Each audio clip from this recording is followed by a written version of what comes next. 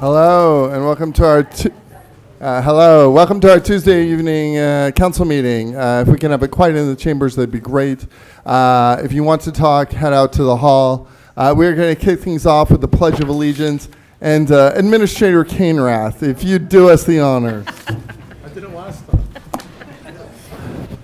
I pledge allegiance to the flag of the United States of America and to the republic for which it stands, one nation, under God, indivisible, with liberty and justice for all.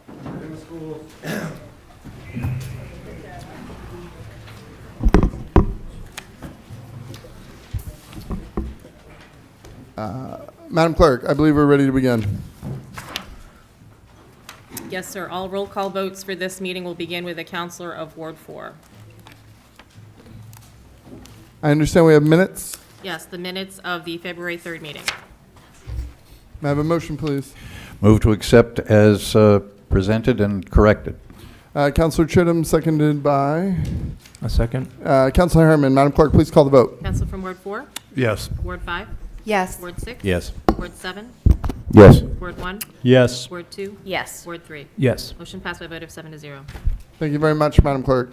I see some of you have brought signs. I think that's great. I firmly believe in our First Amendment rights, but I don't want to block people's view. So you, sir, if you could either, you can stand in the back and hold your sign so you don't block people's view, or do that. That would be wonderful. Thank you. We're now up to public comment. Bear with me here. There we go. Any member of the public may make comments regarding issues pertaining to Lewiston City Government. This period is reserved for non-agenda items. Public comment is also allowed during individual agenda items. Public comment is limited to 3 minutes per person. Please state your name for the record, and please indicate if you are a Lewiston resident. Because this is the business meeting of the City Council, all questions should be directed to the mayor, who will ask staff to follow up at a future time. It is illegal for the City Council to allow comments related to personnel matters. All personnel complaints should be made directly to the City Administration Office.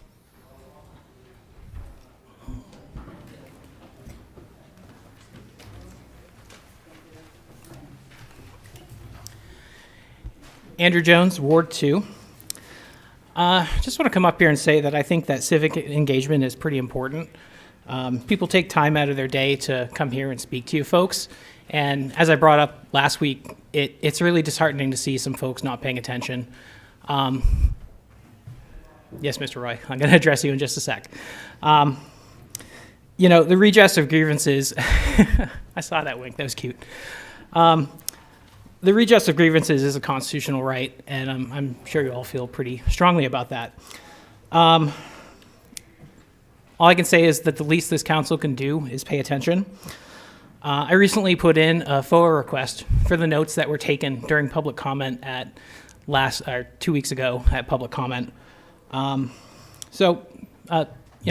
Roy, I owe you an apology. I saw your notes and the commentary that you provided along with them via email. You were paying attention. You were writing down a whole lot of stuff, and I do appreciate that. All I ask is that you look engaged. And you're doing that right now. That's perfect. The other person who I called out last week clearly doesn't appear to be paying very much attention this week either. Scott Harriman. No eye contact whatsoever. And strangely enough, even though you were doing a whole lot of writing 2 weeks ago, for the FOA request, you submitted nothing. I was kind of surprised by that and asked Brian O'Malley for a follow-up on that, and you told him you had no notes. Yet you're up there scribbling away with your pencil, just like you're doing right now. Have no idea what you're doing. So I can only think of two situations that make sense. Either what you're doing right now is not city business, and why are you doing that when we're trying to talk to you? Or you lied to Brian O'Malley. Which is it? Thank you. Further public comment?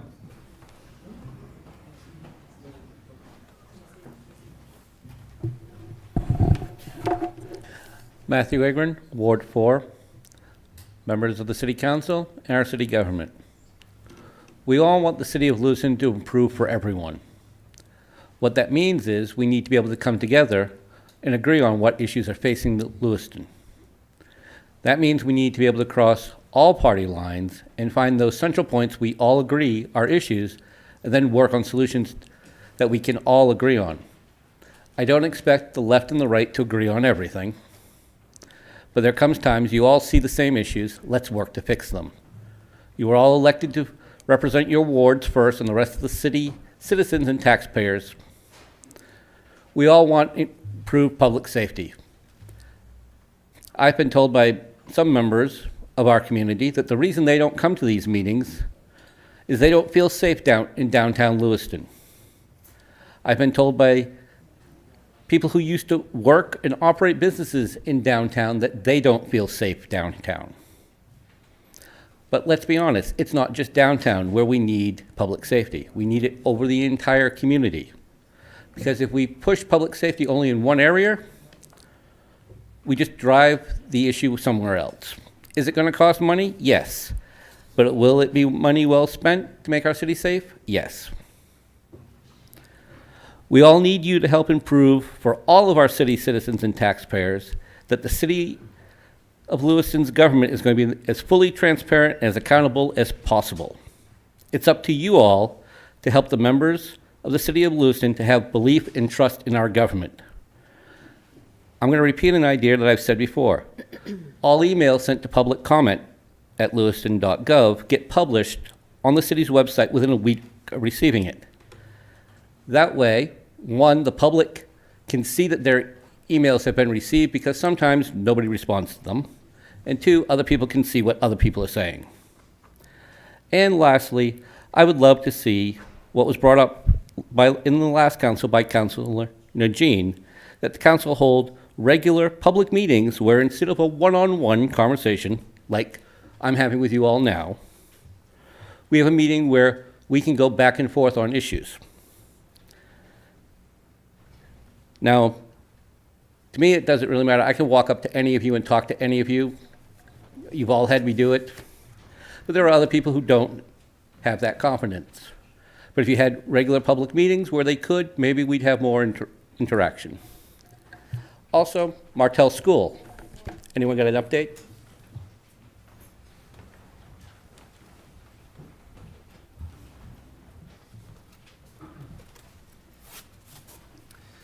So the previous speaker had mentioned.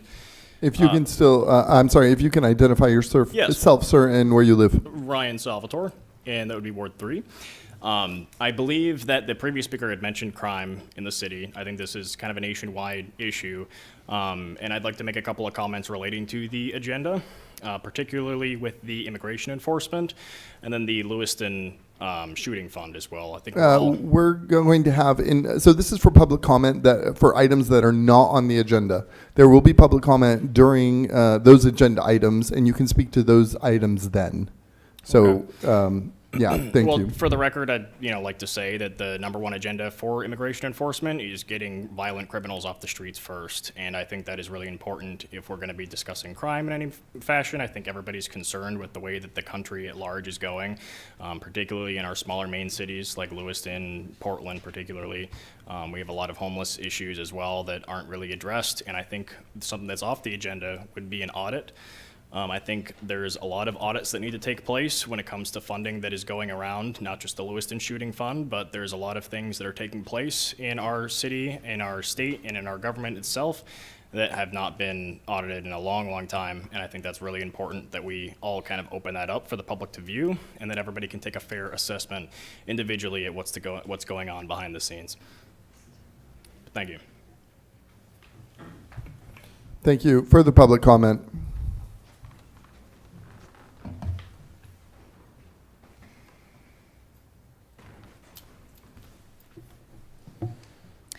Martin Chartrand, Ward 3.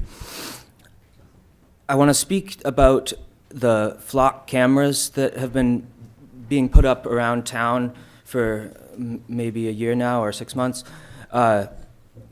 This is connected to the agenda item of immigration enforcement, but it's also an overarching issue separate from that, because there are two big concerns with these cameras. One is that they store data on members of the public indefinitely on a remote server owned by Flock, and it's not highly secure. That means various entities and agencies can access it even if that's not the intention of the police department to have them access it that way. And there's a lot of concerns with that about privacy, and we're basically allowing surveillance of everyday people. And the other issue is that where they are placed is in neighborhoods where there are a high concentration of immigrants and people of color. So even if the intent is not to racially profile, the result is, and courts have said that it is the intent, is the result, not the intent of a policy or practice, that's the test of whether it's racially discriminatory. So this could be a liability for the city, and it is necessary to either have a very clear way of making sure that footage is not stored or is only used for a short period of time, or stored in a secure place if needed for an investigation, or discontinue the use of these. There's a lot of liability concerns as well. Thank you.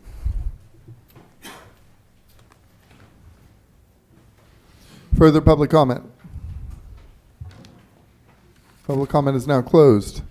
Administrator Kainrath, I understand you have your report. All right, thank you, Mr. Mayor, appreciate it. Starting off, just an update on our FY27 budget process. So we have now concluded meetings with department heads to discuss their budget proposals for the new year. I can say that there will be no new headcount requests put forward, and departments have been advised against any major new initiatives or programs of sizable fiscal impact. This is a very challenging budget. I've said that a couple of times, but as we dig into this more, it looks even more challenging. I can just share that last year, the city used a little over $7 million of fund balance to offset the budget last year. This year, we're hovering around 10%. There's 8% required by ordinance. We really don't have that ability to dip into fund balance this year. So we are basically looking at right now, over the next couple of weeks, myself, the finance team, and some others, we need to find about $6.2 million to cut from this budget just to get down to what we have targeted as a reasonable increase over last year, kind of the maximum amount we wanted to present, which is about 5%. So just to get down to a 5% increase over last year, we have to find over $6 million to cut in the next couple of weeks. It's a very tough task. It's a tall order. This is a very challenging budget. So we're going to do our best work over the next few weeks. We want to present a budget that is investing in the city, but also responsible to our taxpayers, of course. We're going to try to get there. Like I said, our target number is hopefully not more than a 5% increase over last year, which is still a sizable increase. But it is going to be extremely difficult. I can say this is probably the most difficult municipal budget I've worked on in my time doing this. So just putting that out there, but we hope for a relatively smooth and orderly process otherwise. But we have certainly our work cut out for us this year. Moving on, some community surveys and input opportunities coming up. We have started doing some work with a new marketing firm, Sutherland Weston, Maine-based firm, to discuss some new strategy of how to improve the city's image and develop a positive brand for the city. So a major piece of this effort, I think, and what was shared strongly with this firm, is that there need to be multiple public engagement and input opportunities to really assess what's out there in the community and to get community buy-in as we move forward for how to present ourselves and really identify the biggest barriers to the city's growth and long-term potential. So in light of this, there are going to be some upcoming opportunities. Sometime in the next month, we're going to begin advertising an opportunity for a community-wide survey for residents, community members to participate in. It can be done electronically. We're also going to have paper copies at various locations around town that can be dropped confidentially into drop boxes in certain places. Then we're also going to have public meetings and listening sessions in different parts of the city to really, again, get public buy-in and really get some public focus on their thoughts on Lewiston. Where do we go from here, and how do we best showcase ourselves and market ourselves for the future? So I'm excited about this process. I think the public buy-in, like everything I've talked about, is really important for the work we do here and in going forward. So we're looking forward to that, and look for some news on this in the coming weeks and months of how the public can participate and help us develop Lewiston's next campaign to market ourselves. Speaking of community events, I'm really excited. Councilor Noble and I are going to be doing a joint community listening session and meet and greet in her ward, Ward 5, March 25th, starting at 5:30. We're still scouting out some locations. We'll have more details to come before that time, obviously, but looking forward to that. Some staff updates. We have some new hires. Nicholas Hobbs, Public Works Custodian. David O'Donnell, Public Works, a GIS Manager. Ronan Cardis, a new PD patrol officer. Congratulations to all of them in joining our team. We have some promotions. Corey Chamberlain, PD detective. Nicholas Kinnellan, school resource officer. And Anya Ouellette was promoted in finance to deputy treasury manager. So congrats to all of them and all of your hard work here for the city. Another survey available in our Economic and Community Development Department. This one is to help plan and identify community-specific needs for the federally funded CDBG program. That survey, this is available electronically at lewistonmaine.gov/CDBG26. You can please contact our department also if you need some help accessing that. Some upcoming agenda items. We had to postpone our AG FOA training due to an illness there, but we will be scheduling that at the earliest possible date again. We're going to have a workshop on March 10th. We're going to talk about the Charter Commission / committee process with our city attorney. That same night on March 10th, we're also going to be presenting the fiscal year 27 budget, so that will be a big night for us. Lastly, I just want to thank the police department. They did participate in a Special Olympics fundraiser, Aroma Joe's last week. They did raise about $700 in just a few hours, so thank you for them for taking part in our community for a good cause. Thank you. Thank you very much, Administrator Kainrath. We appreciate your service to our city. Madam Clerk, I believe we have a consent agenda. We do, yes, Mr. Mayor. There are five items on the consent agenda this evening. Item number 1, order authorizing the transfer of funds from the 2025 Lewiston Capital Improvement Plan redundant water transmission main bond account to the 2025 LCIP pump station repairs bond account for the Main Street Pump Station Upgrade Project. Item number 2, order authorizing the transfer of $38,000 from the 2025 Lewiston Capital Improvement Plan Nancy Charles Water Line Replacement Bond Account to the 2025 LCIP Granite Lowell Water Line Replacement Bond Account. Item number 3, amendment to the traffic schedule to add stop signs at Rideout Avenue where it intersects with Fisher Avenue, creating a 4-way stop. Item number 4, authorization for the city clerk and/or deputy city clerk to approve and sign all licenses for mobile home parks on behalf of the municipal officers. And item number 5, order authorizing the Public Works Department to prohibit vehicles with a gross weight greater than 23,000 pounds from certain roads for the period from February 18th to May 1st, 2026. May I have a motion, please? So moved. Councilor Chittum, Second. second by Councilor Martel. Madam Clerk, please call the vote. Counselor from Ward 4, Yes. Ward 5, Yes. Ward 6. Yes. Ward 7, Yes. Ward 1, Yes. Ward 2. Yes. Ward 3. Yes. Motion passed by a vote of 7-0. And with that, we're up to item number 6. Item number 6, public hearing on an application for a new liquor license for Fran's Restaurant, 1485 Lisbon Street. Requested action to authorize the city clerk's office to approve a new liquor license application for Fran's Restaurant, 1485 Lisbon Street. May I have a motion, please? You may. Councilor Chittum. Second. Second by Councilor Najin. Discussion? Public comment for this agenda item? Back to the council.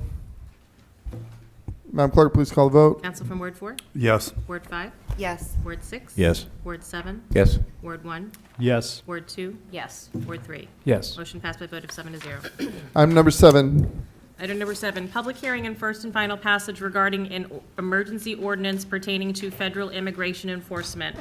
Requested action that the proposed emergency ordinance entitled An Emergency Ordinance Pertaining to Federal Immigration Enforcement receive first and final passage by a roll call vote.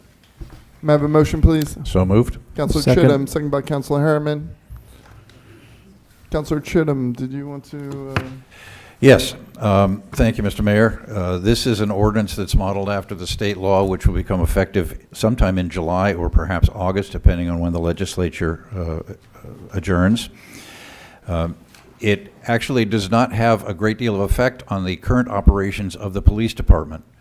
This ordinance has been I'm sorry, 1 second. So I see we're lining up for public comment.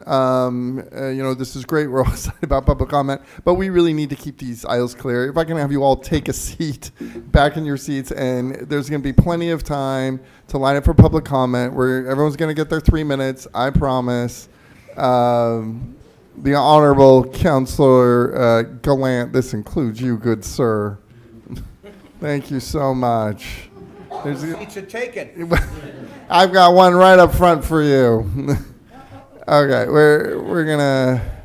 Okay, I appreciate everyone's patience. Thank you so much, Councilor Chittum, as you were. Thank you, Mr. Mayor. As I was saying, I coordinated with the police chief on this ordinance. All of the comments that Chief Connolly made have been incorporated into the draft, which is presented in the packet. This is prepared as an emergency ordinance because our normal ordinance process requires 44 days for an ordinance to become effective.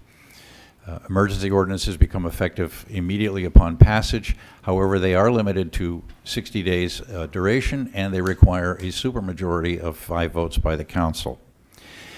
If the council approves this emergency ordinance tonight, it will also be reading, on a first reading, a permanent ordinance at our next council meeting, with a second reading of that permanent ordinance using identical language at the meeting following that, which is mid-March.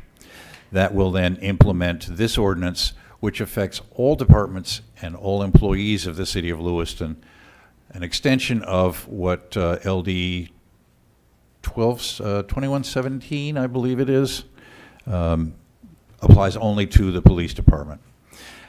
I iterate that the police department has consulted, has contributed to this ordinance, and that it really has no effect on the actual operation that has been conducted by the police department in the past. They have not been coordinated and collaborating with immigration and ICE. Immigration and Customs, thank you. Enforcement. ICE, right. So this has not been a standard operating procedure, and this ordinance will not affect the operating procedure that the police department currently uses. That's it for me. Councilor Harriman. Thank you. So I just have some concerns with some of the recent edits that were made to the ordinance. So what happened was where it says except where legally required to do so, it was changed to except where legally authorized to do so, and then similar language was added in a couple other places. And I'm concerned that that really weakens the ordinance because something being legally required or legally authorized are very different things. And the original language where it said legally required, I believe, is what we are looking for to help protect the community, because after all, some of the things that we are concerned about are legally authorized, and that's the problem with them. So I just wanted to discuss those changes as well, and see if we could maybe go back to the original language of except where legally required. Councilor Chittum, do you want to Are you reflect on that? Are you encouraging a inter-council debate, which is fine with me? I just want to make sure we're comporting with the rules. Yes, I would like your feedback on that. Good All sir. right. There were 3 changes to the ordinance as originally proposed. The second 2 changes are merely reiterations, and they're not necessary, but they were requested by Chief Connolly. I had no problem with including them because they already were included in a previous paragraph. The section that Councilor Harriman is talking about requires that no person acting, and I'm reading now, no person acting in their capacity as a city employee shall assist, cooperate with, or allow any municipal monies or resources to be used to assist, cooperate with, or facilitate any federal agency in any immigration enforcement operation, and that's important that everyone understand that, except where legally authorized to do so by state or federal law or judicial order. The authorized was originally required. Chief Connolly has requested, and I concurred, that authorized is sufficient. It is not as strong as required, but it does put language in this ordinance which requires a judicial order rather than an administrative order. One of the problems that we've had with ICE activities nationwide is that the organization has been operating under what's called an administrative order. This specifies that it is a judicial order, which is the standard for legal entry for activities that ICE has alleged to have been undertaking. It now is not covered in Lewiston with an administrative order. It has to be an order signed by a judge, and those are typically done on a case-by-case basis. So I agree that authorized is slightly weaker than required. However, it does still provide the protection, and it was suggested by the police department, and I think the police are important allies in this effort. Further comments from the council? Councilor Harriman, back to you. Yes, I'd also ask, I just don't know if our legal counsel has reviewed this, including the recent changes. Yes, our city attorney has reviewed it, and I do believe, although I honestly may be mistaken, that the change from required to authorized was reviewed by council. I mean by council, not council. The other way around. Sorry, by our attorney. Further questions, comments from the council? Councilor Najin, yes. So just referring to that line again, we're really legally authorized to do so by state or federal law or judicial order, right? So there's a separation between state and federal law, and of course we're going to comply with all state law and all federal laws. And the or judicial order would be the instances in which an order was issued, or a warrant, for instance, was issued that was not a judicial warrant, right? Same concept. So it sounds like we're hitting all three. They're all three separate actions. I guess my question is, when would there be a judicial order that wouldn't be under state or federal law, I guess? Councilor Chittum, do you want to speak to that? Thank you, Mr. Mayor. Yes, as I said earlier, I believe judicial orders are issued on a case-by-case basis. The state and federal laws would be blanket and would cover a variety of situations. The judicial order is signed by a judge for a specific purpose. So that's why it covers all three of those individually. They do not all have to exist at the same time. It's either state law, federal law, or a judge's specific order. That clarified for me. Thank you. Okay. Is Mr. Carey back there? Can you come to the podium for a second?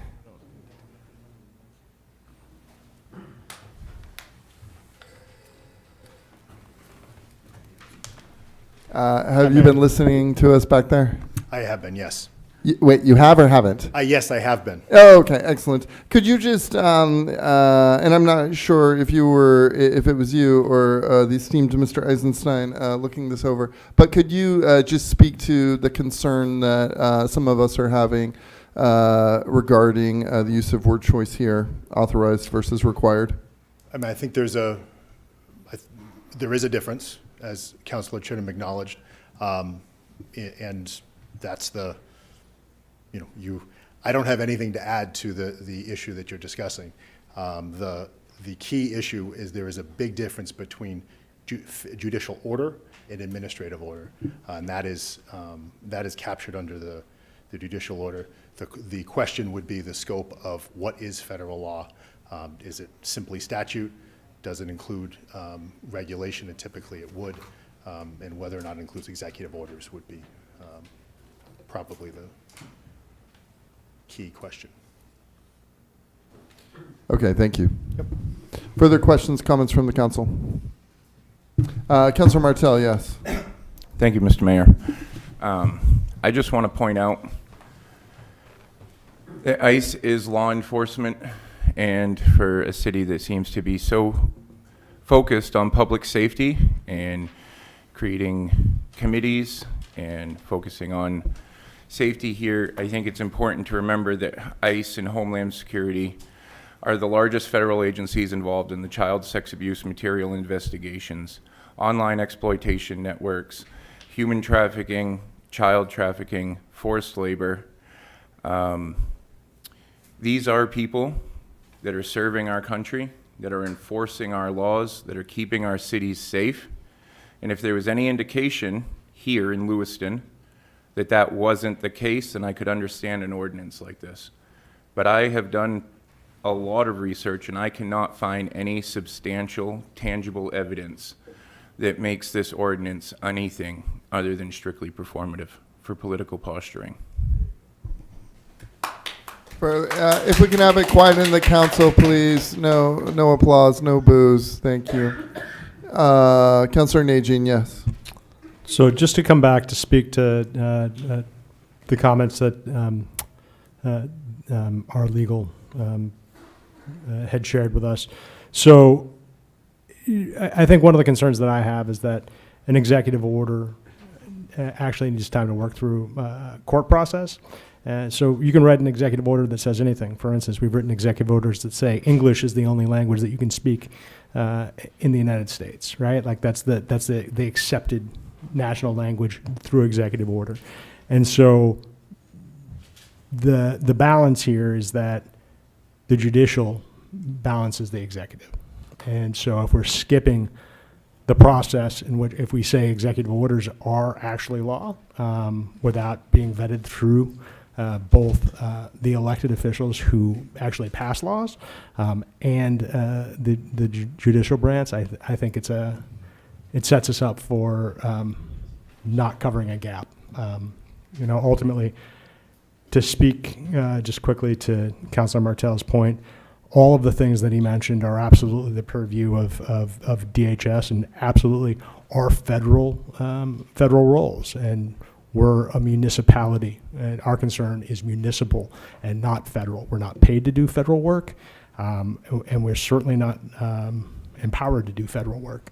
Whatever is passed on a federal level concerning immigration enforcement, it's not my purview. My purview is the city. And considering the fact that we've seen multiple occasions where, for instance, out of the 206 individuals that were picked up in our city in this state during Operation Catch of the Day, over 36 of them have been released already. There are 6 lawsuits that have been filed so far. The violation of the First, Fourth, Fifth, and 14th Amendments, that's something I don't want culpability or responsibility for on a municipal level. We have a financial responsibility to protect our city. So I just want to point that out. Further comments from the council before we head to public comment? We are now going to public comment. A few ground rules here. Each of you will have 3 minutes. Please state your name and then where you're from. And if I can ask everyone, both for and against, to be respectful while people are delivering public comment, that would be greatly appreciated. And we will start to line up here. And please continue when you're ready, good sir. Thank you, Mayor. Tim Gallant, Ward 7, prior councilman here for this fine city. I'm here against this ordinance. I just can't believe we wasted this much city money. We're crying about a budget, paying a lawyer to look at things we don't need. That is just beyond my comprehension of stupidity. Let's be real here. There's something coming down the pike. We can wait 3 months, 4 months, if that's the case, if it even gets anywhere, because our governor's afraid to sign it. So she's just going to let it sit on her desk, which will add another month to it. Okay? So we already know that. So it's just a bunch of BS. Our job as a city, and your job as councilors, is as your ward and then the overall city, right? We started our wards, that's how we get elected, and then we blend out into the city. My biggest problem with all this is you're trying to support 10% of the city by the census in 2025. What about the other 90%? What are you doing for them? What have you done for them? 5% tax increase? And then we had our mayor, and I'll quote, ICE operations in Maine have failed to improve public safety. How many gunshot issues have we had since ICE came to town? How about zero? Look at the police blotter. Zero. When's the last time we had 3 or 4 months of zero problems? But that don't count. That's not a crime problem, obviously, to the mayor. So I think we need to smarten up and think about this. You don't need this ordinance. There's one coming. You need to think about public safety and how we take care of it. You need to think about how to get ICE back in here, because if we didn't have people who are illegal, they wouldn't be here. You know, I keep hearing they're hiding in their houses. If you're not illegal, why do you hide in your house? Or you have an illegal friend or a partner or somebody else involved in the system. The kids are hyped up in school for the simple reasons our teachers hyped them up. Just like up in Bangor when they did a march against ICE and had really ugly signs all organized by teachers, not kids, during school hours. What is wrong with people? They're out there trying to help and save us. Do they make mistakes? Sure. Raise your hand up there who's never made a mistake.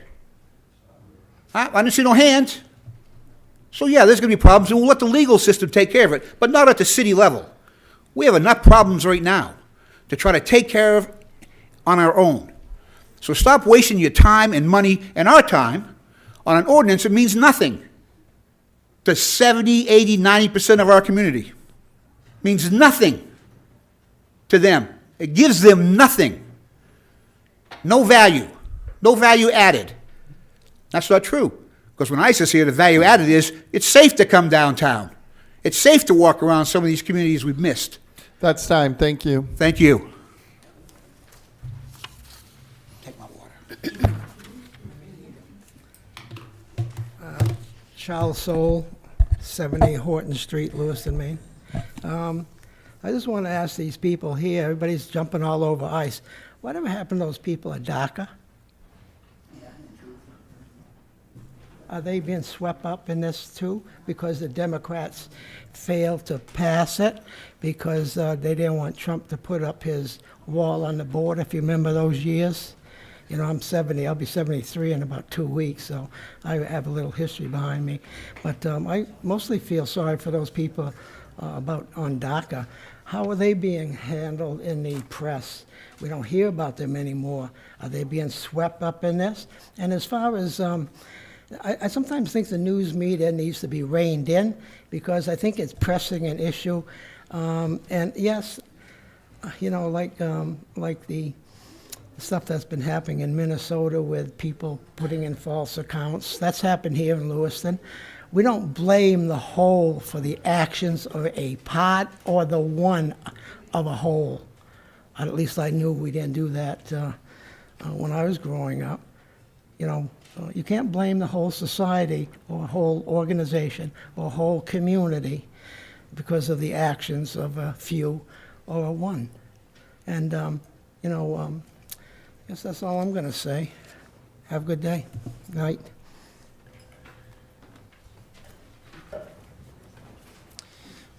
Contrary to, Ryan Salvatore, Ward 3. Contrary to popular belief, a lot of people in this community do support ICE. Is because, like the previous gentleman before me have stated, the gross majority of people in this city are legal immigrants. And a lot of the legal immigrants, for example, a lot of the Hispanic legal immigrants welcome ICE into their communities because they did it the right way. There are a lot of people doing things the wrong way. And the people who are already breaking the law as their first act into the United States are obviously going to be more comfortable breaking law. I would hope to think that all of you councilmen and mayor up there do value the safety of the citizens in this city and value the money spent that we already spend on protecting our citizens when we could take for the gross majority of it free from the federal government, protection in our city, the removal of violent illegal immigrants, people who have murdered and raped countless people across the country, but nobody talks about that. The media does not pick that up. Instead, it's focused on radicalizing our children. Teachers were, if you even look at the emails that the schools have sent out, the teachers were working with student leaders to coordinate the ICE walkout. I've been to public school myself, and I can testify to the example of the radicalization that takes place in our public school systems and the gross misspending of funds. Things need to be opened up and revealed to the public. I don't think that anybody is seriously opposed to, like I said, public safety, and I think this is a measure that goes against public safety and protects child sex offenders. It protects murderers. It protects illegal immigrants who, upon their first act into the United States, was to break our law. That's the whole point of being an illegal immigrant. They did not do the process legally. They did not come through the system that was designed for them to effectually assimilate into our city, into our country, into our communities. And a lot, like I said, of legal immigrants, the majority of legal immigrants, especially Hispanics, welcome immigrations and custom enforcement, which I can't believe some of you don't even know what immigrations and custom enforcement is, what ICE stands for. I was watching a video online the other day of a gentleman in Charlotte, a prosecutor who didn't even know that he worked for the judicial or the executive branch, not the judicial branch. He didn't even know what branch of government he worked for. He couldn't even label the 3 branches of government.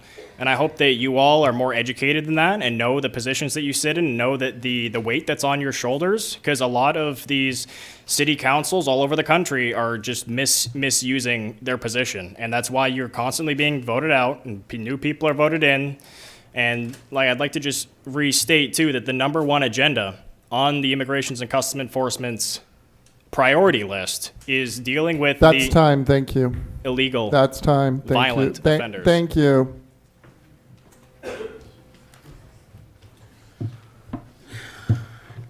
Hello, my name is Emma Medeiros. I live in Lewiston, Ward 5, I believe. I've only been here about a year and a half, but I have been an American all my life, and there is a reason why I'm wearing a purple top, because it is an equal blend of red and blue.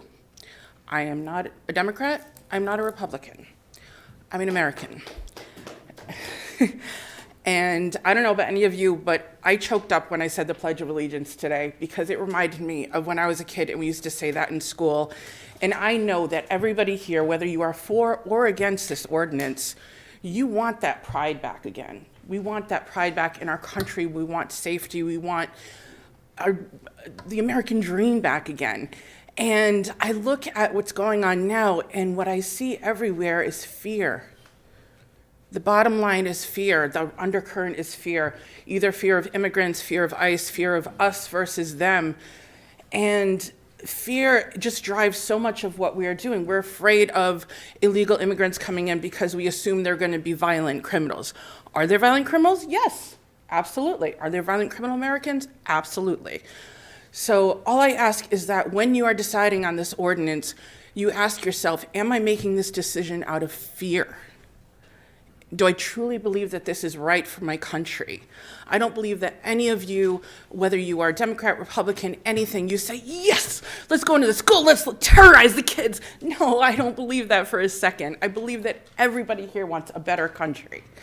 And I think in order to do that, we have to get rid of the fear.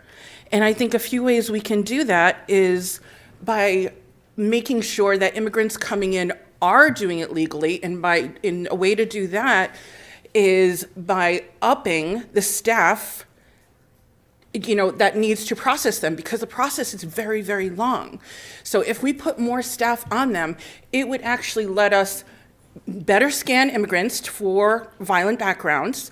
It would help to speed up the process so they become citizens. It would take that fear of us versus them away. I think that is more important. Really, ICE, I think ICE originally is a good thing to stop violent criminals from coming in, but it has become a terrorizing group. And whether you agree with my language, that's not what I'm here for. My suggestion is bringing the immigrants in the right way, putting more staff so we can speed up that process, Americanizing them without losing their own custom, of course, welcoming them in and doing it the right way so the fear does not dictate our decisions. I believe that we all want a better America. And I think the way to do that is by addressing the fear, facing it, saying, am I making this decision out of fear or because I truly believe it's right for my country? So that's all I ask. That's time. Thank you. Good evening. Matt Roy, Ward 6. Well, first of all, let's start with the word emergency, which is, in this case, a manufactured emergency. The legislature did their job, quote unquote, passed the LD. The governor sat on it until last month when it was finally enacted. She could have, like 95% of all bills are either signed or vetoed within the session, which ended in June. So we sat 7 months. The state police has already said they're going to enforce this new state law without anything. As the police department posted on their social media last month, they're basically doing what the Council Chittum is asking by this ordinance. So again, we're wasting time. Of course, and apparently Councilor Najin is the only one who understands the anti-commandeering doctrine, which is deeply rooted within principles of federalism in the 10th Amendment. And actually the word DHS, all federal immigration outside of a uniform code of naturalization per the enumerated powers clause in the Article 1, Section 8 is unconstitutional.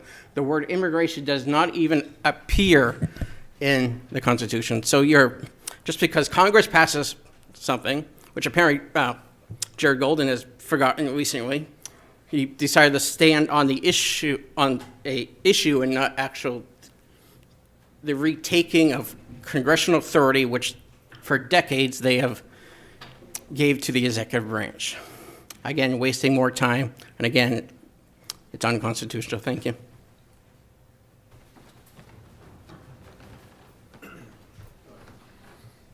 Hi, good evening. My name is Kevin Reddy. I'm a resident of Ward 6. I want to thank Councilor Chittum for bringing this forward. I strongly support this measure. Forgive me if I struggle to collect my thoughts, but I've spoken to, I'm a union member, American Postal Workers Union, Local 458. I'm on the board of the AFL-CIO in Maine, and I've spoken to numerous union members and other working class people about this, people of color, friends of mine, colleagues of mine, brothers and sisters in the labor movement, and there is genuine fear among people that are, look a little bit different from me. People are afraid, have been afraid in the last few weeks to leave their house. Kids that don't understand politics are being traumatized by these thugs. With respect to the counselor, I guess ICE is technically law enforcement, frankly, in the same way that the brown shirts were law enforcement. Those are the guys who were rounding people up in 1933, because they had a different religion or a different culture or a different ethnicity. My people came to this country 100 years ago, 150 years ago from Ireland. I know there's a lot of French people, in Lewiston that, came here around the same time. I think the experiences were probably pretty similar. My people came here and we were treated like dirt because we had a different religion. We worshiped differently. We looked different, maybe a little bit different. Maybe we dressed a little different, talked kind of funny, ate weird food, whatever. And to think that my cousins, to think that people that look just like me are throwing in their lot with this white nationalist malarkey. Frankly, it makes me sick. And if you got a drop of Irish blood, and I can't speak for any other community, certainly not the Hispanic community. I can't speak for them, unlike some other folks in here that don't seem to be Hispanic. But I can speak for the Irish American community a little bit, at least as an Irish American. If you got a drop of Irish blood in you, and you support these thugs, you ought to be ashamed of yourself. You ought to just cash in your Irish American card and go. I don't know. It just makes me, at the risk of, I don't know where I'm going with that. Thanks. Further public comment, please. Step right up. Good evening. My name is Jennifer Ross, and I live in Ward 7. I'm here tonight because I am fed up. This council repeatedly tells residents public safety is your top priority. You hold meetings, create committees, and issue statements about lowering crime. Yet when you are presented with a concrete opportunity to support and remove the removal of individuals who have active judicial warrants, some charged with aggravated assault, theft, child endangerment, and even fatal incidents involving pedestrians, you choose to consider limiting cooperation with ICE instead. These are not abstract policy debates. These are real crimes with real victims. These are warrants signed by judges, and instead of standing firmly on the side of law and public safety, this council is debating whether the city employees should restrict cooperation. You cannot claim to be tough on crime while tying the hands of agencies working to remove individuals who have already been charged with serious offenses. That is not leadership, that is political calculation. So I ask each of you plainly, are you voting to protect the residents of this city, or are you voting to protect your political standing? Those are two very different things. The people of this city and state are paying attention. We are watching your votes. We are listening to your justifications, and we will remember them. Public safety should not be conditional. Respect for the rule of law should not depend on politics. Do the job you are elected to do. Prioritize the safety of the citizens of this city. Further public comment?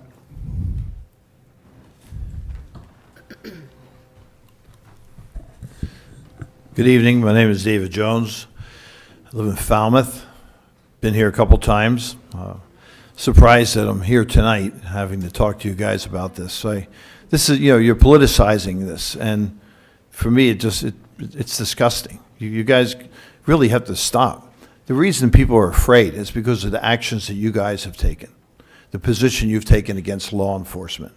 Law enforcement is put on the planet to make sure we stay within the guardrails that we're given under the rules and laws and Constitution of the United States of America. For you to not want to enforce the law, for you to want to put another blockade with this judicial order, it's all it is another stalling matter. You want to just have this another step, and we know that we've had trouble with judges throughout the country and here in the state of Maine. I don't depend on judges anymore. They do whatever they're being paid to do. They don't follow the law. They're legislating from the benches.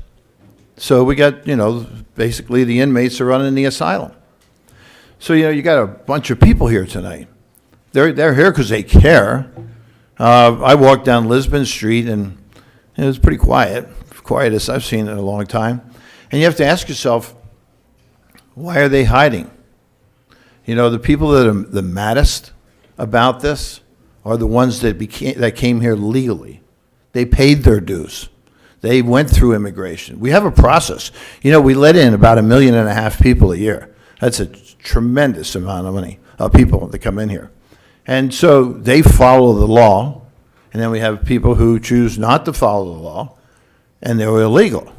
They've broken the law, and like he said, it's the first act they have committed when they come into our country is to break the law and disregard the very thing that each and every one of you are supposed to protect.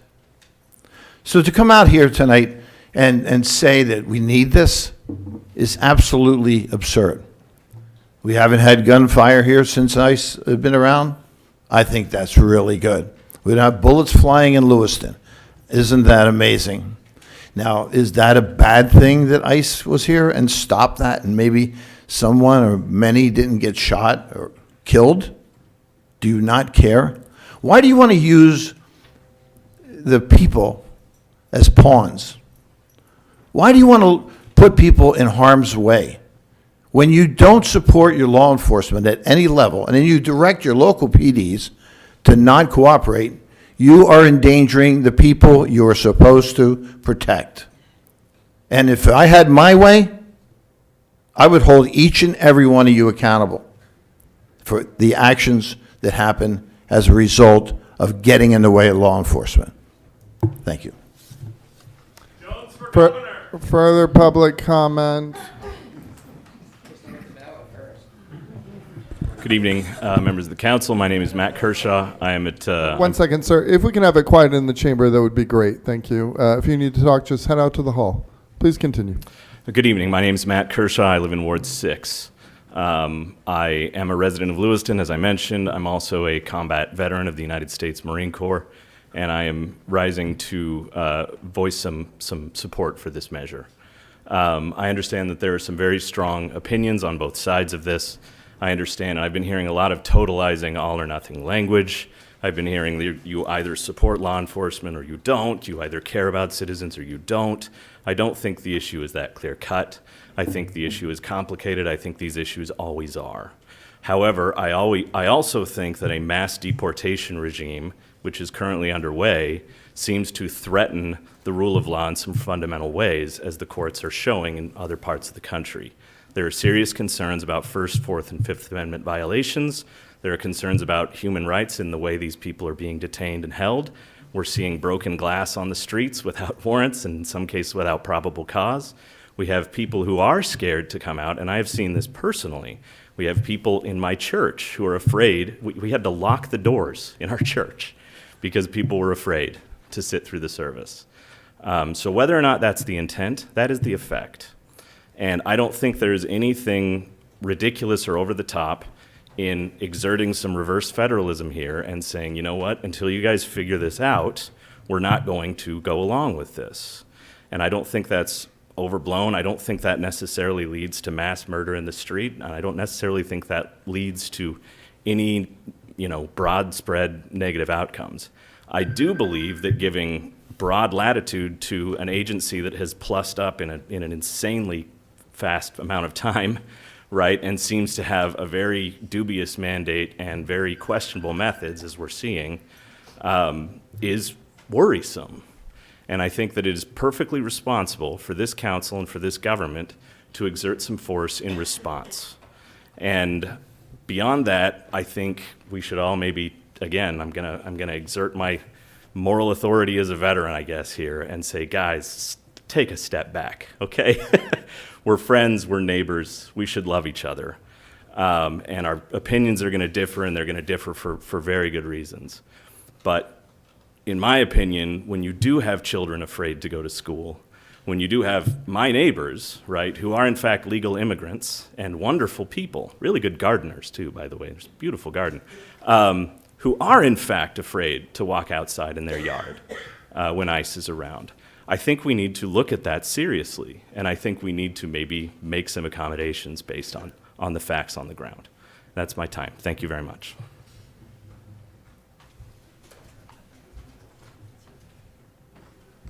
Step right up.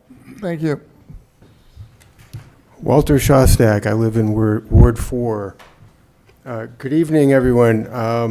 There's been a lot of eloquent speakers before me, and I prepared some remarks, but I'm not sure that I could top what other folks have said. I think a lot of good thoughts have been put out this evening, but here's what I'm going to add. I'm speaking this evening in support of the proposed emergency ordinance, and I urge the council to pass the ordinance. As a Lewiston resident and a Mainer, I do not approve of the tactics employed by ICE and related federal agencies here in our community and in our state. If passed, this ordinance would help span the gap between now and the next 60 days or so when LD 1971 goes into effect. It will prevent cooperation with ICE and related agencies. It will keep city resources focused on local issues. It will protect the constitutional rights of our community, and it will protect city staff with clear direction on their response to requests for resources and information. In summary, I urge the council to pass this ordinance. Thank you for considering my comments.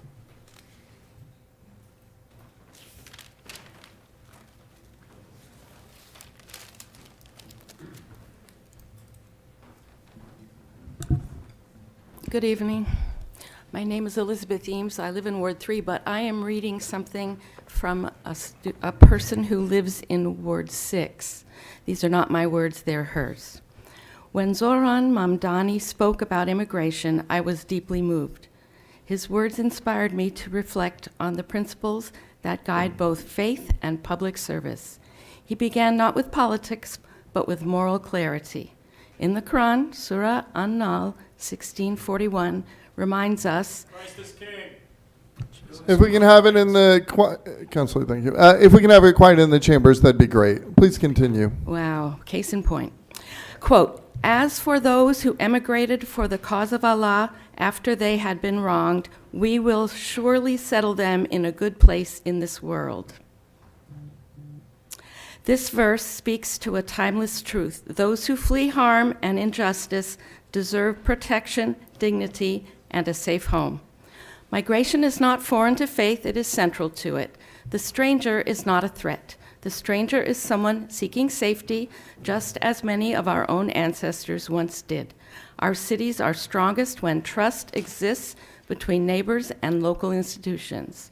When local governments cooperate with U.S. immigration and customs enforcement in ways that create fear, families withdraw, crimes go unreported, and communities fracture. Limiting cooperation is not about rejecting the law. Federal enforcement remains federal. Local government exists to protect community trust and public safety. Inspired by that message, I believe we must set thoughtful limits, reflecting constitutional balance and the moral duty to stand with the stranger, defend human dignity, and build communities rooted in justice and compassion. I sincerely hope the City Council will thoughtfully consider these words and reflect on the values that define who we are as a community. Thank you.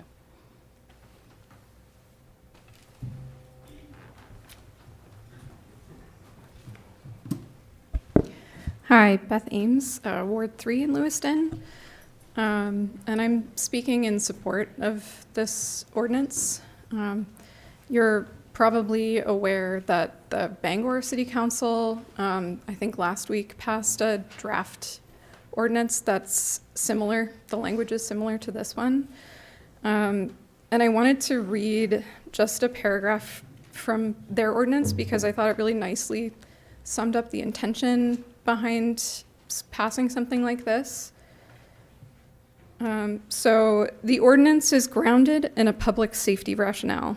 When residents are afraid that routine interactions with local government could expose them or their family members to immigration enforcement, they are less likely to report crimes, seek emergency assistance, cooperate with investigations, or access basic city services. This ordinance is intended to preserve trust between the city and the people it serves, which is essential to effective policing, emergency response, and community well-being. Furthermore, this policy ensures that Bangor's limited tax dollars are reserved for local safety priorities rather than being diverted to unfunded federal enforcement mandates. So passing this emergency ordinance would have, some tangible outcomes, such as, making sure that the limited city resources and budget are focused on community initiatives. We've heard a lot about the budget being stretched very, very thin tonight.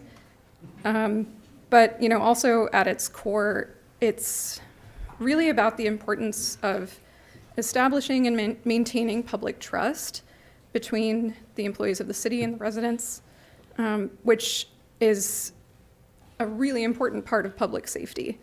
And, good for the health of the community, which is something that I think we all want. We've heard a lot about public safety this evening. So I hope that you will support this ordinance. Thanks. If we can silence cell phones, that'd be great.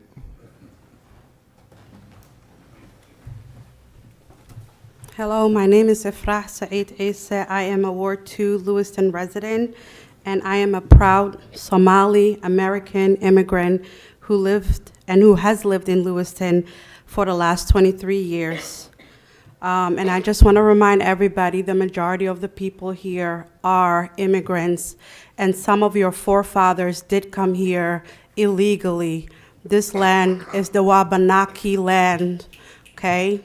It was owned by the Native Americans. the immigrants have done a lot for the city, and they will continue to do great things for the city. Lewiston is my home. It is where I grew up, where I graduated high school from, and where I am now raising my children. It is where I work, pay taxes, and contribute to this community. Over the past 2 decades, I have seen immigrants help revitalize Lewiston. We work in hospitals, factories, schools, and businesses. We started businesses, straighten the local economy, and contribute millions in taxes. For example, immigrants make up over 32,000 workers in Maine, and they contribute $625 million in taxes. And they have $1.7 billion in spending power. Immigrants are not a burden. We are part of the strength of the city. We are the future for the city. Immigration is nothing new to Lewiston. For hundreds of years, immigrants, including the English, the Irish, the Franco-Canadians, have shaped and straightened the city. They paved the way for all of us, and immigrants today will continue to pave the way for Lewiston's future. During the recent surge in federal immigration enforcement, many immigrant residents who have lived here for years felt the same fear they experienced back home. For the first time since living in Lewiston, many of us felt unsafe. No one should have to live in fear in their own home. Lewiston's resources should be used to serve Lewiston residents. Our police, schools, city hall must remain places people can access without fear. When families are afraid to report crime or send their children to school or seek medical care, it harms public safety and public health for everyone. Our city employees are already stretched thin with vacant positions and rising overtime costs. They should be focused on serving Lewiston, not That's federal. time, thank you. Okay. Yep, thank you. Step right up. Good evening, Mayor Shameen, members of the Lewiston City Council. I'm Quentin Chapman. I'm from Auburn, Maine. As leaders, our primary function, in a broad sense, is to take care of the people that we were elected by. That is our number one function. I'm sure you all agree with this assessment. With that being said, if you or anyone here believes that the federal agents are here to cause harm, wouldn't it make sense that we have our local, county, and state law enforcement work with them? Communicate and monitor actions that are taken. They got the body cam footage right in our own city hall, right? Maybe not assist with an apprehension, but as a minimum to be a professional witness and ensure that no one has their rights trampled. Imagine a frightened family already scared by loss facing federal intrusion with no local oversight. Dad arrested during the dead of night, children crying in confusion, or elders bewildered and alone. These are human stories we risk if we turn a blind eye and not offer any professional assistance or oversight. I would also strongly suggest that every effort is made to restore faith in the people of this community by finding a way to return the funds that were raised for the mass shooting victims. That's going to be a different agenda item. So it kind of rolls all together in a whole spiel about leadership and the lack thereof. Please continue on. But oh, thank you very much. I would also strongly suggest that every effort is made to restore faith in the people of this community by finding a way to return the funds that were raised by from the mass shooting victims. It seems to me that by doing nothing in the misuse of these funds that have been generated off the blood and tears of our brothers and sisters, sons and daughters in this community, we are neglecting and are clearly derelict in our duties as leaders. Think of those who donated from their savings in memory of someone they knew, only to see those dollars vanish into mismanagement. Or the young survivor battling nightmares and medical bills. That's a different agenda item, sir. Yep. If you could please move on Sure, to I'll the move next on. paragraph. Absolutely. Additionally, by requiring our law enforcement to avoid, aid, and communicate with federal counterparts, we leave our citizens to fend for themselves, and antagonists to escalate an already tumultuous situation. Picture a neighborhood gripped by fear where whispers of unrest turn into shouts and old friends become divided by suspicion, all because we chose to isolate instead of unity. I truly do not believe this is being good stewards to the people we serve. I do, however, feel that these two issues are related in the fact that both will show what kind of leader we have chosen to be. And by the way, my mother's Micmac Indian. She has a little plot of land in Reedfield. I don't think she wants to be in Lewiston. Thank you. Further public comment, please. Step right up.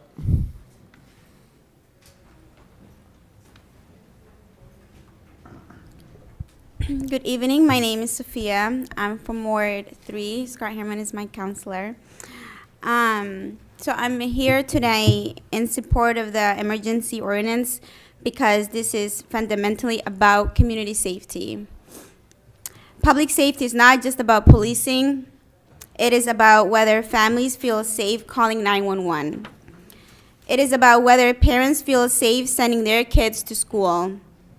It is about whether victims of domestic violence, workers experience wage theft, or witnesses to crimes feel safe speaking to law enforcement without fear or retaliation or deportation.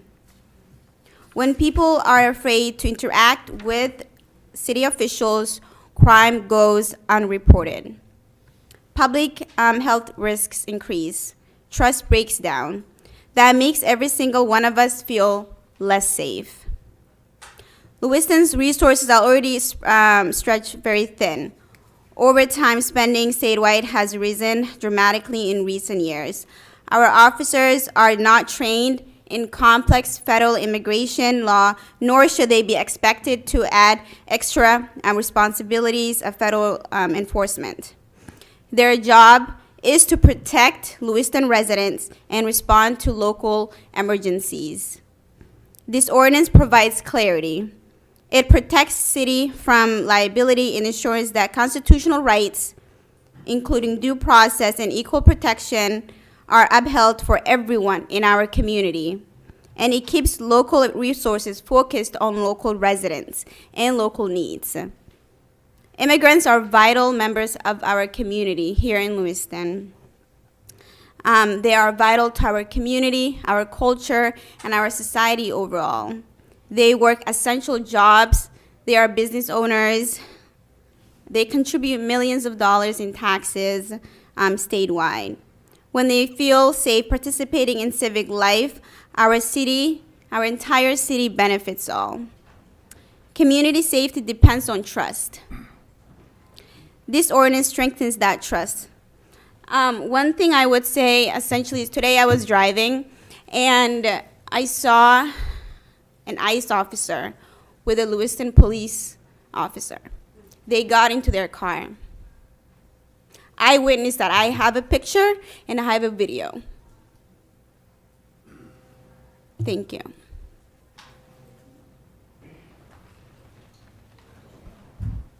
Further public comment. Good evening. My name is Julia Harper. I live in Ward 4, and I just want to thank you all for your service to our city. I'm here to support the emergency ordinance. This ordinance, which is similar to one passed in Rockland last year, smartly ensures that Lewiston is abiding by the law and is protecting limited city resources as well as the constitutional rights of our residents. This ordinance isn't just about police, although it protects our law enforcement officers as well. All city staff would be protected from having to comply with potentially illegal requests of federal immigration enforcement unless there is a valid judicial warrant or a serious crime is involved. This ordinance provides a non-exhaustive list of the types of crimes that would enable cooperation, listing as examples human trafficking, sex trafficking, drug trafficking, or firearms trafficking. Lewiston city resources, as you're all well aware, are quite limited, and this ordinance ensures that local staff time and other resources are staying as locally as intended, and also that they're not spent on costly lawsuits where city staff are implicated in violating constitutional rights of our residents. I also agree with the decision to pass this on an emergency basis. Lots of folks have mentioned tonight about the importance of, making sure that people are able to go to work, go to school, and go about their lawful daily activities. A lot of people have also made a comment about why are people afraid if they're not illegal. You know, I think that we know that it's been widely reported that ICE has been using tactics that include racial profiling that have, while people are going about their daily activities, such as dropping their kids off at school, like it happened in Portland, just 30 miles away. I also just wanted to say that I agree with the changing the language to legally required versus legally authorized, again, because the what we're seeing with executive orders and those being wildly different from what lawmakers are passing. Finally, because this ordinance is more protective of city resources and constitutional rights than the state law in 1971, I urge you to, at the next meeting, consider making it permanent and not expire. Thank you very much.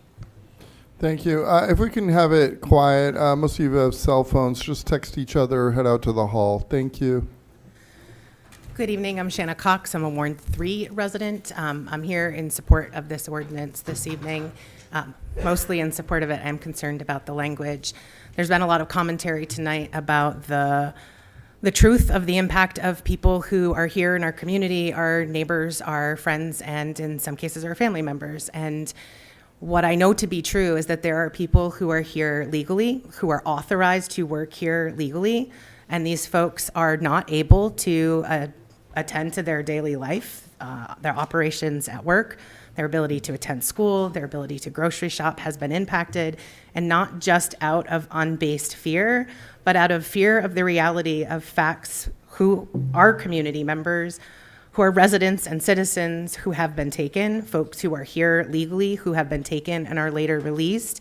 That is fear that is based in reality, and it is impacting day-to-day life for our community, our businesses, our schools, our teachers, and that impact is not small, it's lasting. It's not just concrete, but it is also trust-based, and it'll be a trust that's hard to rebuild for people who need to return to daily life or trust the institutions of our community. I think this ordinance takes a small step in the right direction. I am concerned about the change of language not being meaningful. There was some concerns about this being performative. I'm concerned that if we don't have teeth in this ordinance, it is indeed performative. And while I think that is a lovely gesture to remind our neighbors and our friends that they are welcome here and should be safe here, I'm concerned that this might not actually make that the reality. I urge council to consider that change and to think about this. I think if there is enforcement efforts, federal, that need to be in this community, they can be funded and operate legally without the additional support. Our resources are stretched thin and should be targeted at local needs. Thank you.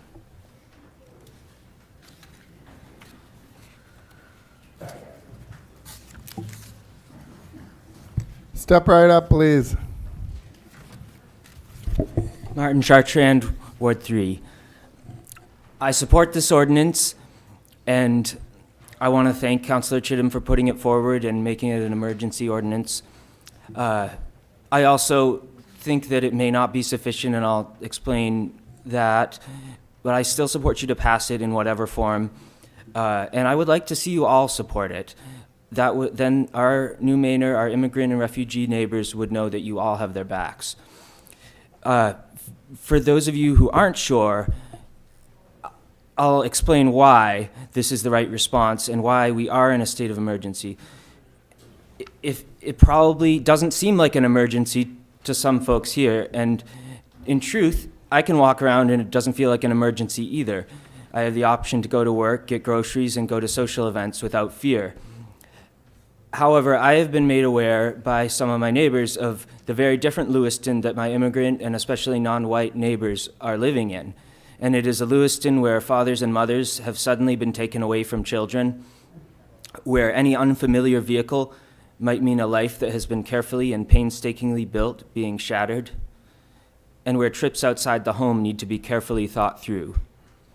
I've heard reports of Immigration and Customs Enforcement detentions as recently as yesterday, and those detained have been taken to faraway prison camps and absorbed into an inhumane bureaucracy without due process, without judicial warrants, and without regard for their legal rights. Some have been sent to countries where they do not have ties or family and where they fear for their lives.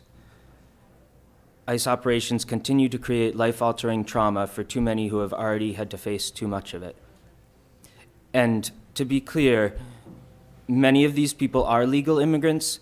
Beyond that, though, the reason there is such a thing as illegal immigration is because our system hasn't been able to keep up with the number of people that need to migrate and to be workable for people to migrate legally.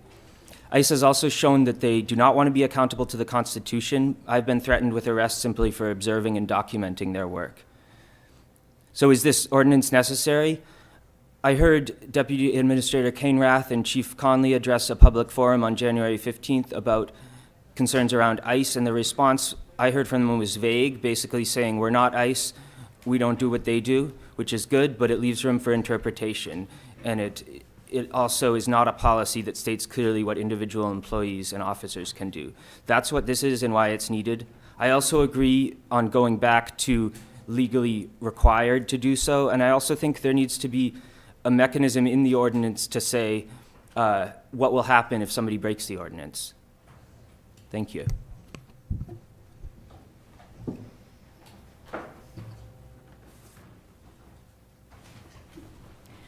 Hello, my name is Bridget Bartlett, and I have worked in downtown Lewiston for over 20 years, and so definitely am very familiar with this area and many people living here.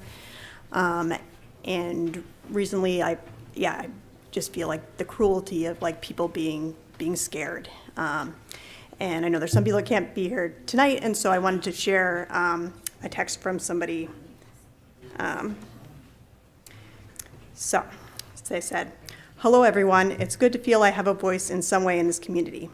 I'm married and a mother of a beautiful boy and he lived here for almost 5 years. I can say I've lived these days, all the fear and anguish that I've never felt before. Afraid to go to the supermarket, refuel my car, take my son to school. My son got sick, I was afraid to take him to the hospital. This is an endless fear. I'm afraid of having my family separated. Fear is just what sums up all this. Since we arrived in this country, we have been here working and living with dignity, something that in our country was taken away from us. We are honest people, we pay our taxes, we follow the law, but this period has made me feel that none of that makes a difference. I only ask peace to the immigrant community of immigrants who are good. So, thank you.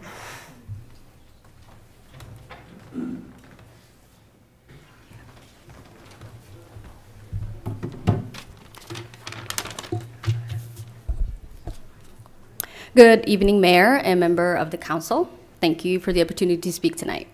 I'm here as a Lewiston resident and as the state representative for House District 95, which includes many of the families directly impacted by this discussion. I also serve on the Legislature Criminal Justice and Public Safety Committee. Can you please introduce yourself, please? Oh, excuse me. My name is Mana. Thank you. Thank you.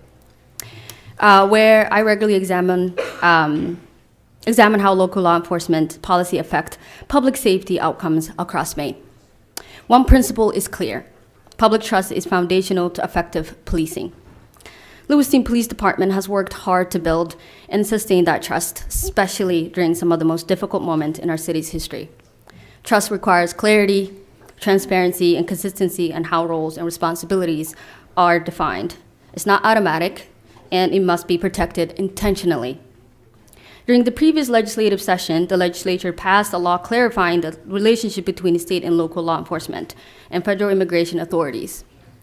The governor allowed that bill to become a law without her signature, and it will take effect 90 days after adjournment.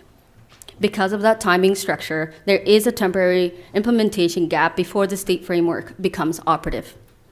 The ordinance before you tonight mirrors the state language and is structured to expire once the state law takes effect. Its purpose is continuity and clarity during this transition period so that residents, officers, and city leaders are operating under consistent expectations. The emergency designation reflects a timing issue, not public safety crisis. It ensures that there is no period of uncertainty. between now and when state law becomes operative. Clarity matters. When residents understand that local law enforcement is focused on local public safety priorities and not serving as an extension of a federal civil immigration enforcement, cooperation improves. Victims report, witnesses come forward, community relationships remain intact. When there is uncertainty about these roles, fear grows. When fear grows, trust erodes. That affects the safety of the entire community. Clear boundaries are also protecting officers. They reduce confusion, prevent mission drift, and ensure that local resources remain focused on core public safety responsibilities rather than being diverted during a period of legal transition. This is not about diminishing law enforcement. It's about enforcing due process, transparency, and accountability. These principles strengthen public safety. In diversity like Lewiston, maintaining trust requires deliberate action and clear communication. Public safety and civil rights are not competing values. They reinforce one another. This ordinance is temporary, aligned with state law, and designed to provide stability during a defined implementation window. That is measured governance. I encourage the council to support this ordinance. Time. Thank you for this service.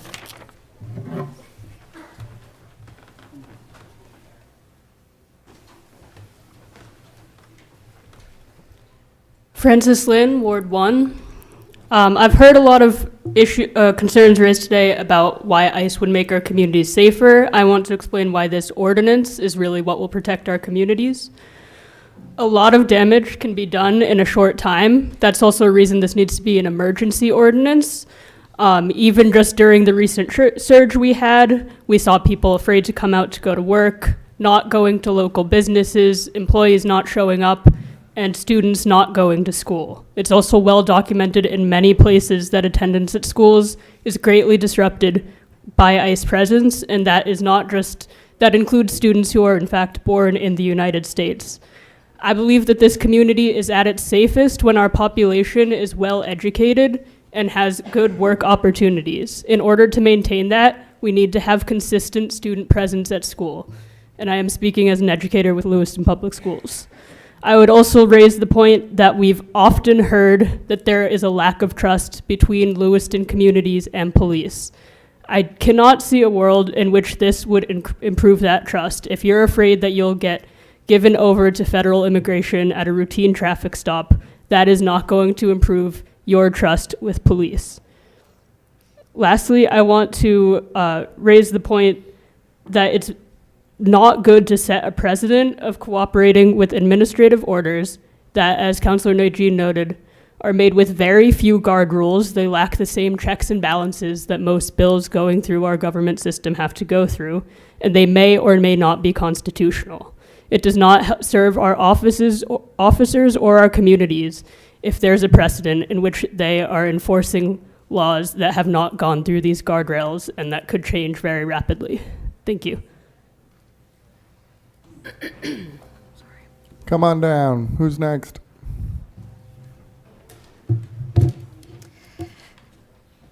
Good evening. My name is Jamilo. I am a Lewiston resident, and I'm proud to call Lewiston home. People ask why immigrants are scared. Fear doesn't come from nowhere. It comes from uncertainty. I am a Somali American, and I still understand that fear. This is about trust and safety for the whole community and not politics. Please vote yes. Thank you.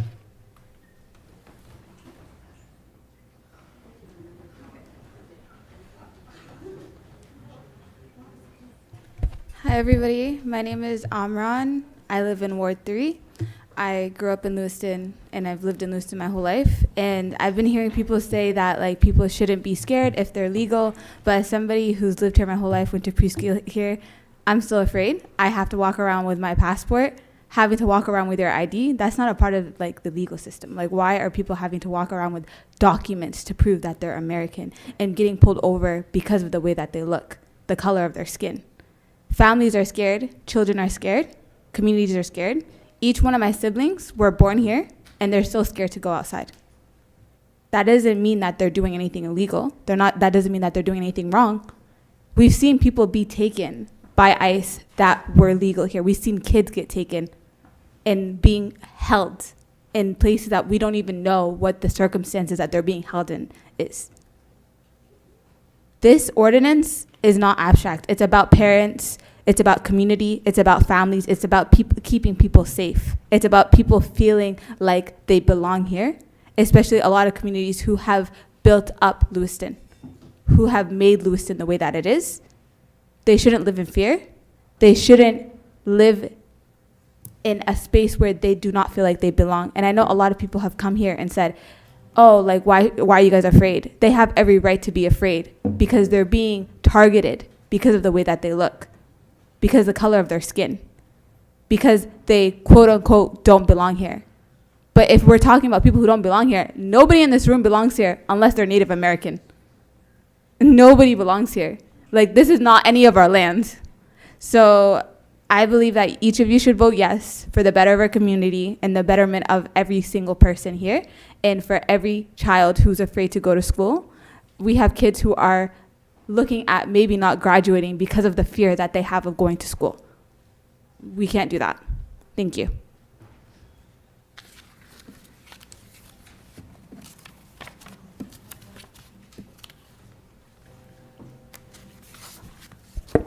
Melissa Gunn, Ward 5, Blake Street.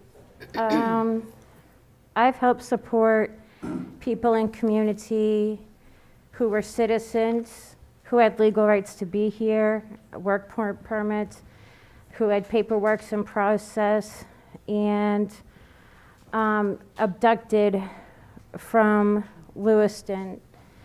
And I believe that we need an ordinance like this because Lewiston Police Department's going to continue to work with their federal entities and do what it is that they do to, you know, when they get judicial warrants or when they have to carry out raids and even use raid toxin agents. So it doesn't impact, you know, the limit or the level of when they have to work on those most severe cases, but to randomly racially profile people, it's not okay. And so yesterday, I actually witnessed a federal agent who actually abducted a pastor at the Bernard Lamb Peace Bridge, December, I think, 23rd or 24th, 2025. And the same officer even twisted his words and was trying to insist that the person said he was illegal, and the pastor didn't say that. He had legal rights to be here, and that pastor was returned back home, you know, to where he belongs to us, because he had legal rights to be here. But yesterday I witnessed this federal agent racially profiling black and or African men at the Pierce Street, Birch Street parking lot across from the Root Cellar. And I asked him twice, you know, do you have a warrant? Do you have a warrant? And that was enough to kind of like deter him. Black Dodge Charger 9589 ZP license plate. But, you know, it's concerning to me that these federal agents would be just racially profiling people on the street, hoping to entrap people just because they didn't know their rights and they didn't know they had a right to remain silent, or, you know, what to do if they're questioned by an agent, if they're in their vehicle, you know, and things like that. And these are everyday, ordinary people, people who are citizens, people who have legal rights to be here, you know, and that shouldn't be the justification or bar to determining whether somebody's worthy to be here or not, whether they're undocumented or not. Thank you. Any further public comment?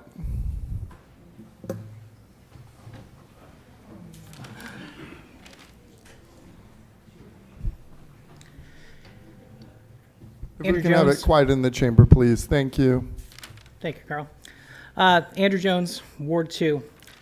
I just think it's interesting that we managed to get through public comment with just one Nazi reference 36 years later, and Godwin's law is still in effect. I appreciate that. With regards to this ordinance, I just have to ask why. Where's the fire? Where's the emergency? This is going to be state law in, 2 months? And the LPD is already on record. They posted on January 23rd on their social media page that they already do not participate in any cooperation efforts with federal immigration. And I'm not familiar with any, city cooperation either. I mean, I could be wrong about that. I hope when this goes back to the council, somebody asks the administrator or the deputy administrator about that.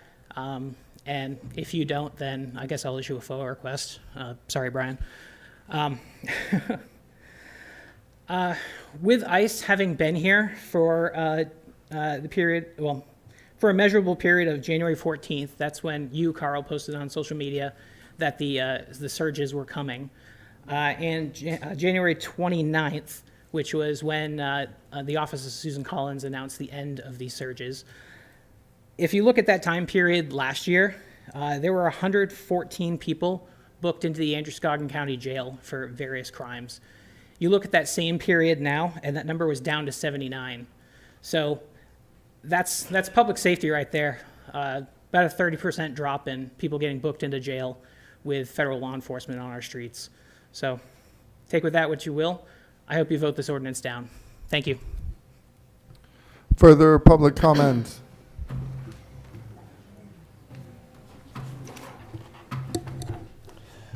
Matthew Egren, Ward 4. I am seriously concerned at what requires this as an emergency.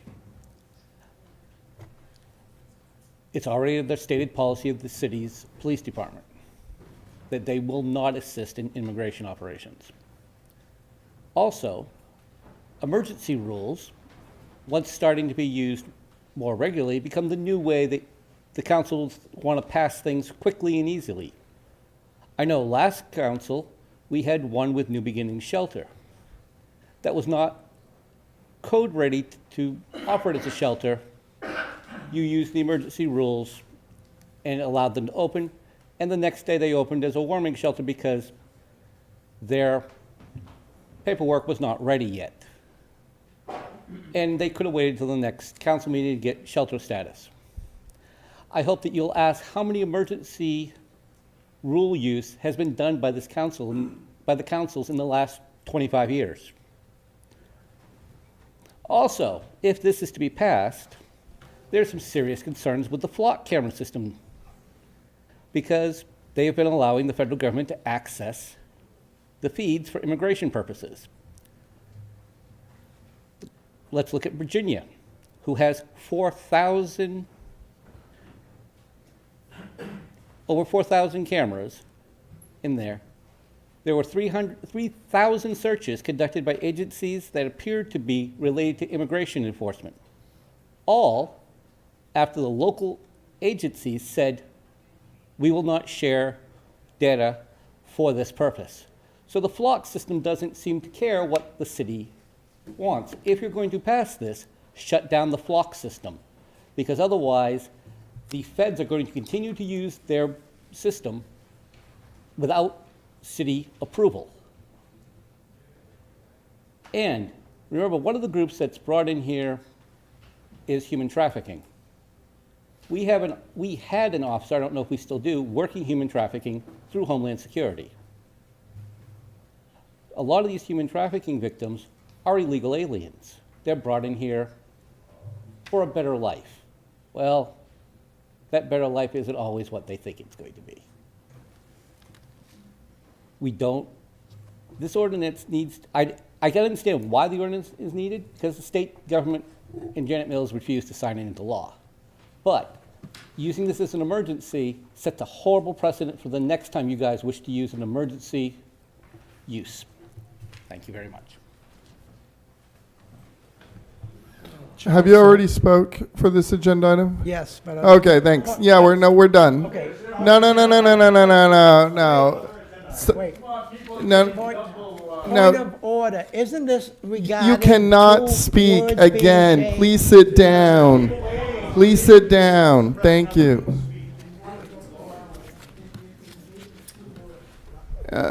Yes, public comment for people who have not spoken on this agenda item, please.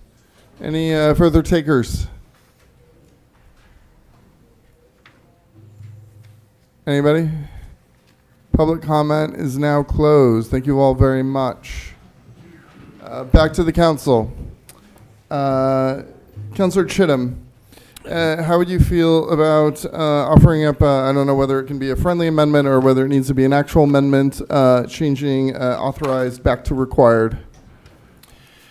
Every legislation is a manufacturer of sausage, and in order to get the buy-in, and I'm careful not to use the word support, but the buy-in of the police department, this change was made. I cannot speak to how the police chief and the police department would react or feel should we revert to the required language. So I'm not willing to make that amendment. I think we have worked together in good faith, and the language is crafted in the packet uses the word authorized as opposed to required. So I'm not willing to make that amendment. Councillor Najin. I would ask that we be apprised of any condition or situation that would permit authorized versus required. And so ultimately, if the language is being requested that it says authorized, why?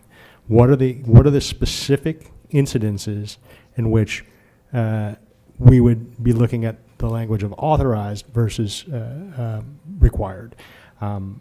Because I think that it's an important distinction. I don't think it's going to change how we vote tonight, but I would like to know specific reasons why that language is so important.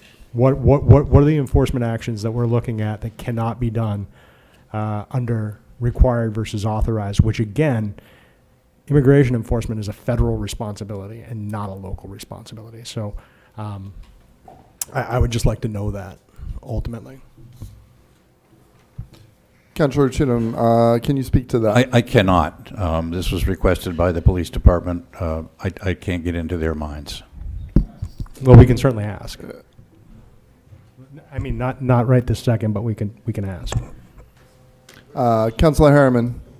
Yeah, I would have a similar question. I mean, Councillor Chittum was very clear that that this ordinance should not change the position or the activity of the police department based on their statements about immigration enforcement. So I would wonder why they would insist on changing required to authorized if this will not affect their operations. Administrator Kainrath, did you have thoughts over there? I do not. I was not involved in the conversations between the chief and Councillor Chittum, so I don't want to comment on their behalf. Is someone here? I don't think we have the chief here this evening. We can certainly, obviously, talk to her and answer those questions. I think. Oh, we do. Oh.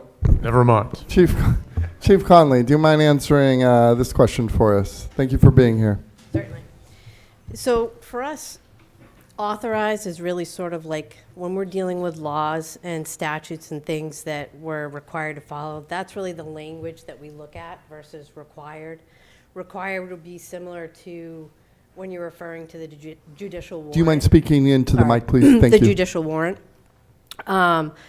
Authorized is required. I could give you an example of, we have a lot of things that we're authorized to do in law enforcement. Like I can pull you over, but I'm not required to pull you over. I can give you a ticket, but I'm not required to give you a ticket. It's whether or not we're authorized. So it's just, when we're looking at languages and statutes and laws, authorized is much more a common term that we look at. Thank you. Councillor Harriman. Yes. Yeah, I guess that is exactly what we're trying to protect against here with this ordinance, is that there are many things that the police are authorized to do, and we're trying to get at only those things that they are required to do with this ordinance. So I think that this if this language were to stand, this severely weakens the effect of the ordinance because now it's anything that is authorized and not just things that are required. Further, Councilor Chittum, yes. Yes, if I may suggest, as I mentioned earlier, there will be a first reading, I hope, of a permanent ordinance 2 weeks hence.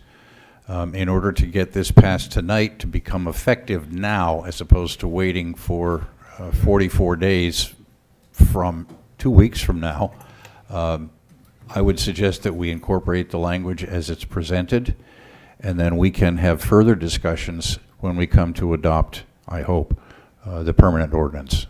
We can go back to this required versus authorized discussion, which is a valid point. And I hasten to add that in my conversations with Chief Conley, this was the request that was made, and I felt that it was an appropriate request given the urgency of having this become effective immediately as opposed to waiting for a month plus 30 days, so 60 days or so. Further questions, comments from the council? Councilor Martell, yes. Thank you, Mr. Mayor. One thing that I think we hear a lot up here on different topics is to, excuse me, to trust the experts. And I think we've got some experts at the police department with the chief and the administration, even down to our patrol officers.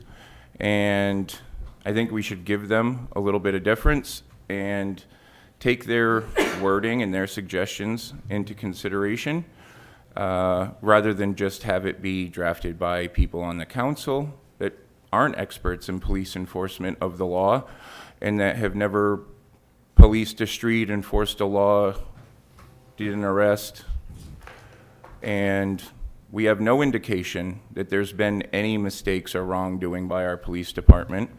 The mayor quoted, I believe, in the Sun Journal recently saying, "I'm unaware of any city cooperation, including the police department, with any ICE activities." So again, I don't understand the emergency nature of this ordinance, but I certainly think that it comes at the expense of our police department and our public safety officers. I think it demonstrates a lack of trust that they're already complying with the stated policy, which is not to assist ICE in their federal tasks and investigations. And to suggest that this is necessary should come from a place of factual, evidentiary occurrences where maybe we have some examples of where the Lewiston Police Department has been kicking in doors alongside ICE and arresting people and actually helping in these investigations and in these tasks, and I don't think we have any of that. I did have some email back and forth with Chief, thank you, regarding stats about calls made to 911 regarding ICE involvement. I had contact with her on the 22nd, 23rd, 26th, and 27th of January, checking in on the stats of calls to 911 regarding ICE involvement with the police department, and it was confirmed to me that there were 9 calls in total, but they were mostly third-party calls not associated with, there was no, out of those 9 calls, there was no reports of community requesting aid resulting from interactions with ICE, and there was exactly 0 responses from the police department to assist ICE or to support anybody that was being targeted or harassed by ICE. And no one seems to have complained about any, issued any calls complaining about their interaction with ICE directly and the actions of ICE agents. So we have a police department that has a policy. We have police officers that are following that policy. We have a mayor who states that he's unaware of any city cooperation with ICE activities, and we have no documented proof of issues created by ICE agents in our town. So again, I'm going to go back to the word. This feels very performative. This feels like political posturing. I don't see any emergency here. When we had a rash of shootings last summer, and when the residents were genuinely fearful and at risk of real violence, real physical harm, no emergency ordinance, no calls for emergency interaction into that public safety issue. So the fact that this is already city policy, there's already state law coming down on this that's going to take effect in just a matter of time, and the fact that there seems to be no acute symptoms here to be treated by in an emergency matter completely removes the idea that this needs to be done in an emergency fashion. Again, I think this is performative. I think this is for to create an issue that isn't really there. I expect people to be fearful when their city leaders are using words like fascists are at our front door. Fascism, Nazi, stuff like this, it invokes fear for a reason. Nazis were actually killing millions of people. That isn't the case here. Even in the worst case scenarios, if you want to take Minnesota into account or whatever else, these are at worst isolated incidents if they're found guilty of misuse of force. This is not a rash rounding people up that have broken no laws and have done nothing wrong. We're not exterminating people en masse. That is not what's happening with ICE. And I think it's irresponsible to drive this fear and to stoke this fear in the community when there's no evidence to back it up. And I think that it's a waste of time to even be addressing this tonight. And it's sad that we are sitting up here discussing policy that already is in place. Councillor Najin, yes. So I just want to speak to a few things really quickly. First and foremost, approximately 1 in 3 people in the city of Lewiston is a first or second generation immigrant. I've got friends of mine whose parents came over from China, who are still absolutely alive and kicking, who have concerns about ICE enforcement in our community. 73% of the people who have been picked up have absolutely no criminal record in this country or any other. Of the 27% that do have some sort of criminal record, many of those records are not violent crimes. And so when we say that people are being detained that are the worst of the worst, that does happen. And also people just get detained, whether or not they have status in this country. We've seen multiple times where this administration has picked up people they didn't like the speech of and then held them and tried to deport them, even though they had legal status in this country, green cards, the ability to be here as resident aliens as long as they want. Nothing precludes cooperation with the federal authorities outside of immigration enforcement. And we are allowing any cooperation that is stipulated by state and federal law already. So again, there's no concern about cooperation with federal authorities. I think when we talk about due process and equal protection under the law, these are the things I'm concerned about. And these are the things that make our city financially culpable. Should we be complicit in civil rights violations? I also think that none of us are constitutional scholars, and it's going to cost us a lot of money to fight through some of these things. Should we be found to be complicit in violating somebody's civil rights? Good systems means you don't need perfect people to be perfect all the time. And putting this ordinance into place makes it so that we don't have to worry about good people being perfect all the time. I also enjoy the fact that it extends past law enforcement. It protects our municipal employees from lawsuits. I think it's incredibly important. And ultimately, just to speak really quickly to the trust issue, putting systems like this in place build trust in the community. That's what these things do. It doesn't undermine any department. It doesn't undermine any activity that the city does. It simply says, these are the rules that we follow, and this is why. So for all of those reasons, I'm greatly in support. I do want to thank everyone for coming out to speak tonight, both pro and anti. Your opinions do matter. Thank you. Deputy Administrator O'Malley, are we okay over there? Okay. Thank you, Chief. We should be all set for now. Thank you. Appreciate you being here. Further questions, comments from the council? Yes, Councilor Longchamps. Yes, we are definitely living in scary times right now. This ordinance, though, doesn't really stop ICE from coming here, right? And I do tend to agree with some of the comments that Councilor Martel has stated today. There is already a policy for our police department. We have had zero engagement with our police department and the immigration enforcement here. I spoke with the police department today, as a matter of fact, asking those questions. So to date, we have had no issues with our police department helping ICE. So for me, I will not agree with this ordinance. And those are my reasons. Thank you. What I've said about ICE in Lewiston has been well documented online in the news, in the print media. I don't want to repeat all of that here. Really appreciate Councilor Chittum for bringing this forward.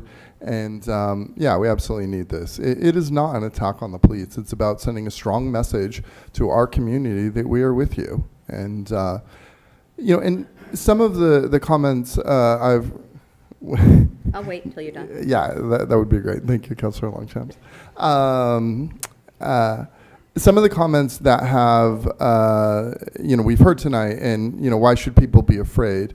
You know, we have immigrants and refugees, asylum seekers who have come here from other countries. When they find out, like, you know, the government can just grab you from your home or grab you from your car through the broken driver's side window, you know, they understand what that's like. That's where they came from. And, you know, that's a fear that up until recently, Americans have never had to deal with. And yeah, fully support this. Yeah, and I appreciate everyone's input. Councilor Longchamps, back to you. Yes, I would just like to share that I am not saying that we should not stand with our immigrant population. That is not what I'm suggesting. I think we should. I think we should support them. But my position in this is not going to stop ICE from coming to Lewiston. And to date, our police department has not engaged in any activity with ICE. So I just wanted to say that. You know, this is going to become an ordinance for the entire city, and it will be, and even if we didn't do this, the police would be under the new state law, I think 1971, in a couple months. And so if it's good in a couple, 3 months or 4 months or whenever it is, it can be good now. Councilor Martel. I said it twice, I'll say it again. I feel like this is performative, and I think a good example to point that out is, or what? What happens if someone holds a door open for an ICE agent or assists them a little bit? I don't see any language in here that has any consequence for that. This is just a political posturing statement with no teeth, and if someone helps ICE, there's nothing in here that determines any consequences or any course of action. So again, this might sound nice on the surface, but it doesn't accomplish anything. Final thoughts from councilor members before we take a vote. Councilor Najin, yes. I just want to talk to correlating shootings with immigration enforcement. It's a weak argument. If you want to send the FBI here, the DEA, the MDEA, ATF, that would be fantastic. We would appreciate federal law enforcement to help us figure out how federal gun laws are being broken in our city to give American kids guns. 1 second, Councilor. If we can have it quiet in the audience chamber, that would be, in the council chamber, that would be great. Just head to the hall and talk all you want. But the youth shooting incidents that happen in our community are actually happening with American children. So I just wanted to make that comment. Final thoughts from councilors? Madam Clerk, please call the vote. Counselor from Ward 4. Yes. Ward 5. Yes. Ward 6. Yes. No. Ward 7. No. Ward 1. Yes. Ward 2. No. Ward 3. Yes. Motion passed by a vote of 5 to 2. No applause necessary, thank you. We are now, councilors, do you want to take a brief recess? We're going to take 5, and then we're going to start right back up.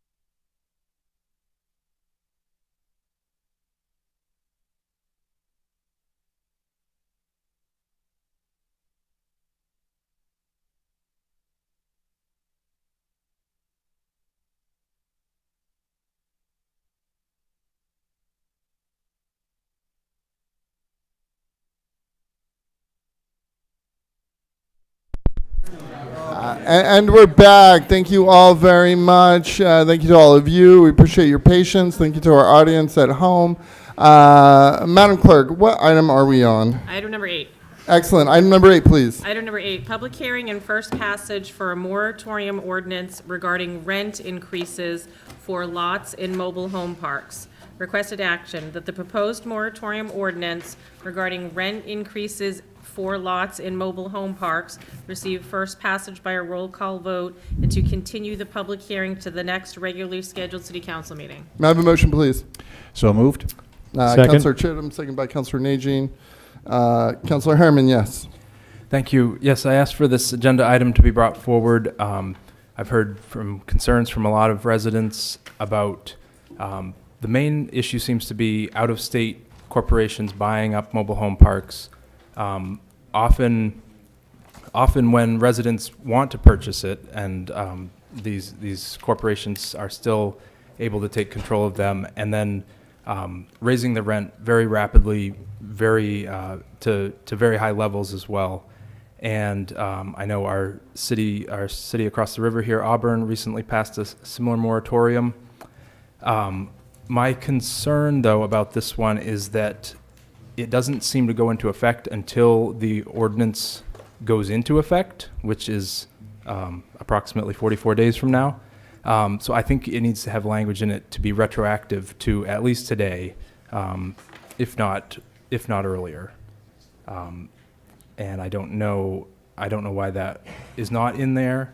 I suppose I didn't specifically ask for it, but I thought that would be part of the intent of it, because the issue is once, if this passes first reading tonight, there's still a very long time until it goes into effect where rents can still be raised to unaffordable levels.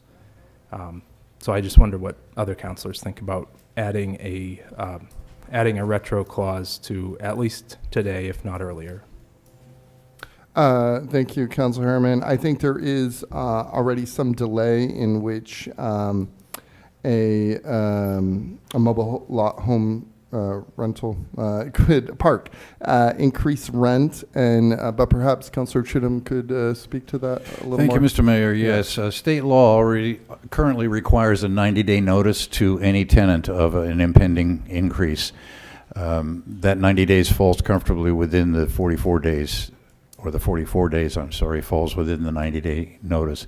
In fact, if my calculations are correct, unless notice was given to mobile home park tenants before January 2nd, this would preclude any mobile home lot increases until October 1st, if it passes.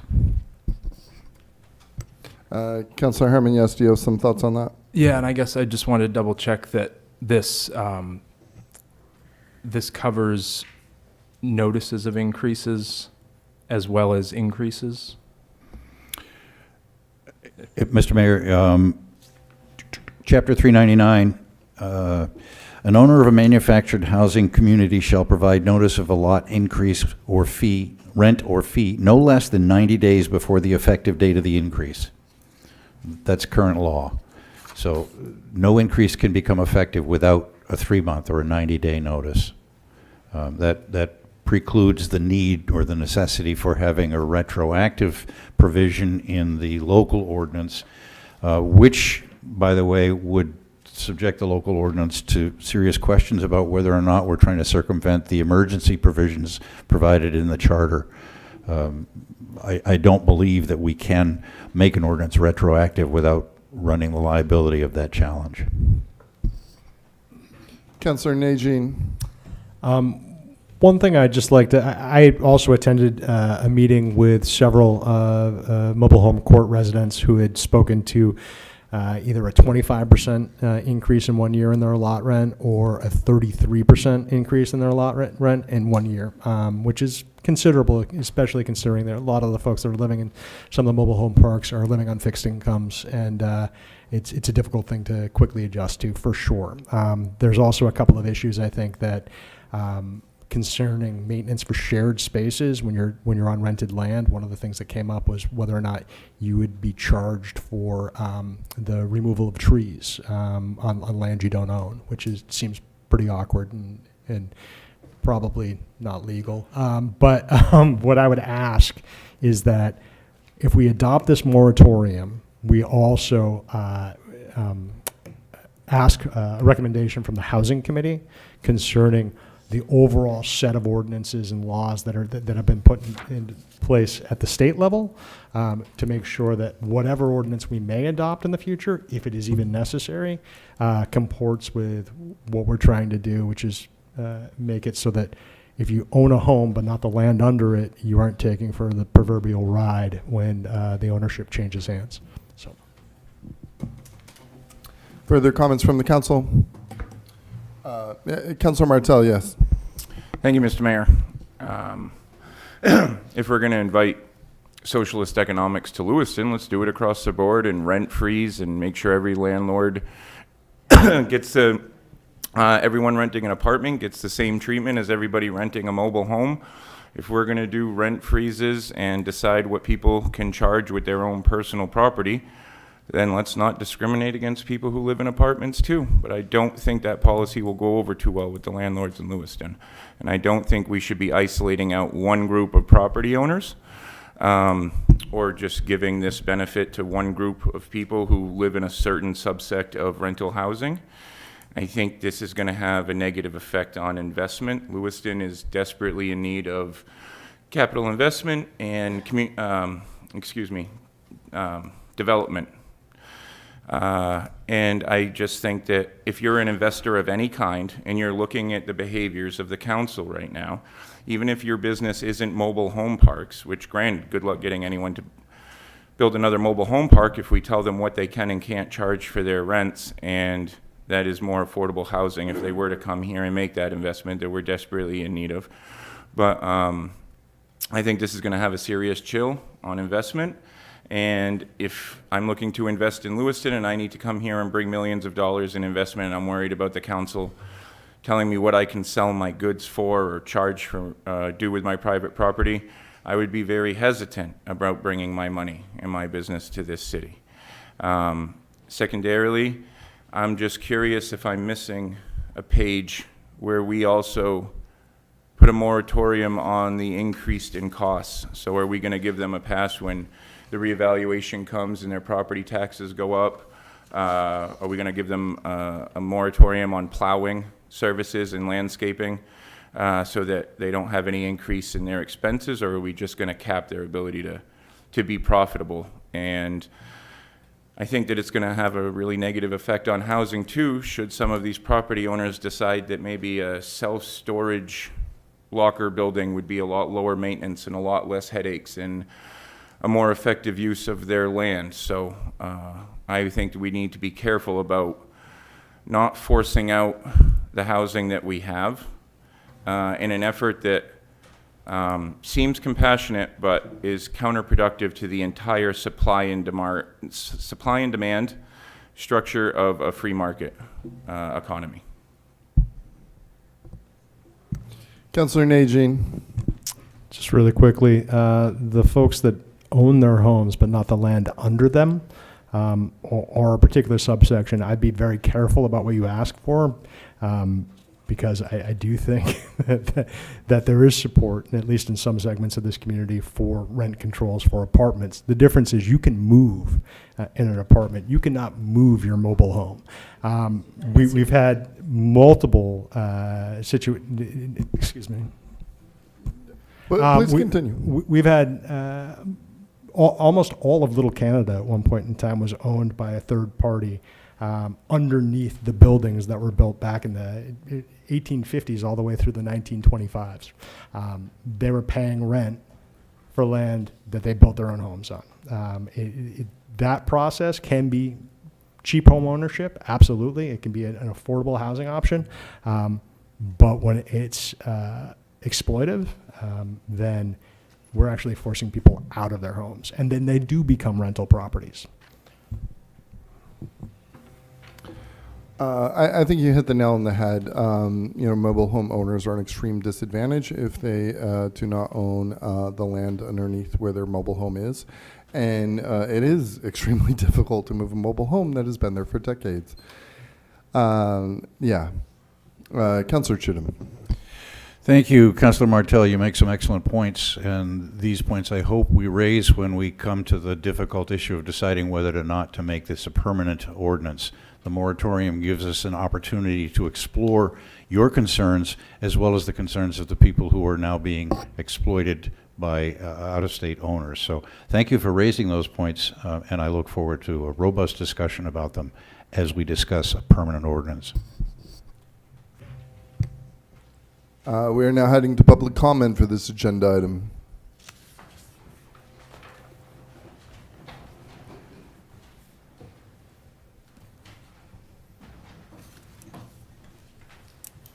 Mr. Mayor, ladies and gentlemen of the council, my name is John Geary. I'm a resident of Fox Run Mobile Home Park. And I decidedly have a self-interest in this ordinance, would like to see it passed. Many other members of mobile home communities are here in the audience. Will you raise your hand? Anyone that has his hand raised that doesn't support this ordinance? The important thing to consider is that in its entire history, this is the first time this type of ordinance has been brought forward to the City Council. And the reason for that is none of the parks are owned by local mom and pops anymore. When they were affordable, they were well maintained, there was pride of ownership, and the profit that they realized from the rents stayed in the community. We got notice at Thanksgiving a year ago that the Jutrices, who had developed Fox Run and had given their lives to building a community to be proud of, they wanted to sell. Over the 2 years prior to that, they raised the rent by 25% so that it would be more attractive to investors. We were given an opportunity to put an offer in, but at the state level, it wasn't a right of first refusal. They had $2.4 million on the table and they weren't willing to wait. So Boa Vida, an equity firm from California, bought us up.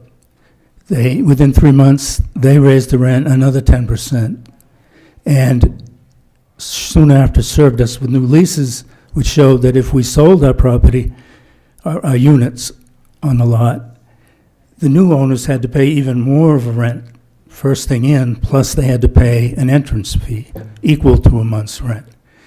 It is these types of predatory practices that we're asking you to help us with. We're not asking this to be permanent. It's a temporary situation, and 6 months may not even be enough time for the council to do its job, to come up with a plan for something permanent, but it's a good start. And as has been said, we really don't need any retroactivity because we haven't been served with a notice of a rent increase yet. We're certainly expecting it because the new owners have to pay already more than what we're paying, so we are expecting to get a notice real quick. All we're asking for is that you enforce this moratorium for a time period and consider it. And if your views prevail, sir, and it doesn't pass, then we have to live with it. But we would certainly like you to give it serious consideration on both sides of the issue. We no longer can pay our rent. That's time. Thank you. Further public comment?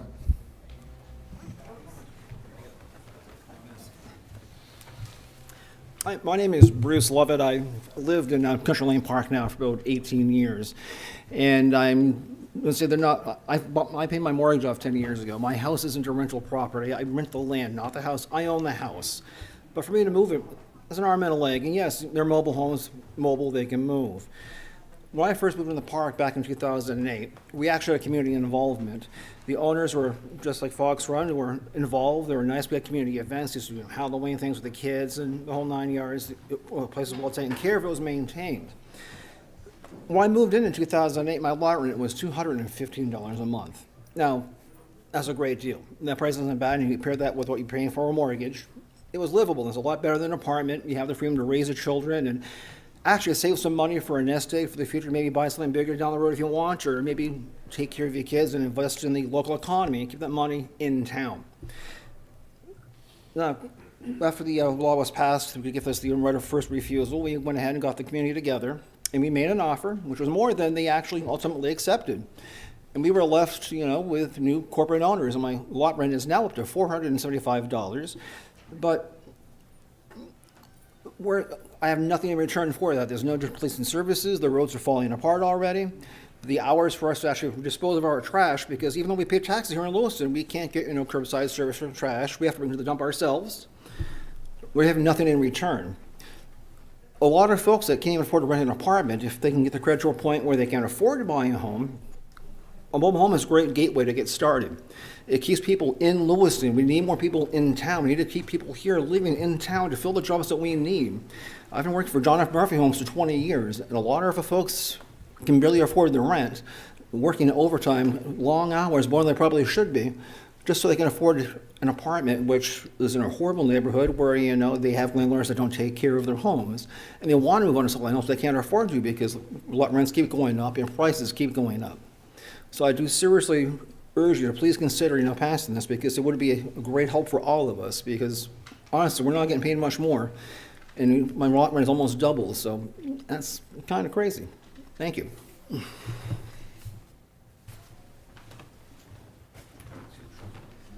Hello, my name is Lori St. Hilaire, Ward 6, and a resident of Fox Run in Lewiston. At 71, I'm eager to thrive in retirement, but skyrocketing expenses force me to keep working. Sadly, my Social Security benefits fall short and health issues make working tough. Despite these hurdles, I'm determined to rise above. Many fellow residents, seniors on fixed incomes like myself, face identical struggles. Together, we're seeking empowerment to take charge of the high annual lot rent increases, which soared 10% last year. With hope and resilience, we urgently need your guidance to overcome this challenge. So please help us, as we just can't afford to keep paying these high costs every year. And with apartments being like $1,800, $2,000, or the other way is low income, but we make too much, we're stuck. I don't know what we're going to do if we have to keep paying these high lot rents. We won't be able to sell because no one's going to want to buy them, and we have no place to go. So we're hoping you can help us by putting a stop on these high lot increases so we can at least afford to keep our homes and stay where we are. Thank you.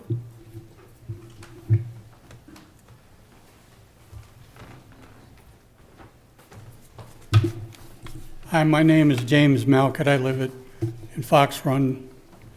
And we moved up here in October of 2022, and we were paying $425 for lot rent. Now we're paying $550 for lot rent. And I'm 78 years old, my wife's 73, and I had to go back to work. I was sort of semi-retired. Now I'm working 20 hours a week just to make ends meet. And my wife and me are on Social Security. Her Social Security is very minimal. If something happens to me, she's done for. And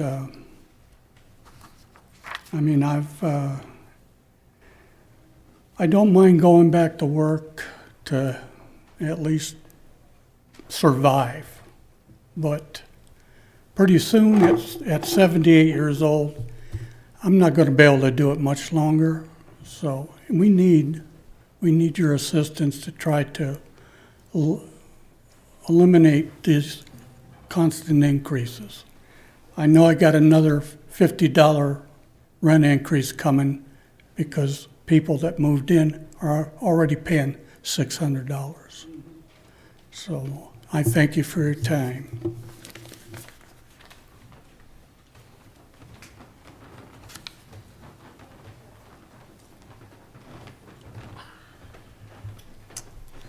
Hi, my name is John St. Hilaire. I'm a resident at Fox Run Mobile Home Park, and I'm in Ward 6. You've been hearing a lot of stories about people that we don't have no place to go because, like my wife said, either you cannot afford an apartment or you overqualified for senior housing to be retired. So we're not asking for a handout.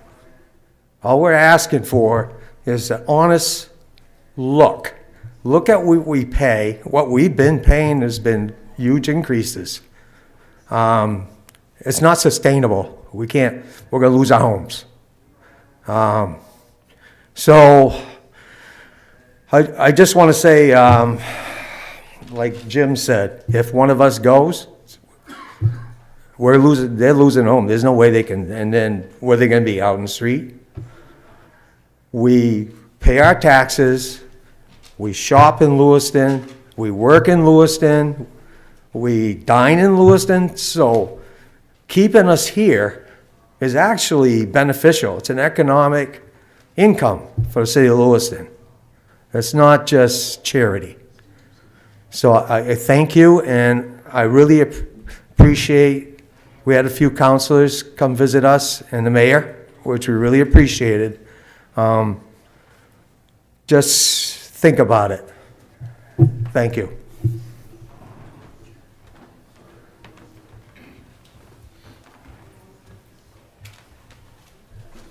Hello, my name is Jean Perrault, and I live in Country Lane Estates. I believe that's Ward 6. When my partner and I first moved here from Florida, we went to this park because our lot rent was $263.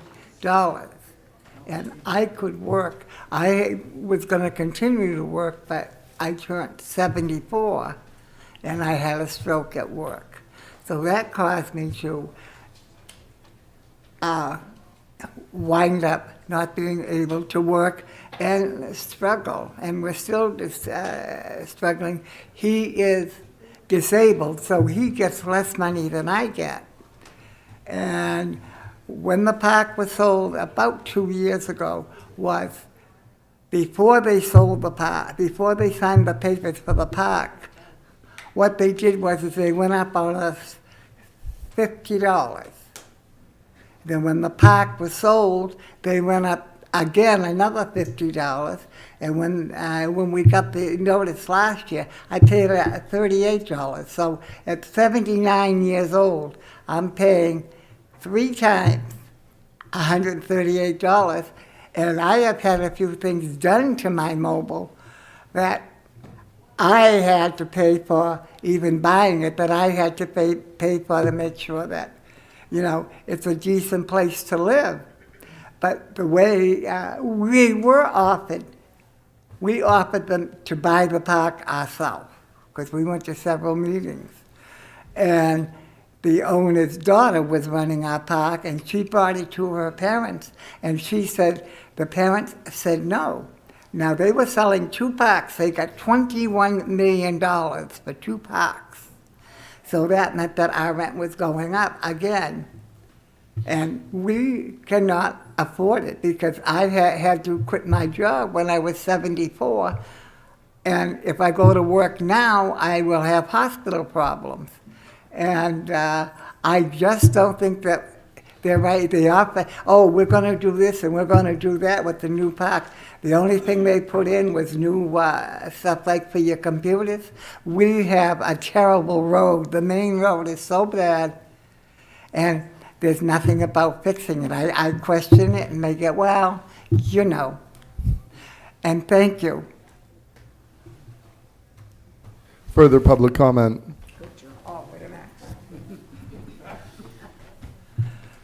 Am I supposed to say that? No. I got 3 minutes, so it's that. No, you're a good sir. We appreciate you being here. No, Well, a public comment I have is, the only thing I was saying was when I own my own mobile home park down in Florida. We owned the land with it, and that's what we were trying to do. And we had the 51%.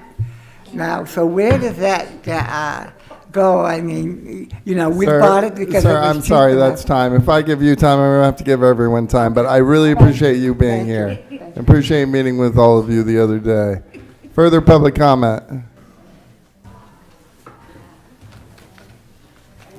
Lee DeRocha, Ward 5, locally owned mobile home park. Within a matter of roughly 2 years, the rent was raised $190. And that's a little too much as far as I'm concerned. And that's all I want to say. Thank you.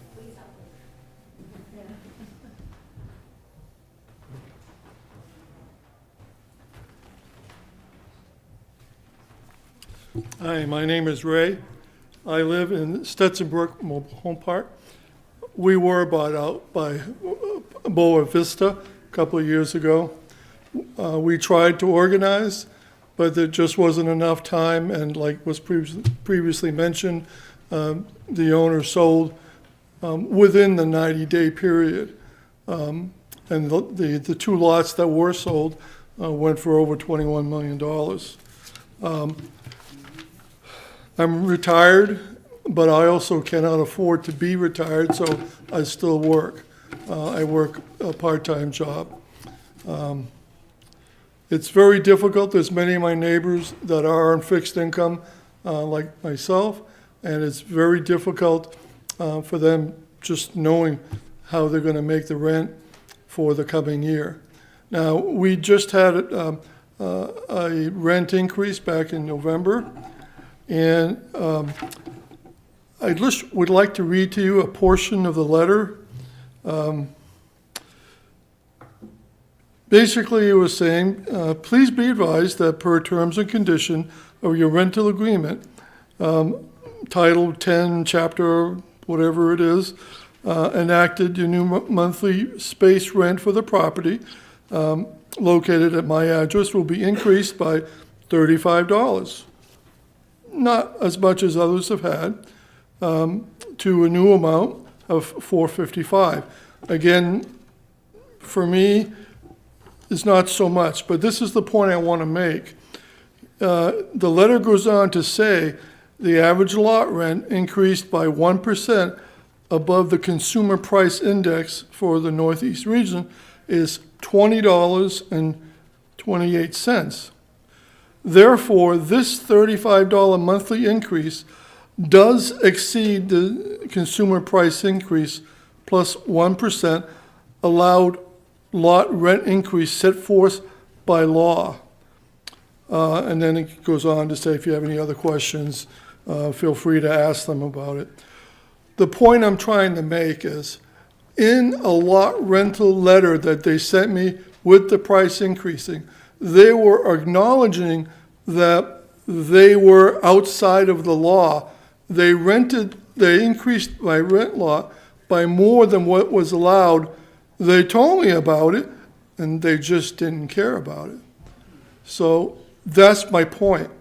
If they can raise it by, $20 more than they should have, what's stopping them from raising it $120 from what they should have been raising it? So whatever you do, put some teeth in the law. Thank you. That's time. Thank you. Thank you for your time. Further public comment?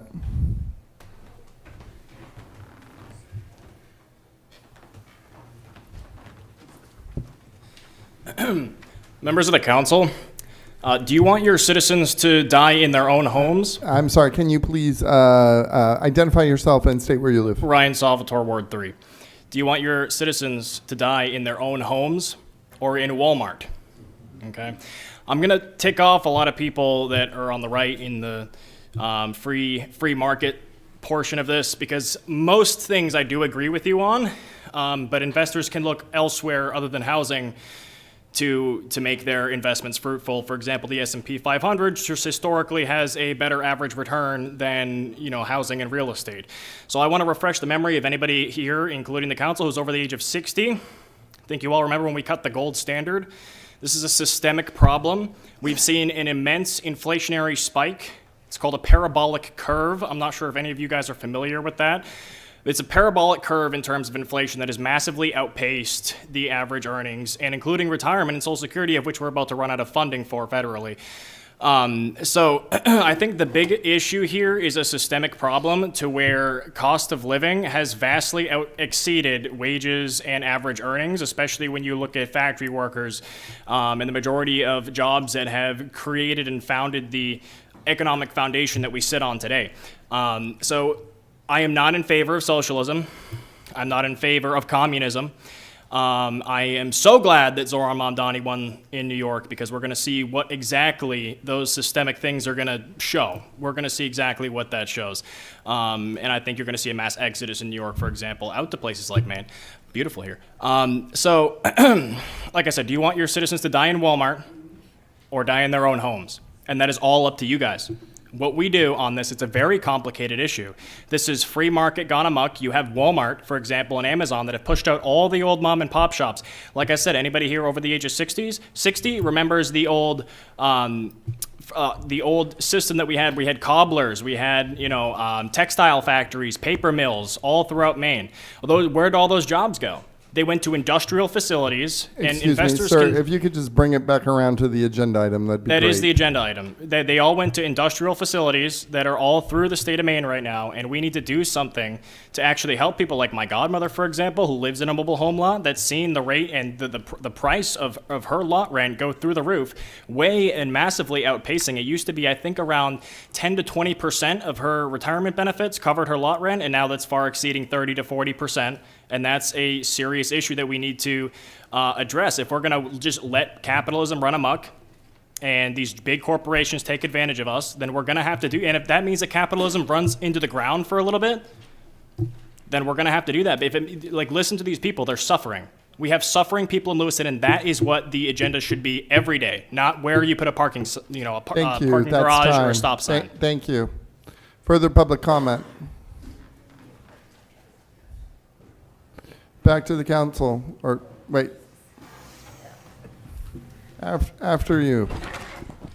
Hi, I'm Jackie Willett, Country Lane Estate. I went around our mobile homes and I got at least 125 signatures, and that's only half of it that I could do. And at my age, I'm 82 years old, and it's getting at the point paying $525 a month. For 12 months, it's like $6,000, something like that a year. But if something happens on my land, I have to pay for the snow plowing and, of course, the cutting of the grass. But the problem is, it is so dangerous to go put our trash in that it's so slippery.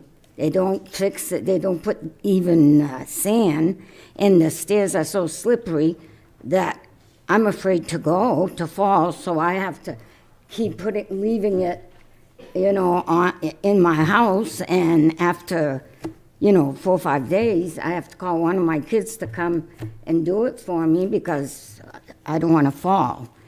And other things like if something happens on my lot, like if a tree is sick or something, it's not my land or anything, I'm renting, and I have to pay maybe $400 to cut the tree. I have to take care of that, which it makes no sense that it's not my lot and I have to pay for having the tree cut, So at my age, the only thing I'm worried about is living off Social Security. Where am I going to go? There's no place else to go, and that's the fear that I am thinking of. At 82 years old, you think of those things. Thank you for listening. Further, Councillor Najin, did you have something? Just really quickly, could we get a copy of the petition? Could that be given to? Yeah, we're gonna. Thanks. We'll facilitate that. Thank you. Please continue, sir. Hi, my name's Steve Arsenault. I live at Stetson Brook Estates. I've been there for about 6 years. And the old owners that used to own it, okay, they were pretty good. They didn't go up that much. He went up probably every 3 years, which was pretty good. Okay, and I'd say the year he sold it, okay, for 21 million point something. I'm a little nervous, and I really don't like speaking, but this is important to me, okay? I had a pretty good job, okay? Plus, I'm retired. I waited until I was 66 and a half to retire. Plus, I had a pretty good job, so my health went right down, so I had to quit. And, but anyway, they seem to keep going up twice a year. This boa vita, but anyway, I call them boa constrictors. Basically, they're If from we can have it California. quiet, please. Please continue, sir. But if they keep going up twice a year, okay, that was $75. You're going to see old people living in their cars because they have no other place to go. There's a lot of people on fixed income where they're not making that much. That's why they moved into a trailer park, to own their own trailer. And if they keep going up, who's going to buy the trailers? Chances are they probably want to shove us all out so they can get condominiums. Thank you. Further public comment?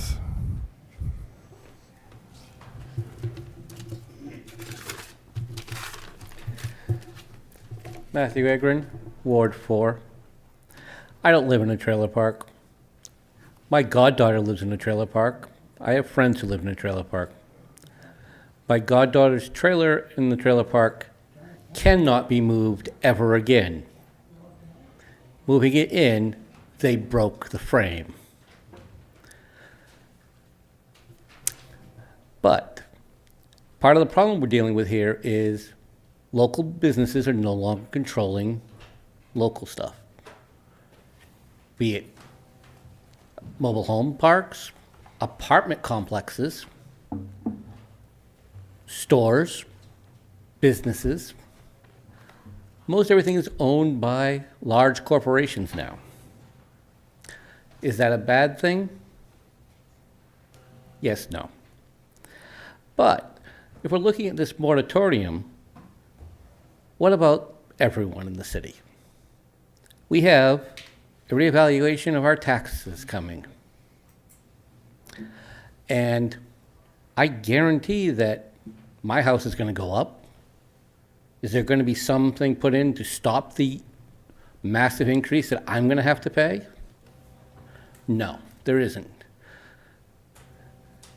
Are we going to cut city services so that we can keep our seniors who own their own homes in Lewiston and have owned them for 40 years in those homes? I hope so, but I'm not sure you guys have any way to do that. I don't know where to go on this, because let's face it,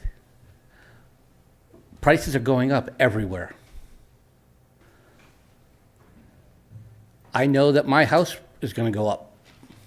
How long can we all stay in Lewiston? The prices are going up, and unless, of course, you're willing to cut city services back even farther than they are, and let's be honest, we can't really. You guys are in this moratorium. While I'm not a big fan of it, might at least stop temporarily while you guys think about what to do for the entire city. because we ask that of you, to be responsible with the city, with the city's funds.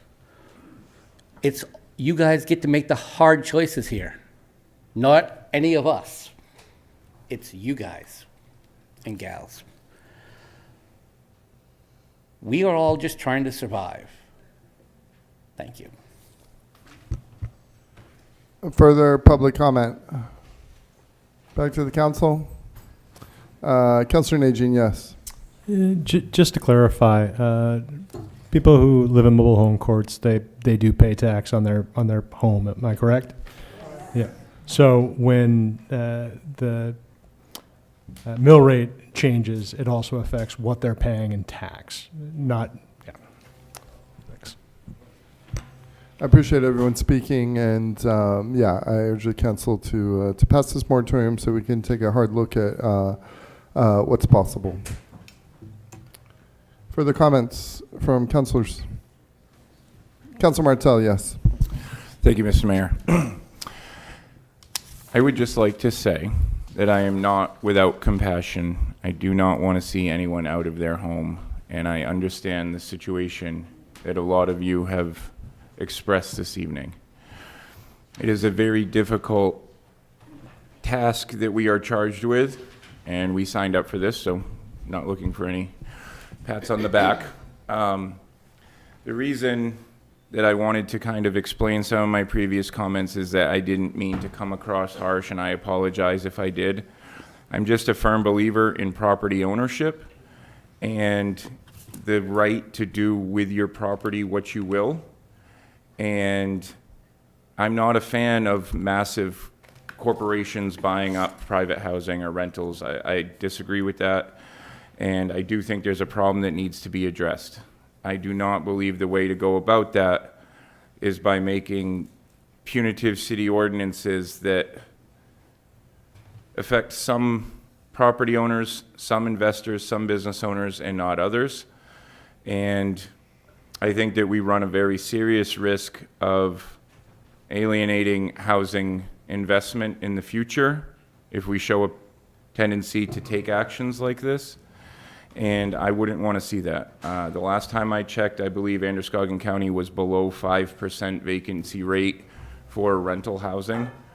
And I think that that points to supply and demand being the driving force behind these rent increases. I'm not saying that corporate greed does not exist. But if we're going to put freezes like this in place, I just fear the long-term effect of future housing development in Lewiston. Like I said, I feel like that's desperately needed. And this is also an unfortunate truth, but when someone put their mobile home on a property or invested and bought their mobile home and moved it there, it was done with the understanding that you don't own the land under it and you were renting it, and it was the prerogative at any time other than finishing out the contract that is signed by the mobile homeowner or whatever, that they're not compelled to continue to use their land as a mobile home park. And I just fear that while maybe $100 or $200 a month may be very difficult to come up with, and that's a perfectly reasonable issue to have, I fear what might happen if someone just decided to say that all the mobile homes need to be removed and they're just going to change the use of that land to something else. And I think that would be way more costly and way more disruptive to the lives of the people that are in those situations. So again, I don't want to see anyone out of their homes. I just believe in a free market capital economy, and I don't think that it's our place to tell landowners what to do with the property that they invested in. I heard a couple people mention that it was over $20 million to purchase those parks. Those people need to get return on their investment. The reason that they paid so much for those parks is because the value has gone up, and rental housing is so rare that supply and demand has driven up the price to live in the Lewiston, Auburn, Androscoggin County area. And while that is going to have unfortunate outcomes in certain situations, I just don't think this is the right way to go about policing it. And if any of the individuals who spoke tonight or anybody would like to discuss this with me personally, I want to invite you to come approach me after the meeting. I'd be more than happy to give you my information and engage you in conversation. If I'm wrong about this, I would love to hear your stories, and I don't want to see anyone suffering any unnecessary hardship. Madam Clerk, please call the vote. Counselor from Ward 4? Yes. Ward 5? Yes. Ward 6? Yes. Ward 7? No. Ward 1? Yes. Ward 2? Yes. Ward 3? Yes. Motion passed by a vote of 6 to 1.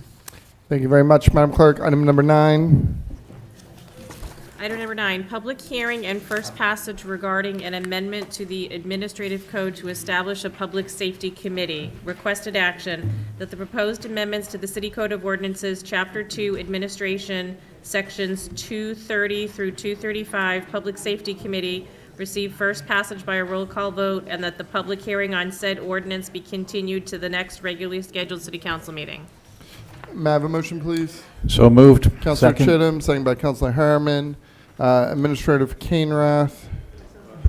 Yeah, thanks, Mr. Mayor. So you have the ordinance here. I think just to follow up on some of the discussion from last time, I think it does need to be clear when this new committee will begin its work. As you know, there is an existing committee on this topic. It actually met earlier today, the mayor's ad hoc committee. So I think it just needs to be clear of when this committee will actually be commencing its business. I think we certainly don't want to have two committees on the same topic running concurrently. From our perspective, I don't think it'd be productive. So I think we just need to clarify when the start date of this committee will be. I know there was some discussion last time. We had talked about, I believe, in the August-September timeframe. Sorry, this one new second. committee- If you can please head out to the hall to talk, that'd be great.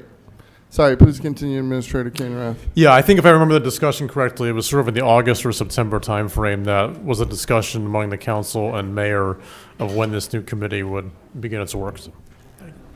Yes, I'm planning to have both this and the Economic Development Committee run through August.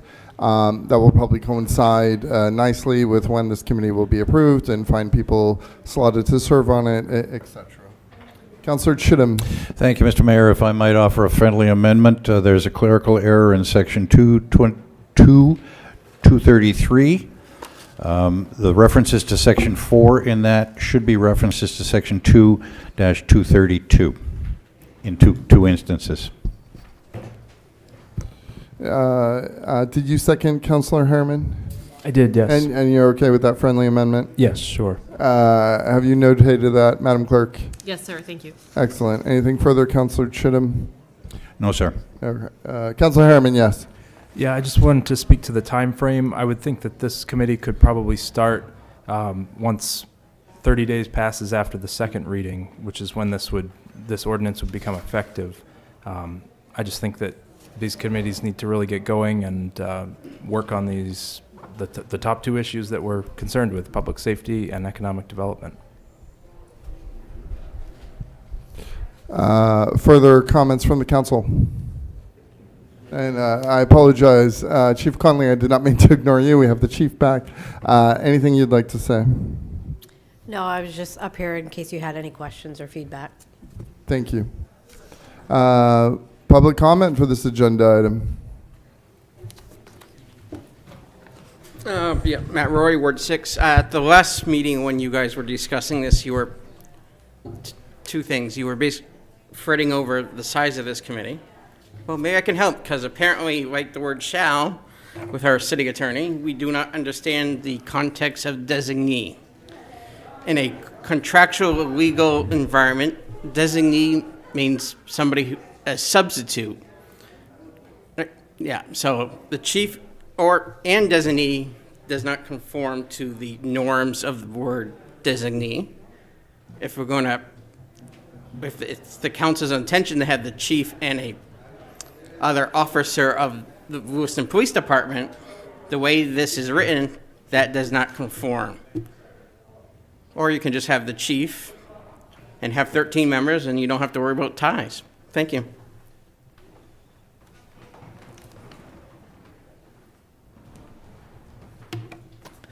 Matthew Agron, Ward 4.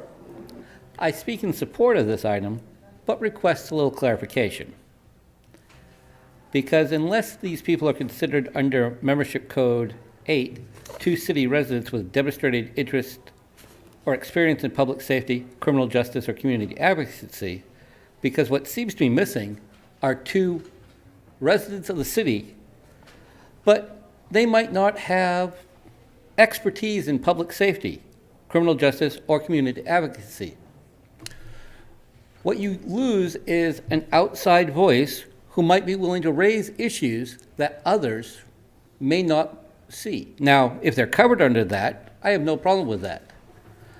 But, you know, I look at somebody who has experience with public safety being ex-law enforcement, ex-federal law enforcement, legal, within the justice system at some point, lawyer, community advocacy, you work for one of the NGOs in the city. That doesn't actually that may not make you a resident who's interested in the public safety feature. But I'm hoping to get clarification on that term. Thank you.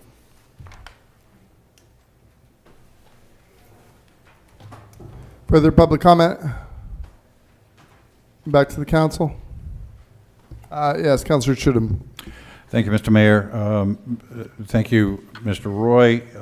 The reference to the police chief and/or his or her designee doesn't apply to membership. It applies to the individual who is going to be providing training to the individual members, unless I'm missing it in another place. Thank you. Councilor Harriman. I think the reference is section 2-232, or subsection A, number 2.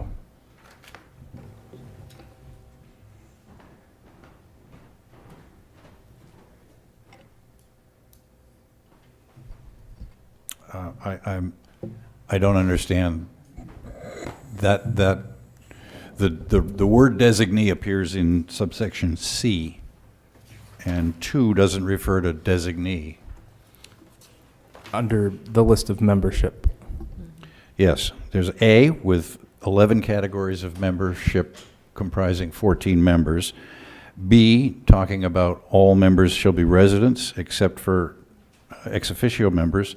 And C, all members shall receive an initial public safety orientation from the chief of police and/or his or her designee. And I think that's what Mr. Roy was referring to. There's also, under subsection A, number 2, it mentions the chief and the chief's designee. You're right. I stand corrected. Thank you, Councilor. Yes, Councilor Najin. Which, as I count up all the members, it comes to 14. So it's the chief and the chief's designee. Those are 2 positions. And I don't see any issue with that if it's intentional, which I would refer back to the chief and the administrator to determine. Yes, we included 2 members from the police department, which has been consistent with the current ad hoc committee. Makes total sense. Thank you so much. The idea is that a lot of moving parts in the police department, and so today, as we talked about, an introduction from the chief to the members of the committee, explaining her vision for the department, and then also was joined by Sergeant Mishu talking about community policing. Further comments from the council? Administrator Cameron, did you have something? I just want to ensure there's clarity for when this committee will begin its work. City staff is already staffing one existing committee, that's your committee. I think there does need to be more discussion about what's happening with your committee and when is this committee starting, because I will say it's not going to be ideal for us to have city staff staffing 2 committees in the same topic for the next 5 months. Remember that. So I think there needs to be further clarity on that of when this committee will begin. I know the discussion last time was August, I guess, from what I remember, but I think that just needs to be clear as we go forward here, because I think having two running concurrently on the same topics, being staffed by the same city staff members, the chief of police and her designee, this is not going to be a great situation as far as staffing is considered. Understood. Councilor Najin, yes. I would echo the administrator's concerns. I think that's something we've all brought up a few times. So once we've all voted in the membership of this standing committee, the other committee could probably sunset. So also, in the language for the standing committee, is there a mention of what happens if the mayor fails to appoint? My guess is it would just revert to the 60-day appointment in elsewhere in council rules. Or Madam Clerk, what's the?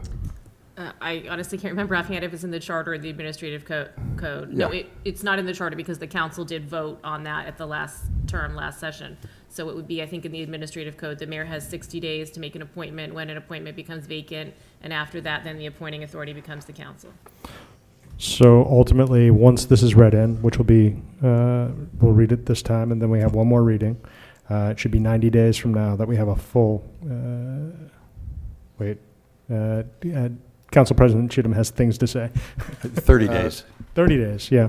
So, well, we're saying if the mayor doesn't appoint, which I believe he will. I have full faith and confidence that the mayor will fill this committee, most probably with some of the members that are currently on the committee, the ad hoc committee. But again, we're trying to set a date, right? And so I would think that the ad hoc committees would expire after 90 days after the final reading of this ordinance. Or until, I mean, wouldn't it be easier just to say, once this committee is established, the ad hoc committee is null? You know, thank you, Councilor Najin. Councilor Chittum, did you have something? Well, ad hoc committees serve at the pleasure of the mayor, I believe. And if the mayor chooses to disband the ad hoc committee when this committee is constituted, that would be a decision that the mayor would have to make, and I think we could urge him to make that decision. I don't believe that that's a council decision. The other point I'd like to make is that the mayor only nominates members of this committee. They are appointed by the council. So I would call on you, Mr. Mayor, to disband the ad hoc committee once this committee has been constituted and created. Yeah, I mean, I don't want to get into a tussle right now over when my committees end and when the new committees start. You know, I can go back and talk to my co-chairs. I would prefer that they run through August, and then a new committee start up after that. Councilor Longchamps. Yes, basically, I was just trying to reiterate what the administrator was asking, which is they need more clarity. I think that your ad hoc committee should end immediately as soon as this one is put together. So I would ask you, Mr. Mayor, that you would agree to that, and I hope that we can get this committee put together very quickly. Councilor Najin, back to you. I just wanted to say this is also your committee, Mr. Mayor. The committee shall serve in an advisory capacity to the mayor and city council on matters relating to public safety, with particular emphasis on the prevention and reduction of gun violence.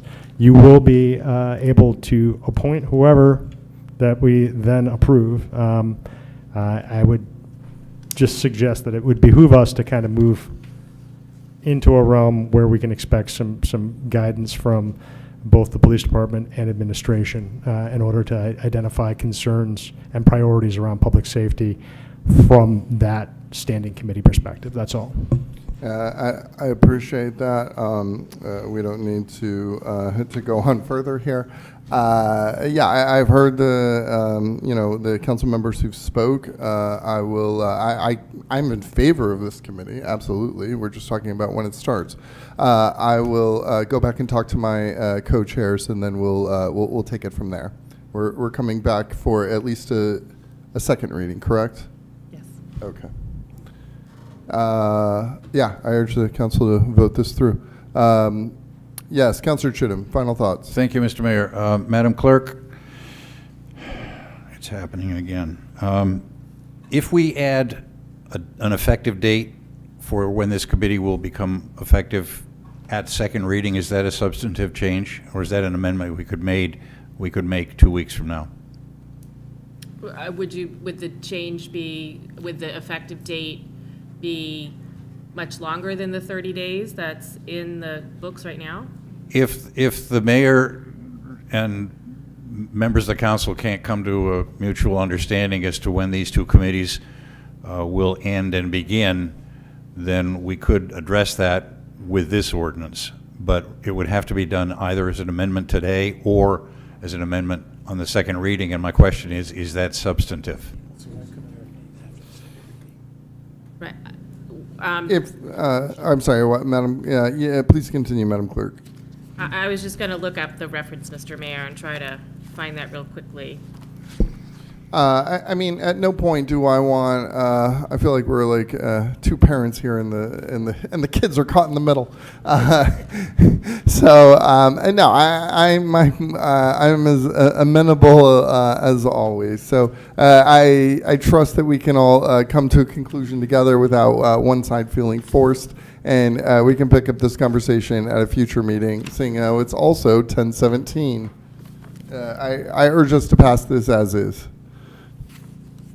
Final thoughts from councilors? Madam Clerk, please call the vote. Council from Ward 4?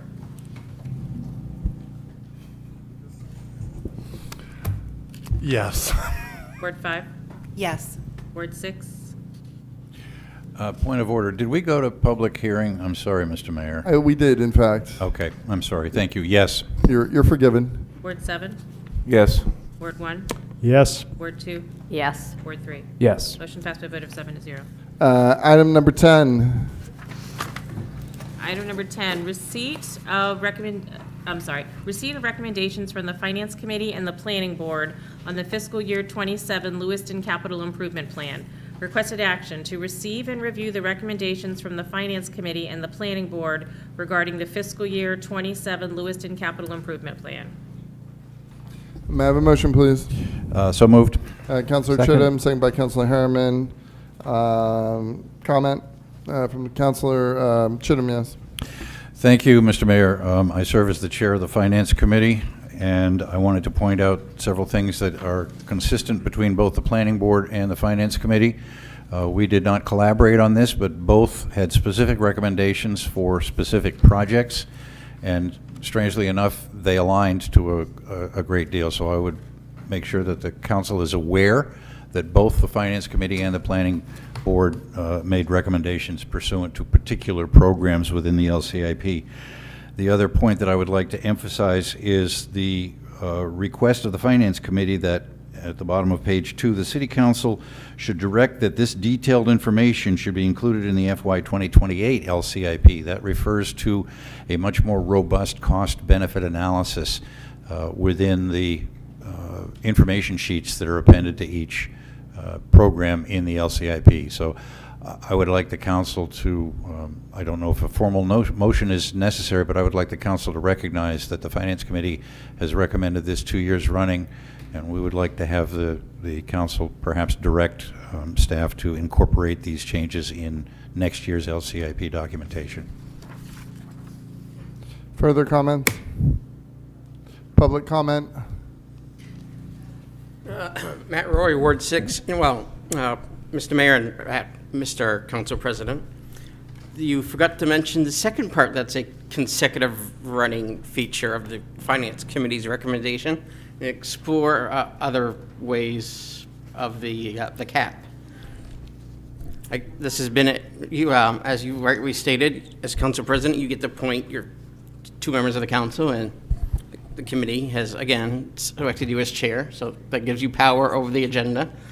So when notwithstanding the busy agenda the Finance Committee and Council in general will have over the next 60 days, generally speaking, when is this going to be an agenda item? Because again, it's been in, like, the cost of benefit analysis.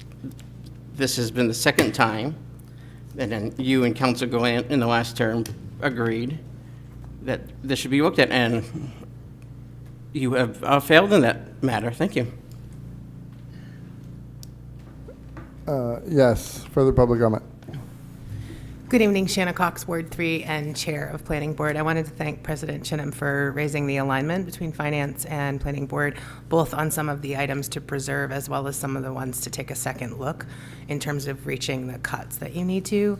I'd also add, I'm not aware of what you're requesting for fiscal year 28, but there was universal comment among Planning Board to request that the year-over-year books that we get have an indication about whether it was approved, carried, bonded, and actually started in the previous year. And so when we are seeing a request that has a multi-year request, we oftentimes see this, obviously in Public Works where you're looking at street paving, you're gonna see that every year, though we do track which streets are being kind of lifted up in that process. But specifically, we spoke about things like the roofs for the middle school and the high school, which has multi-year request. Did it get done? Did a portion of it get done when that was approved last year?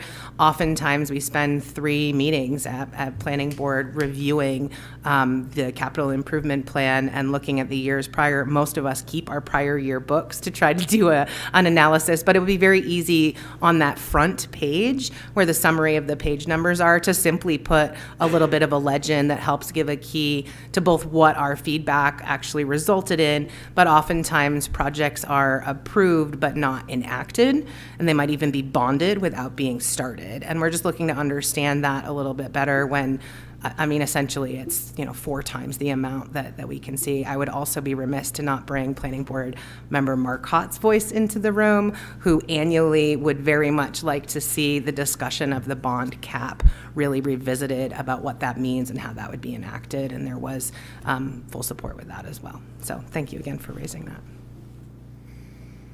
Further public comment? Back to the council. Madam Clerk, please call the vote. Council from Ward 4? Yes. Ward 5? Yes. Ward 6? Yes. Ward 7? Yes. Ward 1? Yes. Ward 2? Yes. Ward 3? Yes. Motion passed by a vote of 7-0. Item number 11. Item number 11, resolve adopting the fiscal year 2027 Lewiston Capital Improvement Plan. Requested action that pursuant to Article 6, Section 6.06E of the City Charter, the City Council hereby approves the resolve adopting the fiscal year 2027 City of Lewiston 5-year capital improvement program as prepared by the City Administrator. May I have a motion, please? So moved. Councilor Najin. Second. Second by Councilor Martel. Comments from the council? Yes, Councilor Chittum. Thank you. I would just like to inform, reassure members of the council and the public that acceptance of the LCIP does not guarantee funding of the projects and programs that are included in it. Those will be discussed during budget season as we move forward. So the mention of a project and its associated cost in the LCIP is not a guarantee that that project or cost will be implemented. Public comment. Back to the council. Yep, budget season's coming up. Madam Clerk, please call the vote. Council from Ward 4? Yes. Ward 5? Yes. Ward 6? Yes. Ward 7? Yes. Ward 1? Yes. Ward 2? Yes. Ward 3? Yes. Motion passed by a vote of 7-0. Item number 12. Item number 12, resolution authorizing and directing an assessment of shooting-related needs and financial burdens of individuals affected by the October 25th, 2023 mass shooting. Requested action to approve the resolution authorizing and directing an assessment of shooting-related needs and financial burdens of individuals affected by the October 25th, 2023 mass shooting. May I have a motion, please? So move. Yep. Councilor Martel. It's getting late, Mr. Mayor. I apologize. No need. Second. Second by Councilor Najin. Councilor Longchamps, did you want to say something? Yes. I just wrote something that I'd like to read, and I know it's really late, so I thank everybody for being here. I asked for this item to be placed on tonight's agenda to formally request that we as council and administration take a closer look at the survivors and the victims impacted by the tragic mass shooting that occurred on October 25th, 2023. The events of that night deeply affected our city and our nation, and the impact continues to be felt today. Many victims and survivors are still living with lasting emotional, physical, and financial effects. Over time, members of our community have come before this council asking us to look into the donations that were generously given to support those affected.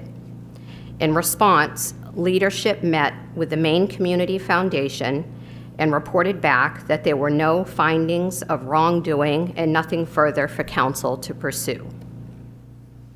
For the past 2 years, I accepted that conclusion, and I remain silent, and I want to acknowledge that.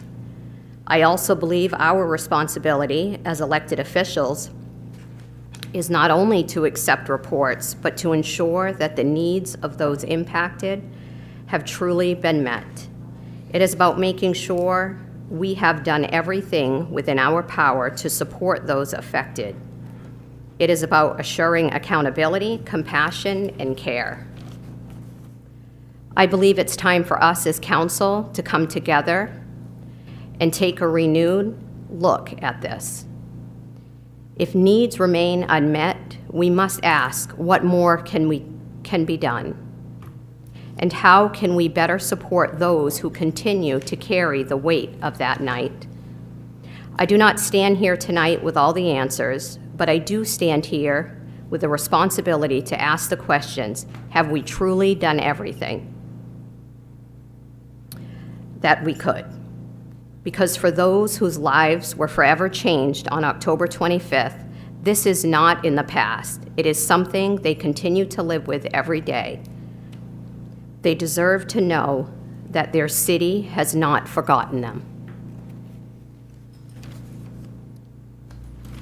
Thank you, Councilor Long, or anything further, Councilor Longchamps?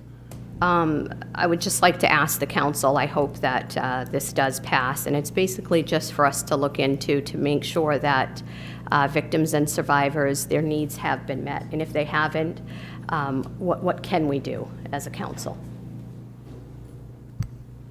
Further, yes, Councilor Chittum. Thank you, Mr. Mayor. Thank you, Councilor Longchamp.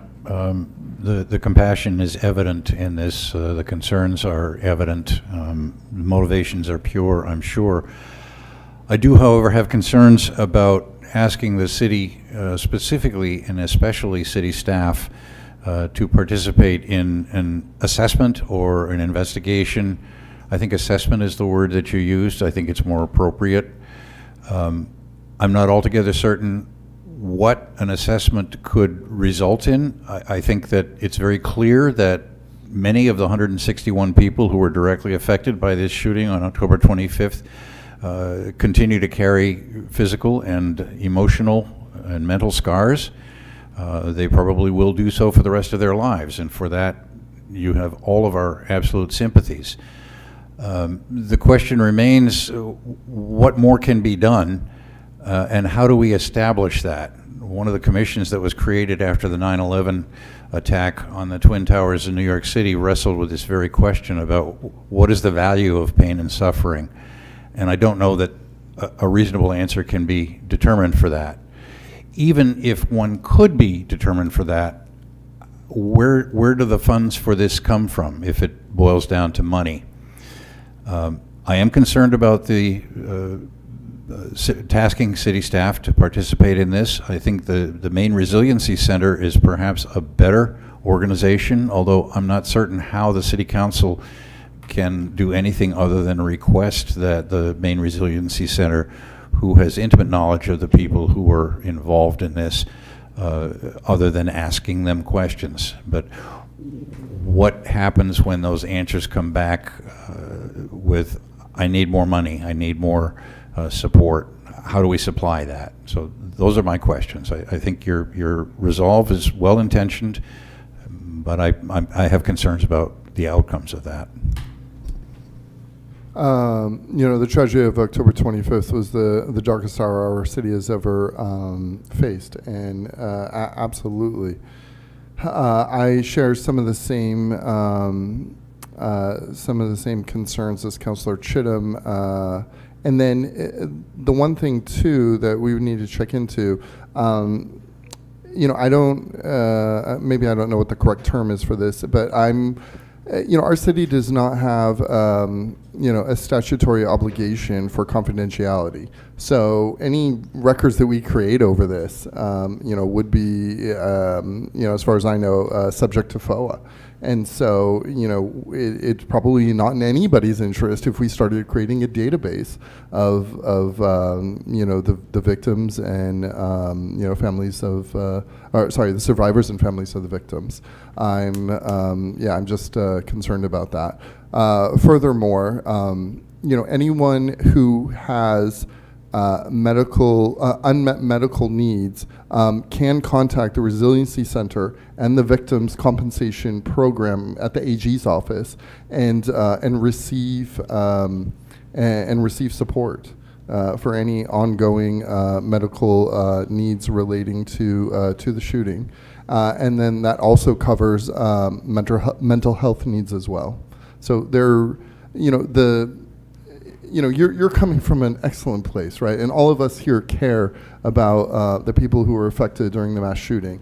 But I cannot buy into the narrative that they have not, that there's been no ongoing support. Immediately after the shooting, the city helped establish the Resiliency Center. And then the Victims Compensation Program has done noble work at the AG's office to ensure that people's medical needs are met and people are supported. Councilor Harriman. Thank you. Yeah, I was just wondering what the Maine Resiliency Center's feedback was on this. Are you asking me that?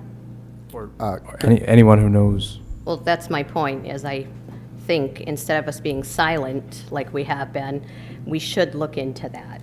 We should ask the Resiliency Center. As far as I knew and I was aware of, this has just been a silent thing. There's nothing we could do. Let's not talk about it. And you've said that yourself. There's nothing we can do.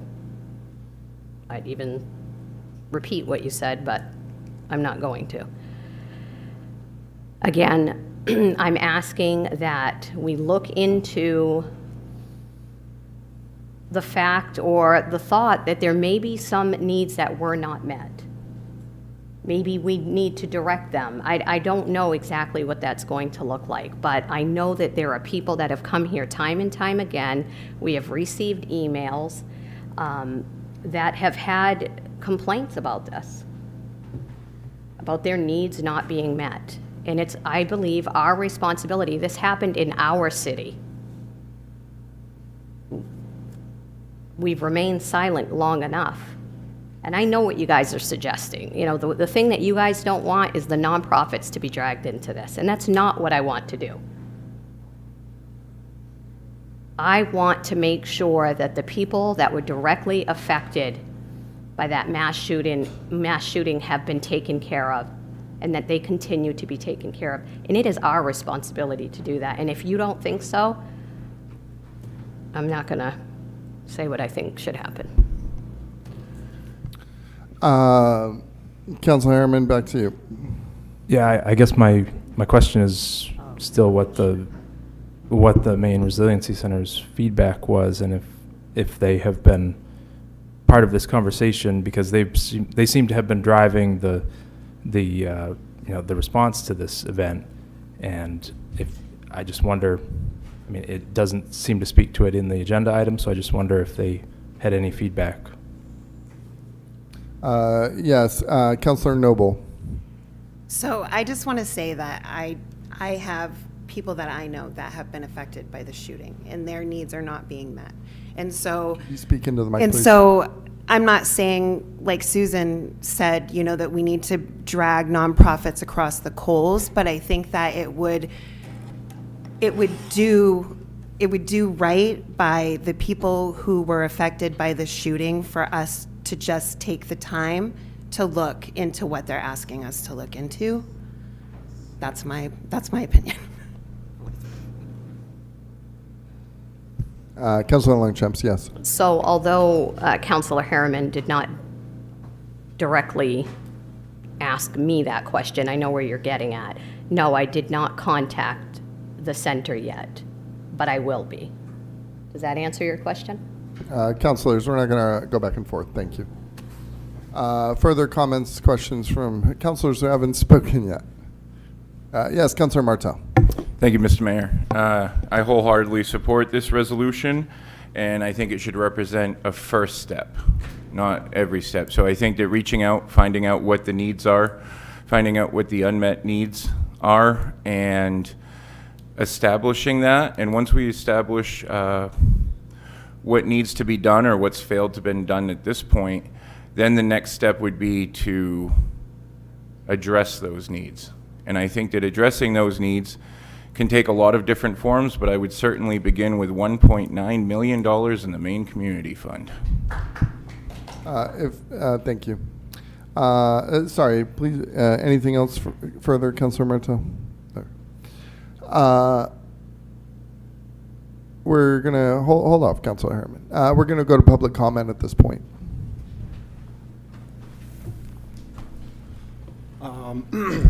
My name is Keith Tremblay, Ward 7, and I am a survivor of the Lewiston mass shooting. I'm actually a fortunate one. My injury is not due to the mass shooting. It's a separate related incident. But the fact of the matter is we need some voices because we have councilors and we have a mayor that are on our city board that say they care about us but won't do anything about it. They won't even look into things. We have so many questions that are unanswered. We have so many people that are going day-to-day lives way worse than me. I am okay. My friends are okay in some ways, but not in a lot of ways. And you won't even look into it.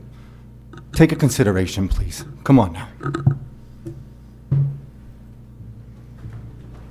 Further public comment.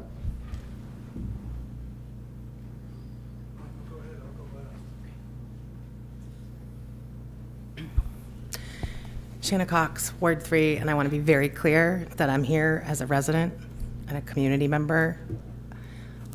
I really appreciate this coming forward. What I did not hear in the language of your proposal tonight was a desire that has been expressed in other places. What I heard was a desire for this city to lead, to provide leadership and the opportunity to understand what is unmet and what resources might be able to be marshaled to meet it. Not to commit those resources, we probably don't have them. There is a great amount of need that is unmet, that is beyond, I think, what can be valued and what can be repaid. That doesn't mean there aren't resources to support or to be coordinated. Think an inventory of those resources.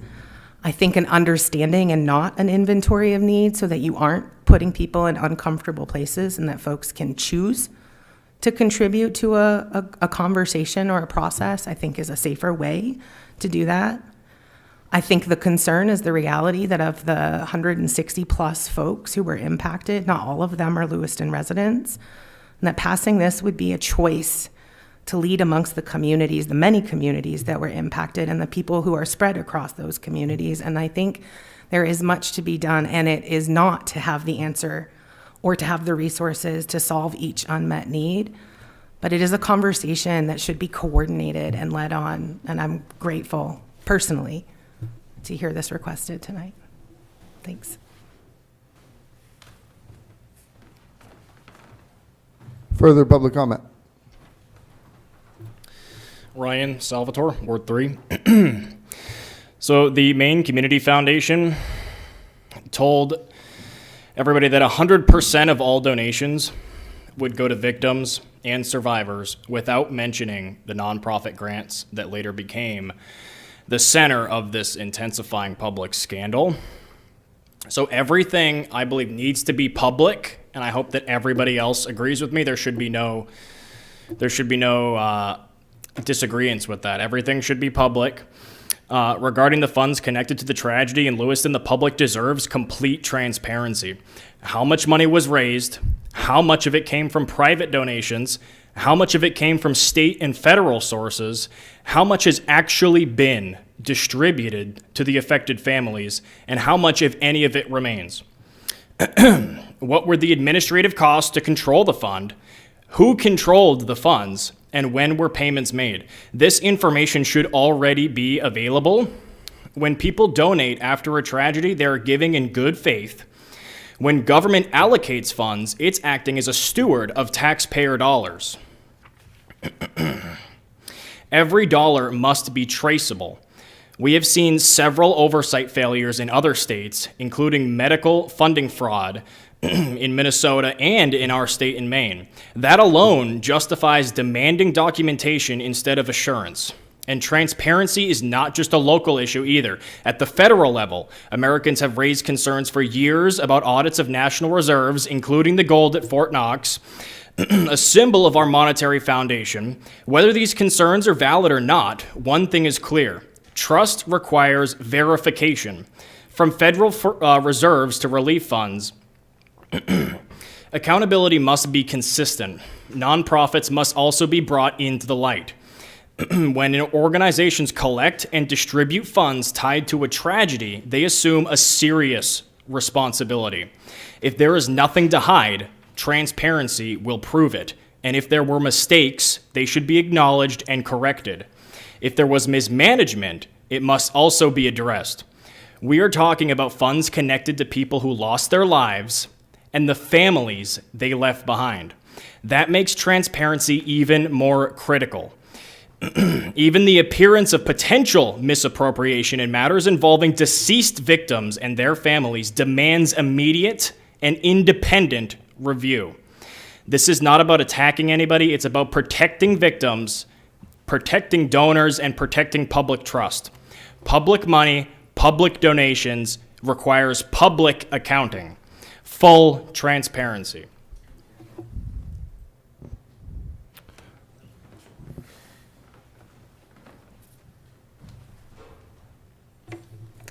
Matthew Egrin, Ward 4. These are not my words. They are words of a survivor.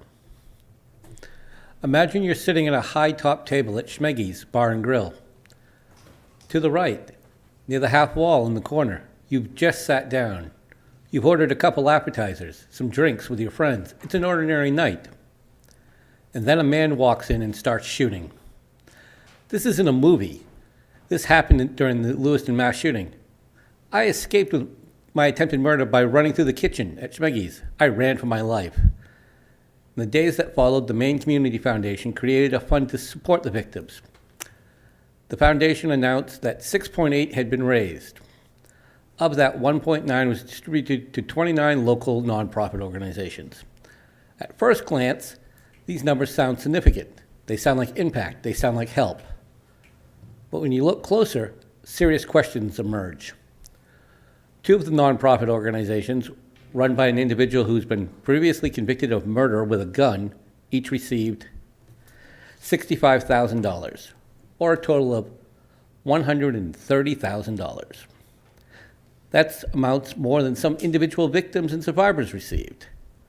For escaping my own attempted murder and running through the kitchen while bullets were flying, living the trauma for the rest of my life, I received $7,000. I am grateful to be alive, but gratitude does not silence accountability. Survivors and families deserve transparency. We deserve to understand how the funds were allocated, what criteria was used, and how decisions were made. When millions were raised in the name of victims, victims should not be an afterthought. This isn't about politics, it's about fairness, it's about trust. It's about honoring the people whose lives were taken and forever changed in Lewiston. Mayor Shaleen, you said you were going to look into this. We are still waiting for a response. The community deserves answers. Survivors deserve clarity. Families deserve to know that the funds raised in their loved ones' names were handled with integrity and transparency. We can never undo what happened that night in Schmeggy's. We cannot erase the fear, the loss, the trauma, but we can demand accountability. We can insist that what money was raised for the victims come first. I escaped through the kitchen. Others didn't make it out at all. The least we can do now is ensure that their names and the support they were promised in their honor were treated with fairness, transparency, and respect. Destiny Johnson, Wyndham, Lewiston's shooting survivor. And yes, we need to see full transparency here, guys. You know me, that's what I believe in. Thank you. Further public comment? Benjamin Dyer, Auburn, Maine, Lewiston survivor. I was shot 5 times that night. I lost my finger. I lost my bicep, my tricep. You guys can't hide it. You can't miss it. Don't look away. Councilor Harriman, please look. Don't look away. That's disrespect. Counselor, Excuse me, Counselor, I have looked. Counselor, I you am have not been drawing recognized. to Counselor Long, focus on what no the man is counselor saying. has been If recognized. you could please not police stop. what I do with my Counselor, body. Counselor, I looked, and now I am listening. Counselor Harriman, you're out of order. Thank you. No, we're not recognizing anybody right now. We're in public comment. Please continue, sir. Once again, Benjamin Dyer, Auburn, Maine, Lewiston survivor, shot 5 times. I spent 19 days in the hospital when your foundations that you guys set up for fundraising, I wasn't part of it because I was still in that hospital bed fighting for my life. So when you hear, oh, you guys were talked to, wrong. I spent 18 months out of work because of this situation. I went back to work because disability payments don't cover your mortgage. Just because I was shot, still needed to heat the house, still needed to feed the family, still needed to pay a mortgage to have a place to live. The money you guys raised is missing. And I say you guys, or the community. Everybody was out there and proud. We're raising all this money, national news, woohoo! When the time comes, where'd the money go? This council was tasked to set things up. It's kind of funny, I see the bottled water in front of everybody. That company gave a lot of money. I know, because it's my company. That's who I work for. So when I see money missing, guess what? They wouldn't like to hear personally to say, hey, stop giving to the community, because all they're doing is taking it. You say you want to look into what the needs are. We're not asking to get rich. This isn't about money. It is about survival. Just like everybody else that was here tonight, whether it was the mobile home parks, I'll go to the ICE, because I'll tell you what, you use 3-letter acronyms, but you had no problem asking the FBI or the ATF for help to find the person who did this. And you had no problem applauding, tapping on the back. And you know what? I get 180 seconds to speak to you about this tonight. It's less than twice the amount of time it took at Schmeggy's Bar and Grill for the carnage to happen. Think about that. Think about the damage that was done in less than half the time that you're telling me I have to speak about it to you tonight. Because I'll tell you what, I don't think I've heard from any one of you personally that says, hey, how you doing? Just checking in. Everything okay? Your mental health okay? And I'll answer you about the Maine Resiliency Center. They can't tell you because of HIPAA, which you guys keep quoting. They are therapists. They are professionals. They can't tell you without our permission. I stand here and speak before you because I'm not afraid. It's therapeutic for me. All I'm asking is you take the time, review the wrong, and do the right. The simplest part of this is we teach our children not to lie, because one little lie grows into a big one. Well, guess what? Right the ship. Because if you're the captain, Mayor, you're not carrying 5-gallon pails in your boat telling all of your council members to keep bailing that way. What you're going to do is you're going to stop the ship, you're going to bring it to port, and you're going to have it fixed. And that's all that we're asking for, the survivors, the families, the heirs to the deceased, because you can sit and name them all you want and publicize it and have a yearly parade through town like we're heroes. We're not. We're individuals that are just asking for accountability and support. And guess what? We don't get it. all we're asking for. Thank you.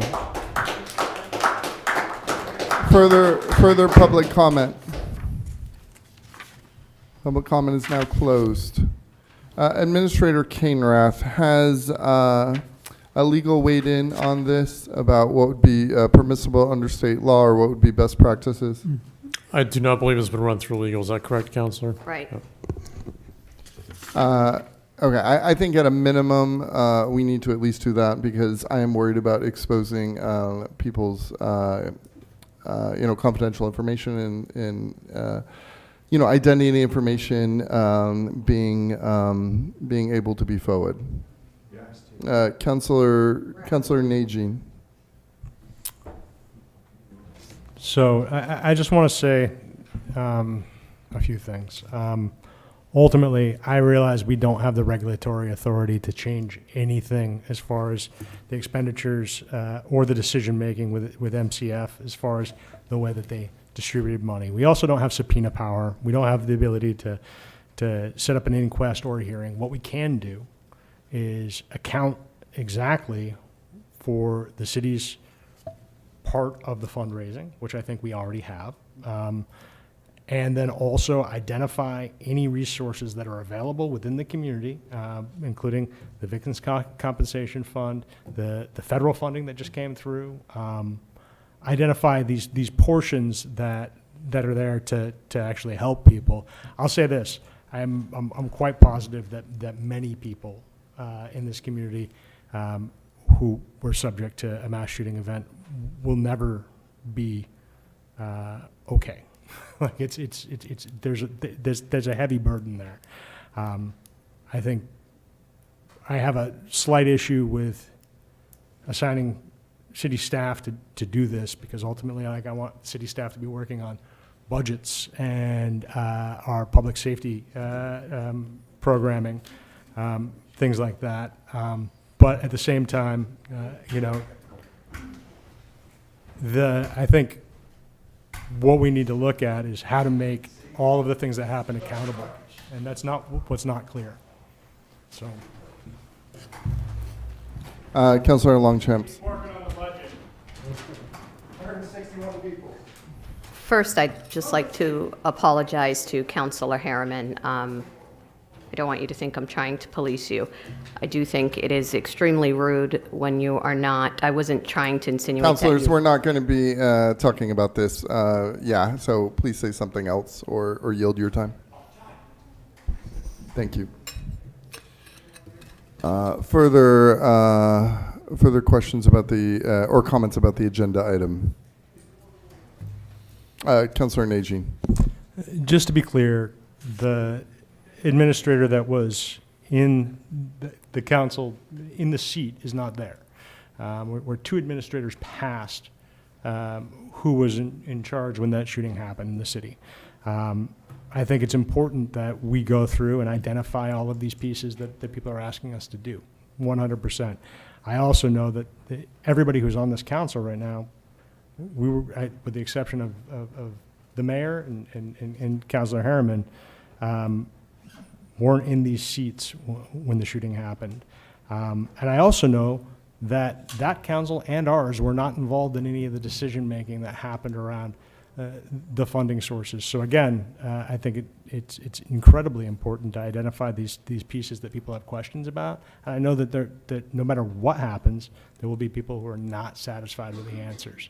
But I do think it's important that we go through and point out, answer the questions we can. Absolutely. I'm just not sure that this does that. And any thoughts, Administrator Kainrath or Deputy Administrator O'Malley, who was here at the time? I think I will say, I think it may be helpful to define what success looks like, to define some clear goals and expectations and deliverables. That may serve as some further guidance on, are we achieving our objectives? Are we meeting the spirit of what was intended here? I think just some benchmarks in that regard may be helpful also. Councilor Chittum, yes. Thank you, Mr. Mayor. There are some questions asked tonight that are valid, reasonable, and certainly understandable questions. The information that I've reviewed has already answered those questions. There has been a full disclosure of the money that went into the city, through the city, to the Maine Community Foundation, and from the Maine Community Foundation through its two funds to the victims and the nonprofits. I think those questions have been answered over and over and over again, and I'm not certain, as Councillor Najin has said, that this council or anyone can answer those questions to the satisfaction of people who are not satisfied with the answers that have already been provided. I have no problem at all with believing all of the documentation that's been provided by Maine Community Foundation, by the Chamber of Commerce, who was involved, by Councillor Najin and I had a long meeting in early 2024, by the committees that distributed the funds. I see no additional information that can be gained beyond what has already been published and made available to the public. I've shared that with people who have called me begging and insisting and demanding that I and this council take action. I don't really know what other action can be taken. It's very difficult to say this because my sympathies lie with the people who experienced this tragedy. However, I don't know what else can be done to satisfy what I am coming to believe has been politicized recently for the furtherance of some agendas. I think that these questions have been answered, and I don't know how many times we can answer them again before we run into a brick wall. So I'm all in favor of finding out what needs are still out there. I'm not at all in favor of trying to assign blame or say that there were mistakes or errors made, because I believe that the people who were involved in this, without exception, did so with pure hearts, with good intention. I will tell you that the Maine Community Foundation, it was asked earlier what administrative costs, there were none. The Maine Community Foundation donated all of its administrative efforts into distributing these funds. There have been allegations that donors were told 100% of the money they gave would go to victims. They were given a choice. The Maine Community Foundation would not accept money without having it designated to one of two funds.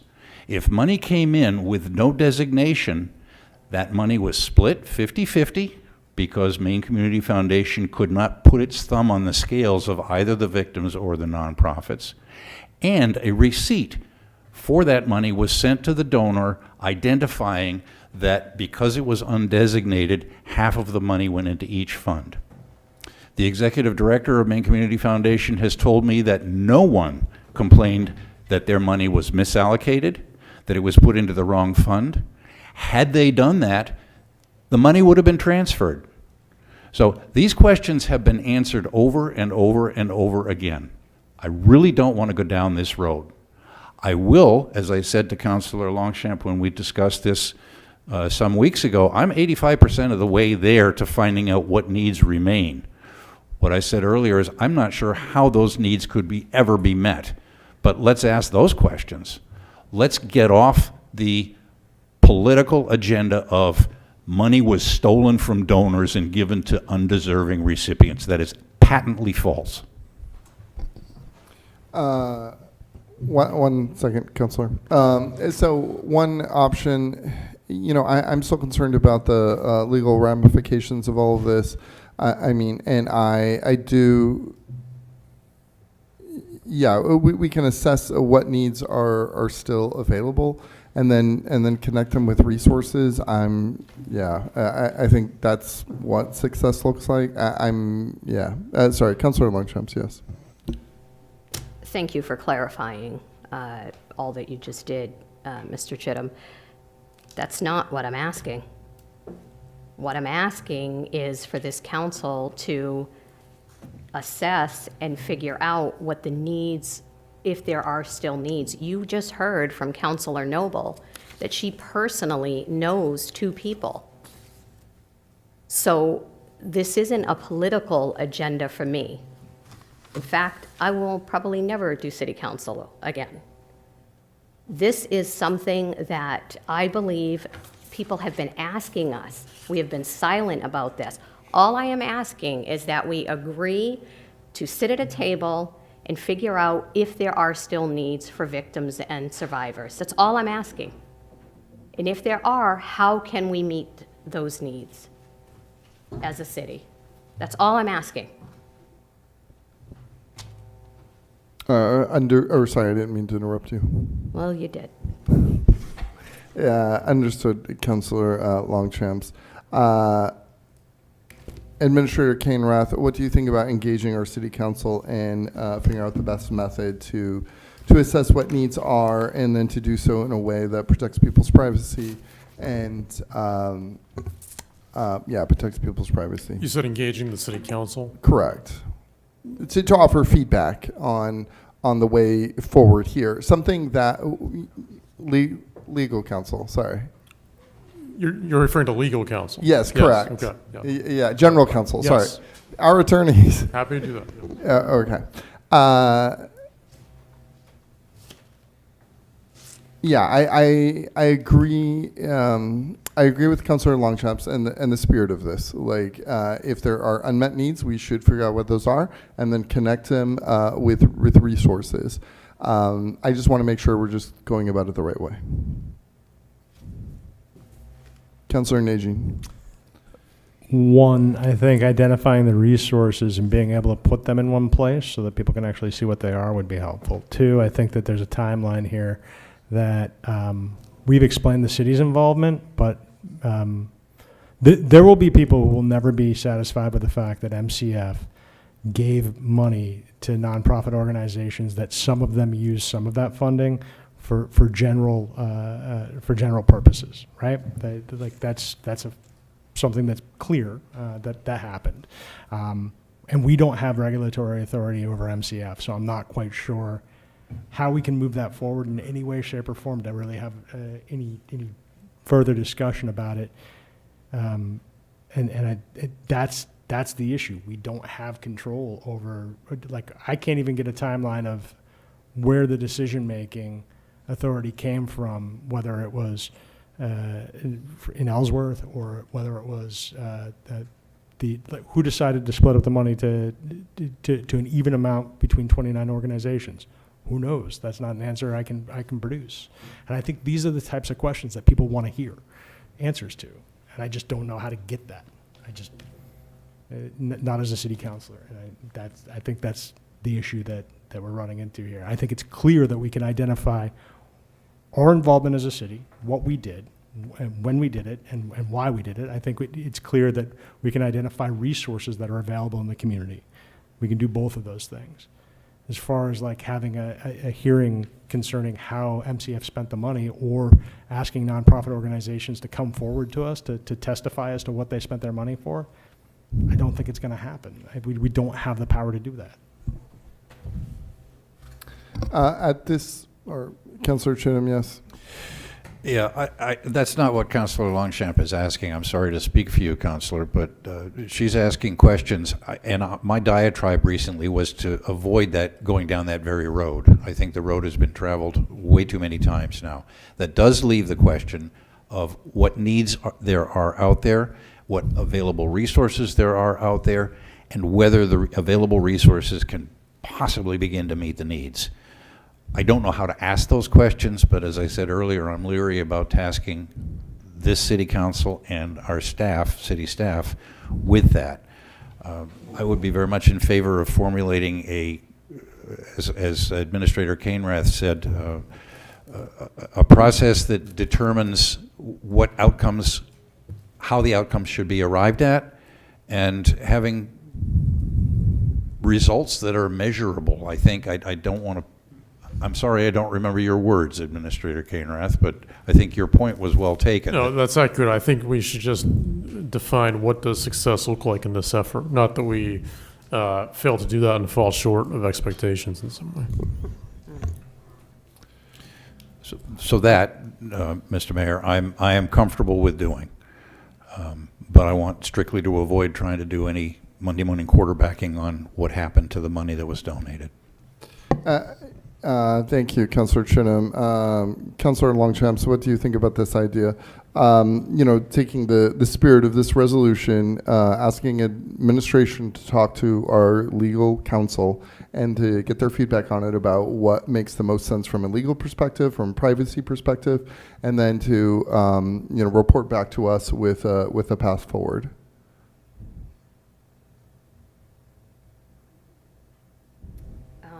Please use your microphone. I respect our city administrator. I just respectfully ask that, obviously you're new coming into this, you were not the city administrator, but there are a lot of people that are hurting. You've heard my concerns about it. We've had a discussion. And I think there are a lot of people out there that do want to help families, victims, and survivors. So I guess I would agree to that at this time, and trust that we would still look into this and make sure that we move forward with making sure what I asked for does get done, if that makes any sense. Yeah, well, I was thinking we would run this, we would meet with legal, get their feedback, and then bring it back before this body. I mean, does that make sense? Because I think some of the concern is this hasn't been through legal. We want to make sure we're adhering to privacy, et cetera. So we would get their input, perhaps have some recommended edits, come back with another draft, maybe the next meeting, and go forward from there. Does that make sense? Yeah, I think it would alleviate some of the concerns I'm hearing regarding this not being vetted by legal yet. And I would be okay with that, as long as it goes on to the next agenda, Yes. and that you and I are communicating about what legal is suggesting or recommending. And I would encourage Administrator Kainrath for you to have legal watch this agenda item, so that way they can completely understand where we're all coming from.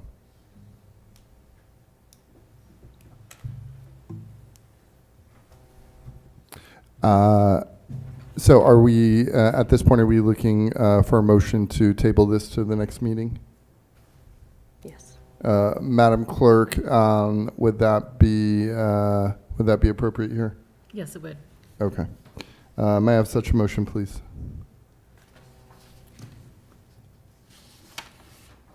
May I have a motion to table Councillor Longchamps? Do we have a second? Madam Clerk, please call the vote. Council from Ward 4? Yes. Ward 5? Yes. Ward 6? Yes. Ward 7? Yes. Ward 1? Yes. Ward 2? Yes. Ward 3? Yes. Motion passed by a vote of 7-0. Thank you, Councillor Longchamps. Item number 13. Item number 13, order approving the option agreement of Bates Mill number 5 for up to 5 years. Requested action to approve the order approving the option agreement for Bates Mill number 5 for up to 5 years. May I have a motion, please? So moved. Councillor Chittum. Second. Second by Councillor Harriman. You're gonna give us a minute here while we make sure presentations are up and running. Make sure this works.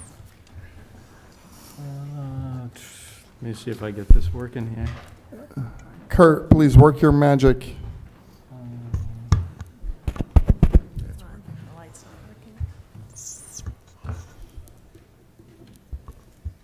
This did not come on.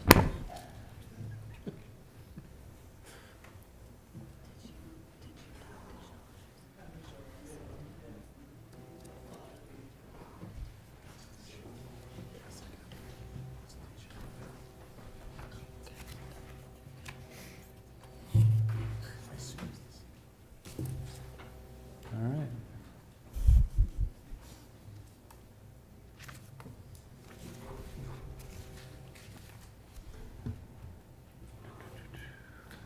While that's loading, perhaps you all could introduce yourselves. Sure. Tom Platts, manager of Bates Mill LLC and president of Platts Associates. Doreen Sauls, I'm the property manager of the Bates Mill Complex, and I reside in Lewiston. John Blaze, interim director, economic and community development. I would also like the record to reflect that we have Gabrielle Russell in the audience as well. The way we're going to do our presentation, Doreen is going to read kind of our statement of what we're looking for, what we've been doing, why we feel we're the right person to get the extension on the option for Bates Mill number 5. And while she's talking, I will drift through the slides, which will show you what we've been doing. The first group of slides shows kind of what the design process and renderings we've done for various people through the last number of years. We'll also show you our involvement in Lewiston, why we think it's a good idea to stick with us, the number of projects we've done in Lewiston over the past, well, for me, the past 45 years, but others for a little less time. But we'll show you some of the projects we've done in Lewiston, how tied we are to the community, how much we believe in this community. We're also going to show you, as part of our past option, we were supposed to do 2 pieces of artwork, public artwork. We did 8, so we'll just kind of drift through that. And then we'll be open to any questions people might have about the slides as we're going along. So I'll let Doreen start. Thanks, Tom. Mill number 5 is a significant and complex property whose redevelopment has long been recognized as an important part of Lewiston's broader revitalization effort. The environmental, financial, and structural challenges associated with this building are substantial and require patience, continuity, and experienced stewardship to address responsibly. It is important to acknowledge that the last option renewal occurred in tandem with the unprecedented economic impacts of COVID-19. The pandemic fundamentally disrupted capital markets, construction timelines, supply chains, and tenant decision-making nationwide. These impacts were unforeseen by the prior council and disproportionately affected large-scale, adapted reuse projects such as those within the Bates Mill complex. Delays experienced during this period should be viewed in that broader economic context rather than as a lack of commitment or capacity. It is also important to clarify at the outset of any discussion of redevelopment strategy that Mill number 5 is not well suited for residential redevelopment. The building's size, floor plate depth, structural configuration, and mechanical requirements make housing conversion technically challenging and financially impractical. Residential use would require extensive reconfiguration, additional egress, new window penetrations, and substantially higher per unit costs while generating rents insufficient to support the level of investment required. For these reasons, housing has consistently been identified as an unrealistic primary use for Mill 5, which reinforces the need for a mixed-use or employment-anchored redevelopment approach. Additionally, the amount of structural and architectural adaptation required for housing would jeopardize the historic tax credit designation of the entire complex. The projected renovation cost for Mill 5, estimated between $150 and $250 million, places this project among the most complex redevelopment efforts in the state. The pool of developers capable of securing financing at this scale is extremely limited. And even fewer have demonstrated both the capacity and the willingness to invest at this level in Lewiston. This reality underscores the importance of retaining a development team with both the financial sophistication and the local commitment necessary to see a project of this magnitude through to completion. The current development team brings precisely that combination of expertise and commitment. Bates Mill LLC has deep roots in Lewiston, Its principals live and work within 5 minutes of the mill complex and have demonstrated a long-term commitment to the city. The team has a proven record of securing cornerstone tenants that anchor successful redevelopment, including TD Bank, Baxter Brewing, Androscoggin Bank, and Included Health. The team has also been successful in securing financing and delivering complex projects, such as the new police station now located in Bates Mill number 7. Through their design partner, Platts Associates, the current development team has already invested more than $700,000 in marketing, design, engineering, and redevelopment research specific to Mill 5.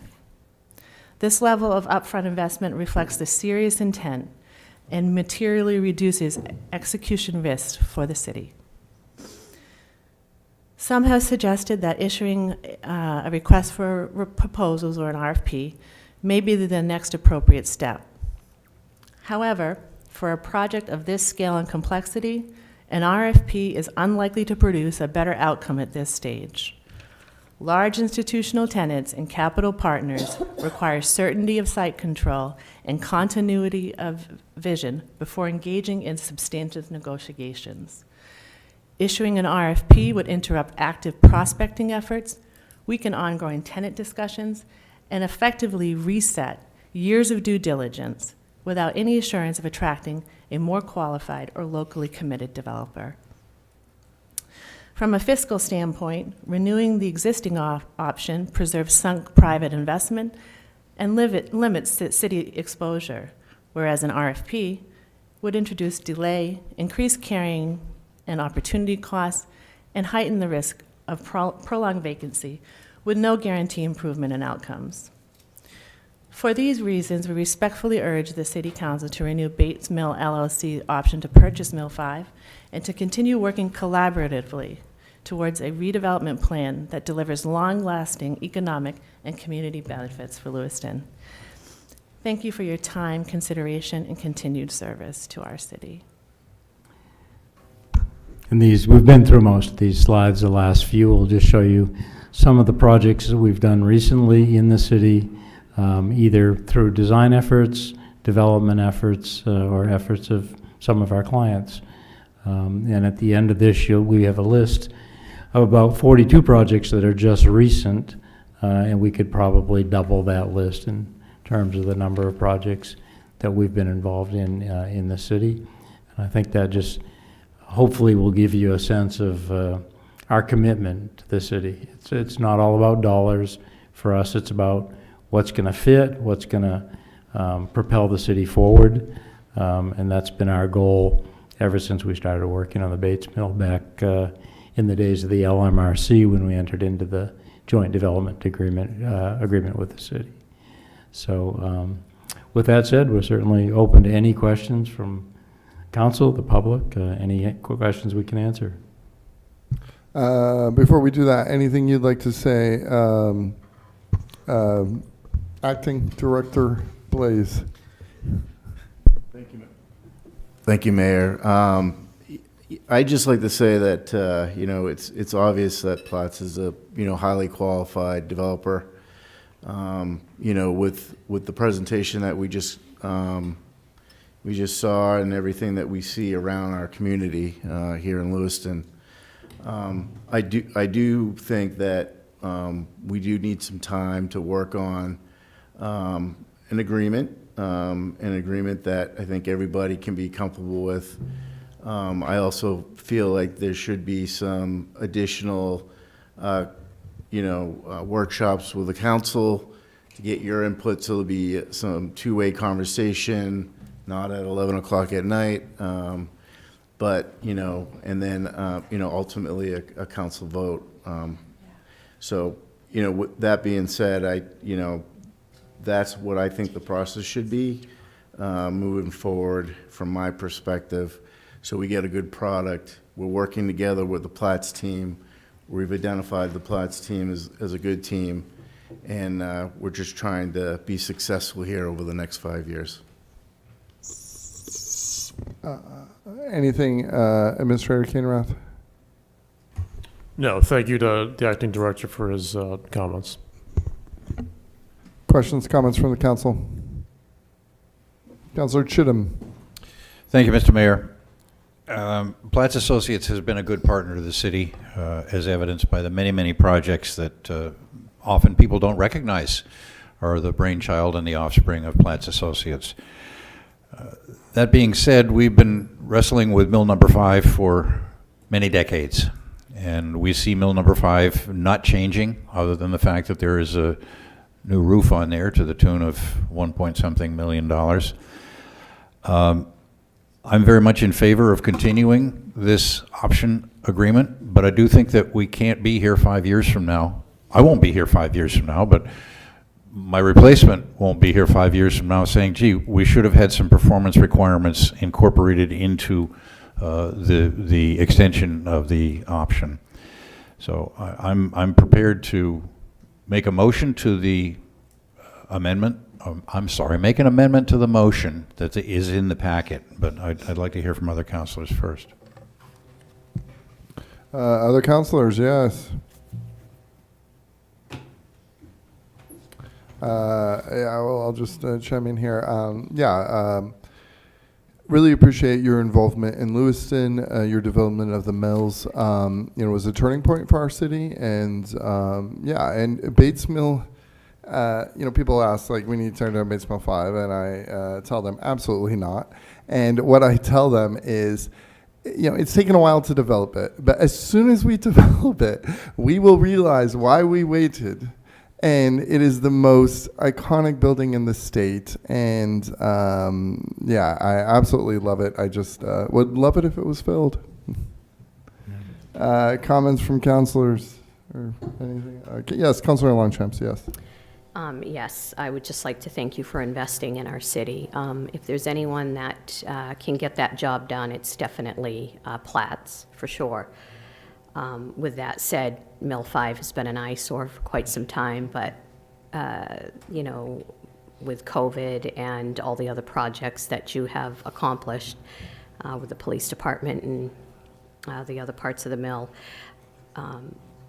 all of that took time. So I think now that, if we can get this going, you can start focusing again, hopefully full steam ahead on this, and we can get something really great in there. So thank you. Thank you. Thank you. Councilor Najin, yes, no.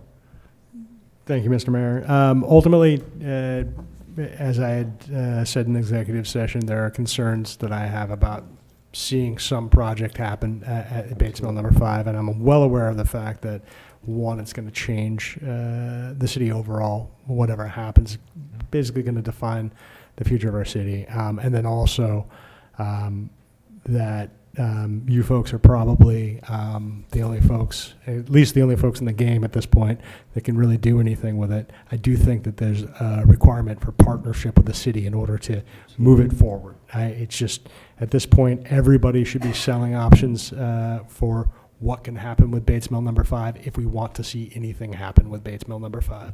So kind of an all hands on deck piece. And I do think that time is critical. I think it's been a long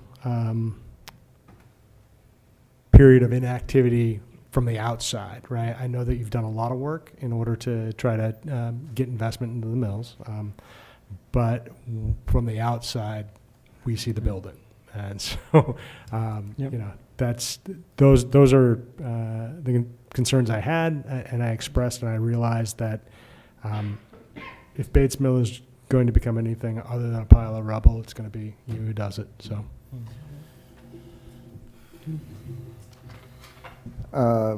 Further comments from the council?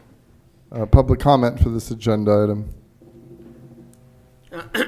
Matt Roy, Ward 6. It's been 17 years ago, if I do my math right, that a council had the option to tear this down. They chose not to. Many, many years later, 2018, we gave Platts Associates, well, the city, not we, a 3-year option. Nothing happened. We need to stop using COVID as a crutch for lack of foresight, interest, the Economic Development Department, not economically developing. They've had the last 5 years. Are we really going to go through a whole generation? I was going to say, none of us are getting younger. Mr. Platts isn't getting younger. He's going to have. We're going to have to find somebody else to take this over for him, based on the track record. This project, this building, this site, is literally the definition of kicking something down the road, and the literal definition of the quote that's attributed to Ben Franklin about doing the same thing over and over again, expecting a different result. In the packet, it references Rue. There's not another $100 million Rue Family Foundation money sitting out there locally. Of course, the irony is David Rue and his family are from Lewiston, but there's the $100 million with Northeast for their new graduate center, which will be opening next year, by the way. Maine Biz just had a great article on the project, by the way. Yeah, so we're going to kick this can down the road again. We just need to, bite the bullet. Bad cliche, I know, but we need just to cut our losses. Not to mention, if you read all the words in the packet about this, none of you have learned anything in the last 2 months, i.e., the AI Data Center. There's very buzzwords that are very linked. That was a bad idea then. Of course, that raises the question, where was Tom Platts during all that? He wasn't at the meeting, far as we know. Well, not in executive sessions. You guys could have killed that months ago, despite everything you've said about that at that council meeting 2 months ago. You had the option to kill that long before it got to a public meeting. Again, we need to stop kicking the can down the road. Thank you.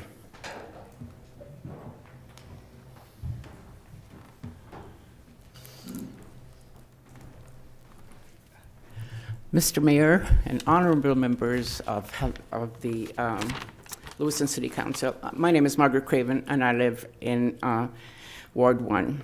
I'm here tonight to ask you to renew the option with Bates Mill LLC, Mill number 5. As you well know, Mill 5 is not just another building. It's one of Lewiston's most important assets and one of our greatest economic development opportunities. There has been so much already invested in Mill 5, it would be such a waste to throw it all away. Renewing the option preserves the momentum and protects years of planning and relationship building. Restarting the process would introduce delays and uncertainty at a time when stability is critical. It could cause investors and future tenants to look for opportunities that are more stable. Renewing the option is not a blank check.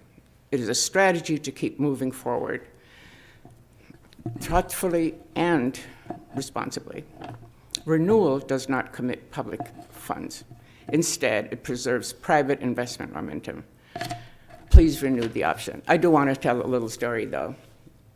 I spent 9 years serving on what was called Museum LA, and Tom Platts has let us live free in that same space for 20 years while we were trying to raise money for the new museum. It is now called Main Mill. And his commitment helped us hold on long enough to be able to raise the money. Of course, we got a fabulous director that was able to do that. But it is just so important to have patience and for old mills to be refurbished and renewed takes time and patience. And I do thank you, and I thank you for all of the hard work that you've been doing tonight.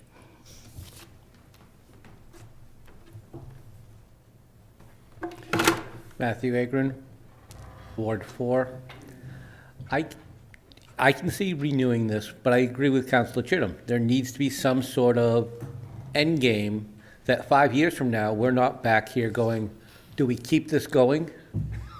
At some point, there's a saying, you either, or get off the can. That's where we are with Mill 5. It's been there for the entire time I've lived in Lewiston. We've talked about tearing it down. We've talked about a casino going there. I'm trying to think of the other projects. Convention Center, thank you. But all of these things have never come to fruition. We keep trying, we keep trying. At some point, maybe we have to finally admit defeat and take it down. And it's going to cost us a lot more money now to take it down than it would have 20 years ago when they first seriously talked about it.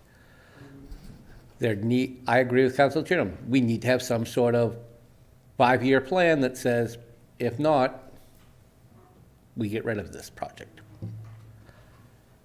Because it's not going to be housing, because he's even admitted, housing's not what's going to be able to go in there easily.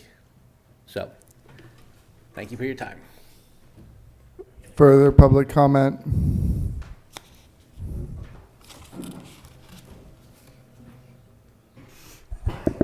Louise Sampson, Ward 5. What I am asking is really probably low on the agenda, but Muhammad Ali, who stands out there in the daylight, you can really see him really well. But I really think in the evening he needs to have a spotlight on him. He's looking pretty low and not very visible in the night hours. Going back to mill number 5, the sign says hopeful. I hate to say this, but I don't feel very hopeful because it's been such a long time ongoing problem. Maybe the word problem is not correct. But what I'm thinking is if you vote on another 5 years, make it definitely sure that at the end of those 5 years, it's either a go or it's not. And that would be the end of it if it's not a go. I don't know if I'm allowed to speak about another problem on this public comment. Maybe not, but I'll ask a question. Mr. Chittum and I have had this conversation, and I think, Mr. Mayor, you know where I'm going. Martell School is supposed to start this month, and it's not. There's going to be a second public comment period. You can speak during then. Thank you. Thank you. We appreciate you. Public comments coming. You can come back. Elizabeth Eames, Ward 3. I just remember seeing a TV show that talked about 10 iconic buildings in America, and one of them was that sawtooth roof. And I think the fact that the sawtooth roof that we have in our city is considered one of the 10 iconic buildings in the country needs to be kept in mind. So I would not advocate tearing it down, but I've lived here long enough to know it's been decades since we've been talking about various fantasy projects. So I really, really, really beg you to come to the ground with a realistic, real project. Thank you. Sarah Goodrich. I am a business owner on Main Street in Lewiston. I don't know which ward. I'm calling to support the option. Bates Mill 5, I honestly think we would miss it if it was gone. So I know it's testing our patience and it's a really big meatball to try to figure out what to do with it, but I think that's time well spent. And if it takes another 5 years or maybe 10, who knows? No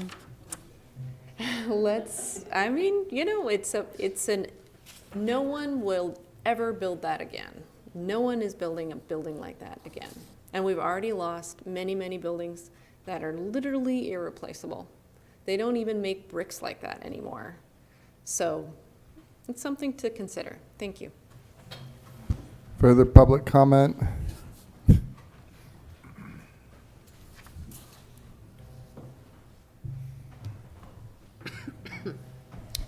Ted Walworth, Ward 1, resident Lewiston. I just want to talk about the aesthetics of this building. I grew up in New Canaan, Connecticut, where the Glass House is, and Marcel Breuer and a lot of other amazing modern houses were built.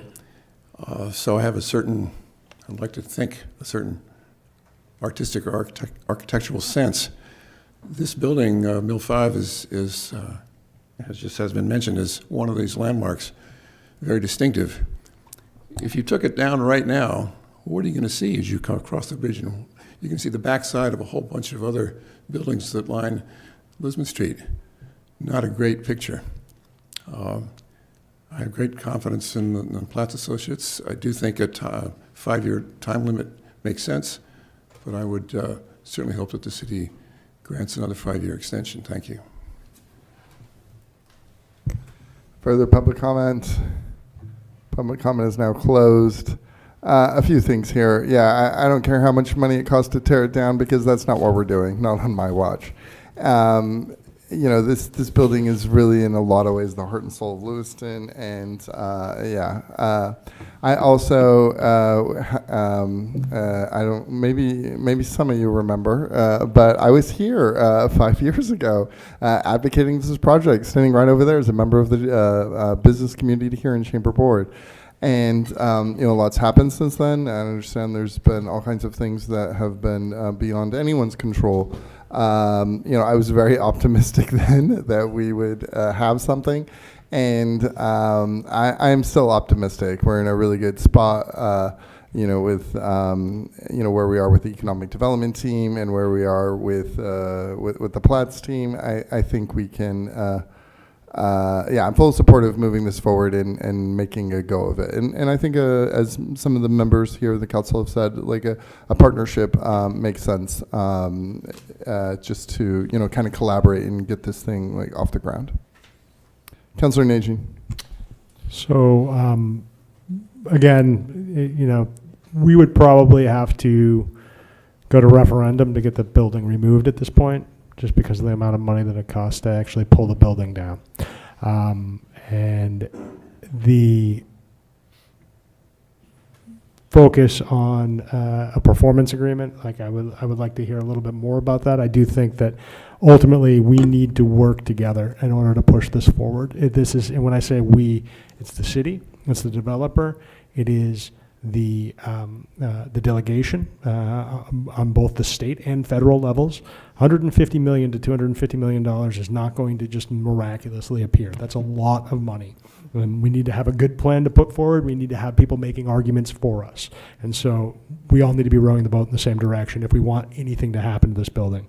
Otherwise, 5 years from now, it most probably will be a referendum to remove the building, because at that point it would have been 22 years of absolutely nothing happening in that space. And so I just want to put that forward again. For people at home who are upset that we're looking at an extension here, you know, do you want to carry $10 million in debt this year to have the building removed? So. You know, you bring up an interesting point. One of the reasons, besides everything I just said and what you just said, there is no competing offer for this space. We have other lots that can be developed in the city. We have other buildings that can be developed. And so without, you know, a competing offer for either the building or the space, like, yeah, it makes zero sense to tear it down. Councillor Chittum. Thank you, Mr. Mayor. I'd like to make an amendment to the motion. And I believe the city clerk has this language, but I'll read it into the record. Strike everything after "now therefore be it ordered by the City Council of the City of Lewiston" and replace it with "to approve the extension of the option agreement for Bates Mill number 5 for 6 months and to authorize the city administrator to work on a performance agreement resulting in one workshop and another public hearing for a vote for the 5-year performance agreement within the 6-month extension with Platts and Associates and / Bates Mill LLC." End of motion. Madam Clerk, did you have all that? Yes, thank you. Excellent. Do we have a second for this amendment? I would second that. Councillor Nagy, second it. Thoughts before we vote on this amendment?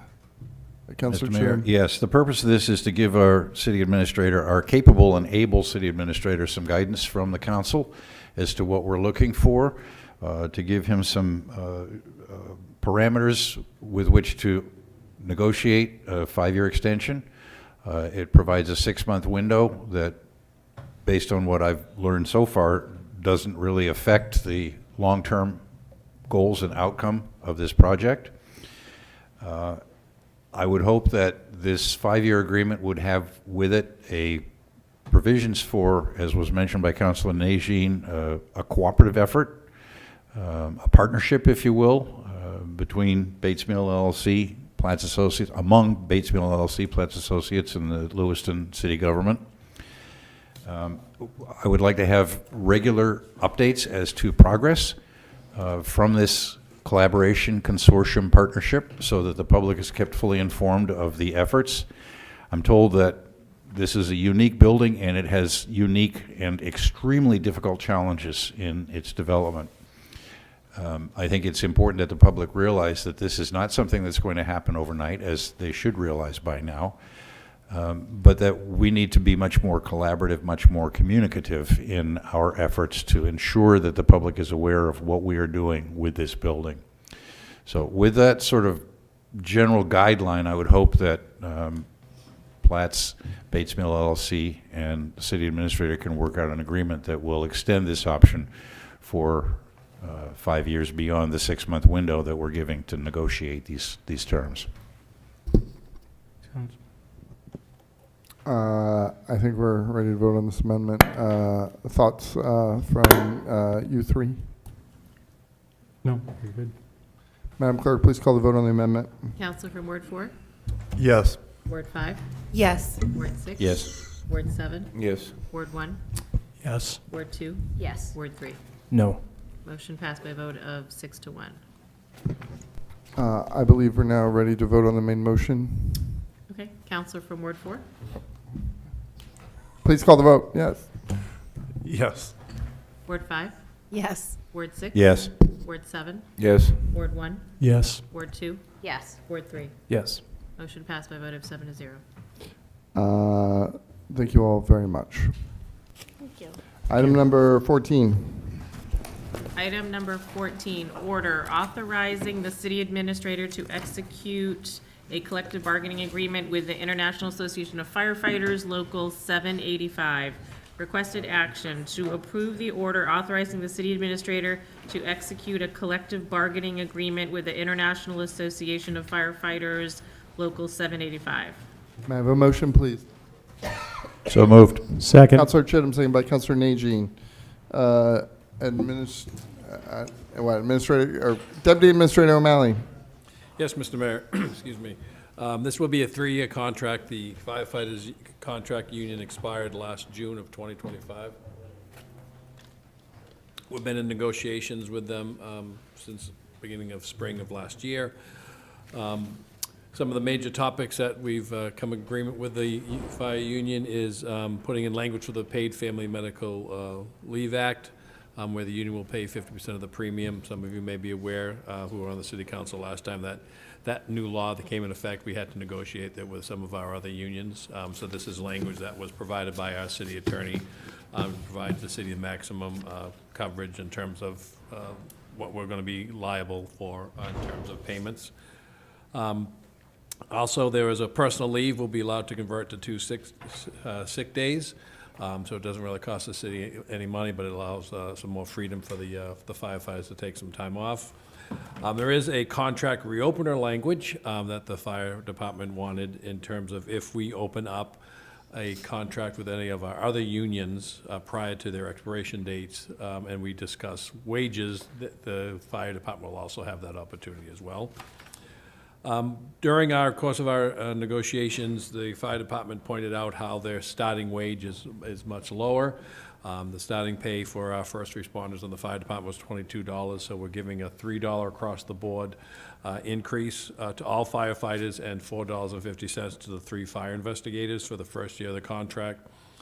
Additionally, they've requested 18 lowest paid firefighters on the department where they're making $24, $25 an hour will be, on the day that we sign this contract, we'll be able to move up 1 step.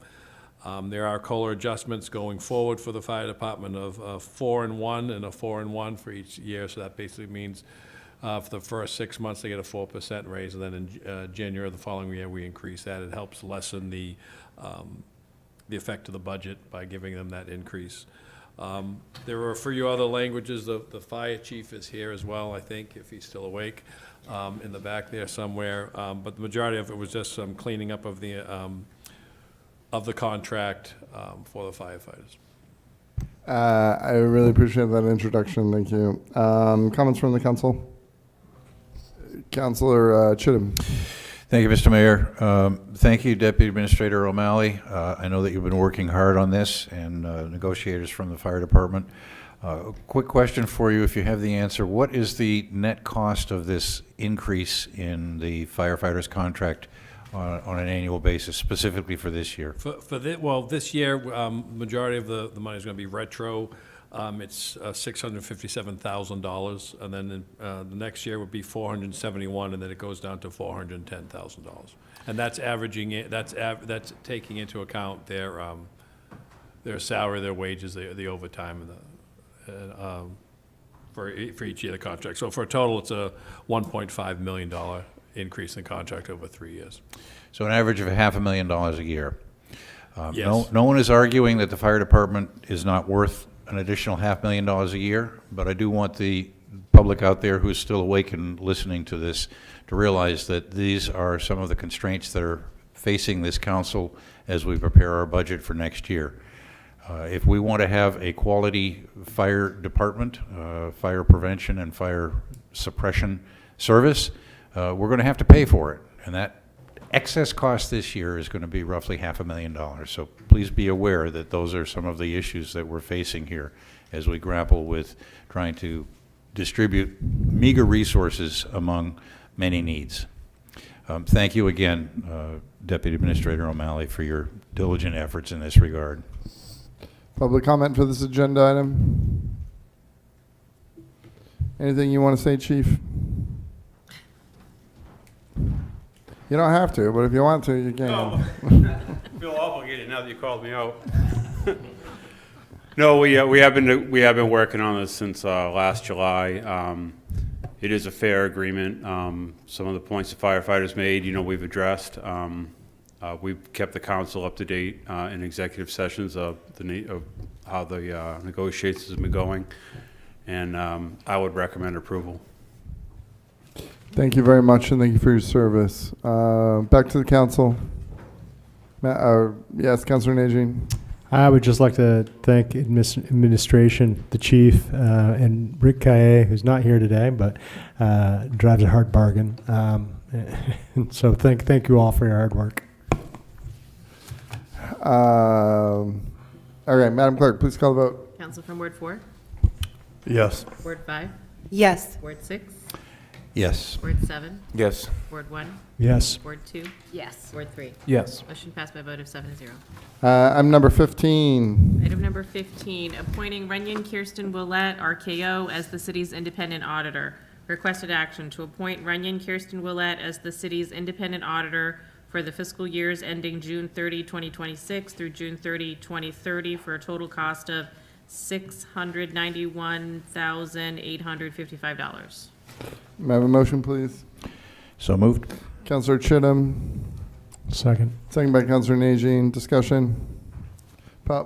Yes, Councilor Chittum. $600,000 over 3 years? Over 5 years. 5 years, okay. So $120,000 a year. We cannot do without it. We must spend it.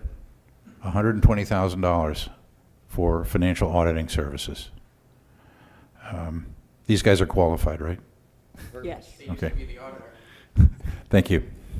All right, thank you for that. Yes, Councilor Harriman. Just because I'm curious, can you elaborate on how much we've been paying and how much of an increase this is over what we're currently paying? Rough numbers are fine. So out of general fund, I believe this past year was $38,500 just for general fund. So it is a considerable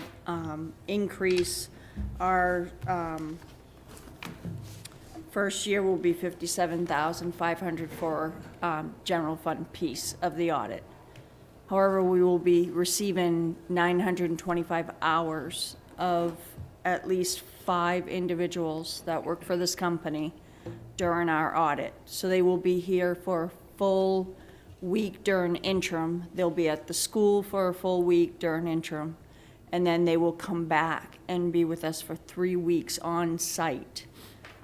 We have not had that with the prior auditors. Okay, thank you. Sounds like a fun time. Public comment for this agenda item. Back to the council. Madam Clerk, please call the vote. Counselor from Ward 4? Yes. Ward 5?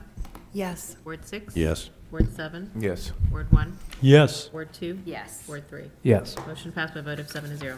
Item number 16. Item number 16, appointment to the Public Health Committee. Requested action to receive the nomination from the Public Health Committee and to appoint Amron Osman to a 3-year term as a full member serving in the position of Area Resident Business Representative, said term to expire December 31st, 2028. May I have a motion, please? So moved. Councilor Chittum, Second. signed by Councilor Najin. Amron, thank you for being willing to serve. Appreciate your service to our community. Further public comment? Councilor Herman? Yeah, I just wanted to say I think this is a great choice. Amron does a lot of good work in the substance use and mental health fields, so I'm excited to see that the Public Health Committee nominated her. Public comment? Again, Matt Roy, Ward 6. Mr. Mayor, if I remember correctly from a previous meeting this year, Councilor Chittum asked for all applications for board appointments to be included in the packet. Per the ordinance for the Public Health Committee, the city clerk gets copied on all applications that are forwarded to the Public Health Committee for their recommended appointment by the mayor and confirmed by the council. This has not been done, apparently, because I only see one application. Are you finished with public comment? I can wait 2.5 minutes for Councilor Najin to speak. We're not recognizing councilors at this time. We're at public comment. Well, I might want to respond. You're not going to be able to. You can respond over email. Is there anything else you'd like to emails say? you guys don't answer. Okay. Further public comment. Please be careful with our podium, good sir. Public comment is now closed. Back to the council. Councilor Najin.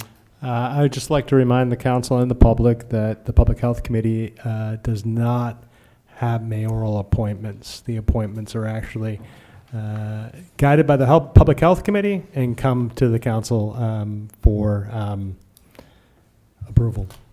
And so it's a different process, and I can pass the information to the Public Health Committee that you would like to see all the applicants for anytime there's a position. If you can if the audience could please refrain from speaking, that'd be wonderful. The Public Health Committee functions slightly differently than the other council committees and boards. Further public comment before we vote, further comments and questions from councilors. Madam Clerk, please call the vote. Council from Ward 4? Yes. Ward 5? Yes. Ward 6? Yes. Ward 7? Yes. Ward 1? Yes. Ward 2? Yes. Ward 3? Yes. Motion passed by a vote of 7-0. We are now up to the second public comment period. Louise, if you would like to say something, now is your chance. Quick, while it's still Tuesday. If you recall, back in December, Chris Gilmurray from the Lewiston Housing Authority was here, and he said that he would have shovels in the ground for the Martell School project this month, February. It is February 17th. There are 12 days left in the month. It's not going to happen. I spoke to Mr. Chittum last week. He contacted Chris, got an email back saying it's going to be in April. So he lied, period. No ifs, ands, or buts. I guess what I would like to know, is there something that can be done about this? I mean, this has been pushed off so much. And you heard tonight how much housing for the elderly is needed. We have nothing here. What we do have is old. They're all occupied. We need this Martell area to be developed. Phase 1, 2, and 3, all at the same time, as far as I'm concerned. But really, something has to be done, and I'd appreciate it if someone would look at it. Look into it, please. Thank you. Further public comment for those who did not speak at the first public comment. Public comment is now closed. We're now up to reports and updates, and I will be happy to call Chris and see what it is. I'm fairly certain we're almost there. I know we've been saying that for a while. Not almost there. It's not there yet. I understand. I am equally frustrated. Reports and updates from councilors, should there be any? Councilor Harriman. Yes, Ramadan starts, I believe, tomorrow. I just wanted to wish Ramadan Mubarak to everyone who celebrates, and also wanted to remind people there is a special election for House District 94 next Tuesday.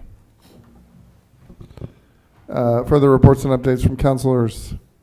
Councilor Chittum, yes. Yes, first of all, my apologies. I did forward Chris Kilmurray's response to my questions to Ms. Sampson.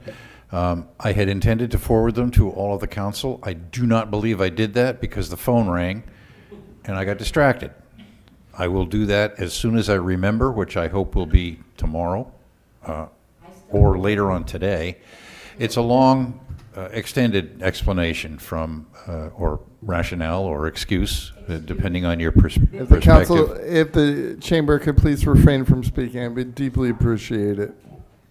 Apology accepted. Councilor Chittum, please continue. So I will forward that to my fellow councilors. I also want to remind everyone that the Lewiston Housing Authority is an independent organization. The only connection that it has with the Lewiston City Council is, I believe, we appoint all of the directors. The directors elect or hire an executive director.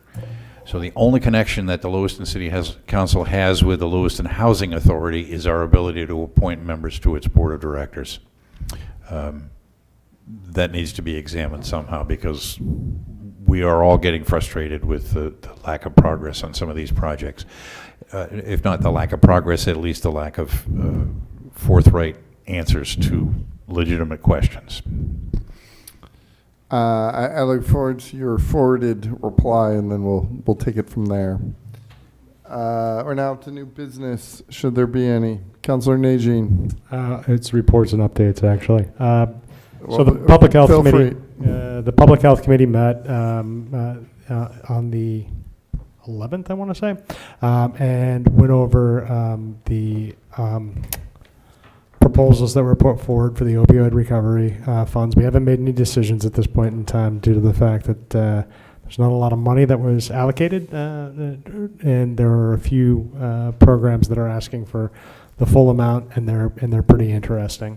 Also, we got kind of a high-level overview from from Healthy Androscoggin, who manages some of the data around our lead poisoning numbers. And while there's still plenty of work to be done and plenty of properties to be mitigated in the city, the good news is lead poisoning is down in the city for infants and youth for the past 5 years. It's a 5-year trend.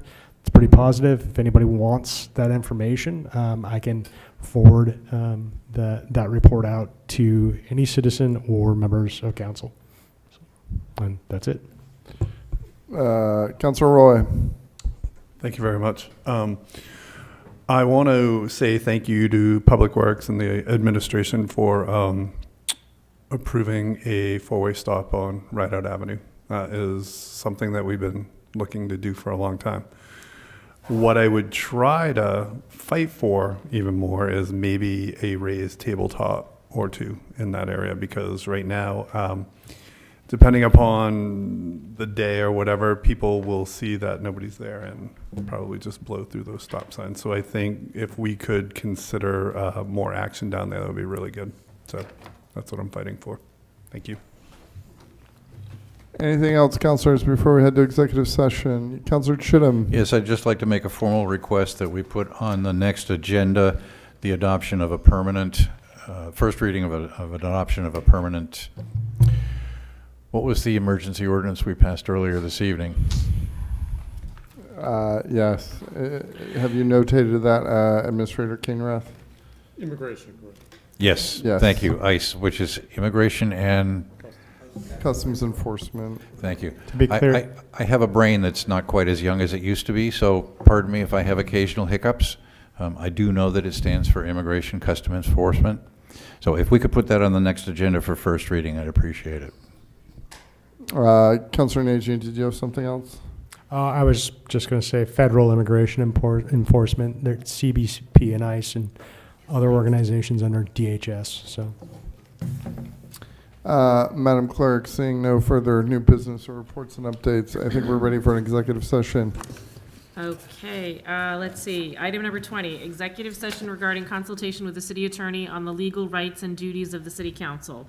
Requested action to enter into an executive session pursuant to Maine Revised Statutes Annotated Title I, excuse me, Section 4056E, to consult with the city attorney regarding the legal rights and duties of the city council. May I have a motion, please? So moved. Councilor Chittum. Second. Second by Councilor Najin. Madam Clerk, please call the vote. Councilor from Ward 4, Yes. Ward 5, Yes. Ward 6. Yes. Ward 7. Yes. Ward 1. Yes. Ward 2. Yes. Ward 3. Yes. Motion passed by a vote of 7-0. I appreciate our audience members and member of the press here for sticking with us, and I appreciate our audience at home as well. Everyone have a wonderful evening. What's left of it.